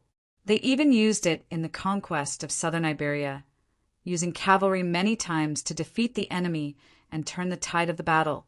After all, Carthage's cavalry was very rich. Carthage cavalry, Namibian cavalry, Mauritanian cavalry, and even the Lusitanians had a lot of cavalry. This time, the army, led by Chisego, had more than 7,000 cavalry. But because Hasdrubal had to lead the army across the mountains, ambush the cycles, and then attack the rear of the Dionysian army, the cavalry became a burden. So there was no cavalry in the army. So he had to leave the Celts behind to protect another unit, jointly defending against the Dionia cavalry's attacks on the flanks of the army. Of course, the Celts were rebellious, and it was difficult for them to cooperate with other units in battle, which would only hinder the attack. This was also the reason why they were singled out. For this reason, Hasdrubal also let Chisego guard the rear of the middle road, and one of the tasks was to restrain this Celtic unit. After these arrangements were completed, Hasdrubal ran to the right flank. He wanted to personally attack the enemy with the Lusitanians. The leader of a Carthage army was actually lined up with a group of indigenous people, and he was even at the front of the army. This was indeed unprecedented for the Carthage nobles, and even Chisego could not do such a thing. But because of this, Hasdrubal won the respect of the Iberians, Lusitanians, and even the Celts. Everyone was willing to listen to his command. When Leotychides received the report from the scouts and learned that the Carthage army had left the camp, he felt relieved. The battle today would definitely continue. He began to make a more detailed formation. The 6,000 heavy infantry of the 8th Legion lined up from the right flank to the center, and there were only 8 horizontal rows. This way, the 8th Legion occupied half of the army's length. The Gela heavy infantry connected with the 8th Legion, and they increased the number of horizontal rows to 14. On the left of the Jela were the Camarina heavy infantry, which also had 14 horizontal rows. The formation of the Daionia coalition army was like a chopper, with a thin wooden handle on the right and a thick blade on the left. Leotychides had no choice but to make this arrangement. The legion of Dionysia and their allies on the south coast had fought together for a few months, and he had a deeper understanding of the Greek city-states' armies. Most of them were skilled in heavy infantry combat, and they were brave in battle. However, they were less disciplined and could not fight for long. When they encountered a setback, they were more likely to collapse. Out of concern for them, he thickened their formation. This way, even if the soldiers in the front line, who were wearing thick Greek heavy infantry armor, wanted to retreat, they would be pushed by the soldiers in the back and had no choice but to move forward. Otherwise, they would be more likely to die from the enemy's attacks and the trampling of their own comrades. Chapter 907. Furthermore, Leotychides took into account that there were many older citizens among the soldiers of Jela. The people of Jela had come out in full force to protect their homeland, so he deliberately thickened the formation so that it would not be easy for the enemy to break through the front. At the same time, he took into account the weakness of the Greek heavy infantry. If the flanks were attacked, they would be easily defeated. Therefore, Leotychides placed the left wing close to the coast. This would prevent Carthage's army from making a detour from the left and attacking the flanks of their allies. Another purpose of thickening the formation was to shorten the length of the formation. Although the land to the west of Jela was flat, it was not wide. It was only 7 to 8 miles from the coast to the mountains. Leotychides needed to leave enough space for the cavalry to gallop outside the right wing. He had pinned the chance of victory on the right wing of the Dionysia's army. This was because the 8th Cavalry Regiment, which he trusted, was there. There were also 1,300 cavalrymen, 1,000 cavalrymen from the 4th Cavalry Regiment, and 300 cavalrymen from Jela and Camalina, who could attack the flanks of Carthage's army at any time. He learned from the people of Jela that there were no cavalrymen among the Carthage's army that came to attack the city. The scouts of Daionia had also confirmed this news. After careful consideration, he understood the reason. That was why he dared to fight against Carthage's army so soon. The cavalry was his biggest reliance. Leotychides and his adjutant, Mucilu, rode in front of the army, watching the situation of Carthage's army on the opposite side. There were also scouts reporting to him about the entire formation of Carthage's army. Although Dionia's intelligence department did not collect much intelligence on Carthage's army in the Iberian region. This was because in order to protect the source of its precious metal mines, Carthage had clearly stated in the previous peace agreement with Daionia that Daionia merchant ships were not allowed to trade with Carthage's territory in Iberia. At the same time, Margot's control of his territory was also strict, and he was vigilant against outsiders. It was quite difficult for Dionia's intelligence personnel to enter the southern part of Iberia, where Carthage belonged. Leotychides roughly knew that the infantry wearing pointed helmets, white linen breastplates, outer chainmail, and holding spears and shields were Phoenician and Namibian infantry. The infantry wearing flat helmets, white lining with purple edges, outer armor, and holding long shields and short swords were Iberian infantry, and the soldiers wearing black robes, armor, and also holding long shields and short swords might be the rumored Lusitanian warriors. After roughly understanding the situation of the Carthage army's formation, Leotychides breathed a sigh of relief in his heart. He turned to Mucru and said, "It seems that the Carthage people are really worried about the attack power of our legion soldiers, so they specifically placed their main force in Iberia on the left flank. In this way, we will first set up the formation and use the 8th Legion to attract the opponent's main force and reduce the pressure on the friendly soldiers." The reason why he said this was because Mucru had reminded him before that it was best not to set up the formation before the enemy arrived, because it was mentioned in the military law of Daionia that it was best not to let the enemy know their own formation deployment before the battle, so as not to have the opportunity to make targeted arrangements. At this time, Mucru did not blindly agree. He reminded Sir Commander, the Carthage people have placed those Lusitanians on their right flank. In the past, it was rumored that the Messapi, the Lacanians, and the Simonians were very fierce, but they did not pose much of a threat to Dionia. Now, it is rumored that the Lusitanians are very fierce. I think we should not blindly listen to these rumors. Let's see how the battle goes first. There was a hint of disdain in Leotychides' calm tone. He reminded Makru in turn. The biggest advantage of the Greek heavy infantry is that their frontal defense is very strong, and their attack power is not weak either. This is precisely the area in which our coalition army is superior to them other than the cavalry. Therefore, as long as it is a frontal battle, we will not be at a disadvantage. At this time, the messenger of the 8th Legion rushed over and reported to him that the legion had finished setting up the formation. Leotychides immediately looked back to the left. The noise was still incessant, and he could not help but feel a little dissatisfied. Immediately send someone to urge the Gelans and Kamalaina people to speed up the formation. After saying that, he turned his horse around, passed through the gap in the formation, and returned to the back of the middle road. Woo! More than 10 minutes later, the Dionia coalition army blew the horn to attack. The entire army began to move forward slowly, and the fastest was the light infantry of the 8th Legion. They passed through the gap in the chessboard formation of the 8th Legion and rushed towards the enemy in a loose formation. They wanted to use arrows and javelins to give the enemy the first wave of attacks, to disrupt the enemy's formation, and to pave the way for the subsequent attack of the heavy infantry. Hasdrubal and Csago knew about the past battles of Dionia, and naturally knew about this set of heavy infantry tactics of Dionia. When they saw the black helmets and black armor of the 8th Legion on the opposite side of their left flank, they were prepared. Therefore, when the light infantry of the 8th Legion rushed out of the formation, Csago also responded by sending out the army that had been waiting at the rear of the left flank. There were about 1,700 men in this army, and 500 of them were Lusitanian harpooneers dressed in black robes. They held a kind of javelin with a hook. This kind of javelin was difficult to pull out after piercing into the human body. Therefore, the Lusitanian harpooneers were feared in Iberia. The 1,200 soldiers behind them were dressed in unlined white clothes, with a heavy sack tied around their waist and a dagger. They did not wear helmets or armor, and were even barefoot.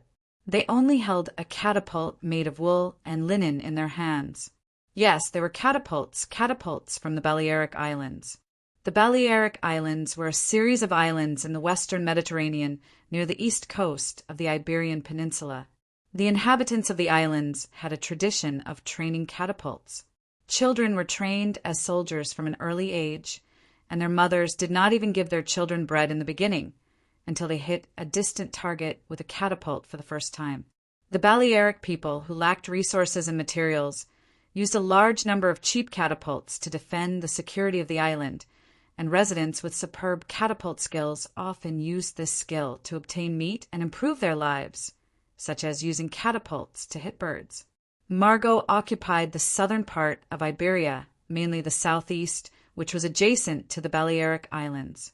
He obtained the loyalty of the Balearic people by providing them with sufficient food. In the process of conquering Iberia, the Balearic catapults played a big role. This time, Margot brought 1,500 Balearic catapults to the expedition to Sicily. After the Balearic people walked out of the army, they stopped moving forward. They put their hands into the sack around their waist. The sack was divided into 3 compartments, each containing 3 types of lead shot. They took out the lightest lead shot, put it into the bag of the catapult, and then began to swing it. Because the Dionia coalition forces had just begun to advance after the 8th Legion's light infantry rushed out of the army, they were still more than 400 meters away from the opposite enemy, so they were moving forward quickly. Before the formation had completely dispersed, they suddenly saw a dark cloud flying in the sky in front of them. Watch out for flying stones. Protect your head. The captain of the light infantry shouted hoarsely, and his face changed a little. With the reminder of the team officers, the light infantry who had never been attacked by the catapults lowered their heads and covered their necks with their hands. Although the Daionia light infantry wore unlined clothes, they were all equipped with leather helmets. After the lead shot fell, there was a loud groan, but there were not many casualties. Hurry up! Close in on the enemy. With the reminder of the team officers, the light infantry, whose bodies were aching from the flying stones, sped up. In the process, they were hit by a few more rounds of lead shot. Due to the shortening of the distance, the Balearic catapults had replaced the small lead shot with the medium, and finally with the large. Since the Lusitanian harpoon gunners had rushed up, and the Daionia light infantry, of course, had also begun to attack, it was impossible for them to cover their faces with their hands. This caused their injuries to skyrocket, especially the archers. Due to their long range, they became the main targets of the Balearic catapults. Archery was a delicate sport that required a lot of physical strength. It required most of the muscles of the archer's upper body to work together in order to pull the bowstring and shoot a precise and powerful arrow. Even if the lead shot did not hit the head, it would still damage the muscles and tendons of other parts of the body, which would seriously affect the archer's combat effectiveness. The opposite Carthage had catapults. Leotychides was slightly shocked after listening to the urgent report of the cavalry scout. "Sir Commander, this may be the Balearic catapults mentioned in the intelligence," Mukerger reminded. The Ministry of Military Affairs had previously mentioned that there were Balearic catapults in Margot's Namibian army. But this time, after the army led by Margot landed in Sicily, whether it was the siege of Serenus, the sneak attack on the Cycles, the siege of Enna, and the siege of Gela, they did not use this unit. Therefore, Leotychides had neglected their existence for a while. At this time, he immediately issued an order. Let the bugler blow the bugle horn on the right flank to speed up the advance. Let the soldiers of the 8th Legion engage the enemy as soon as possible to prevent the catapults from disrupting our formation. Woo, woo, woo! The bugle horn sounded hurriedly from the rear. Upon hearing the bugle, the officers of the 8th Legion of all levels immediately ordered the companies and platoon flag-bearers to wave the raised military flags forward. The soldiers of the entire right flank gradually advanced forward. The light infantry brigade was at a disadvantage in the long-range contest with the enemy, but they still gritted their teeth and held on. As a member of the entire legion, the light infantry officers knew very well that they had to buy time for their heavy infantry comrades in the rear. They could not allow the enemy catapults to attack the phalanx of the legion.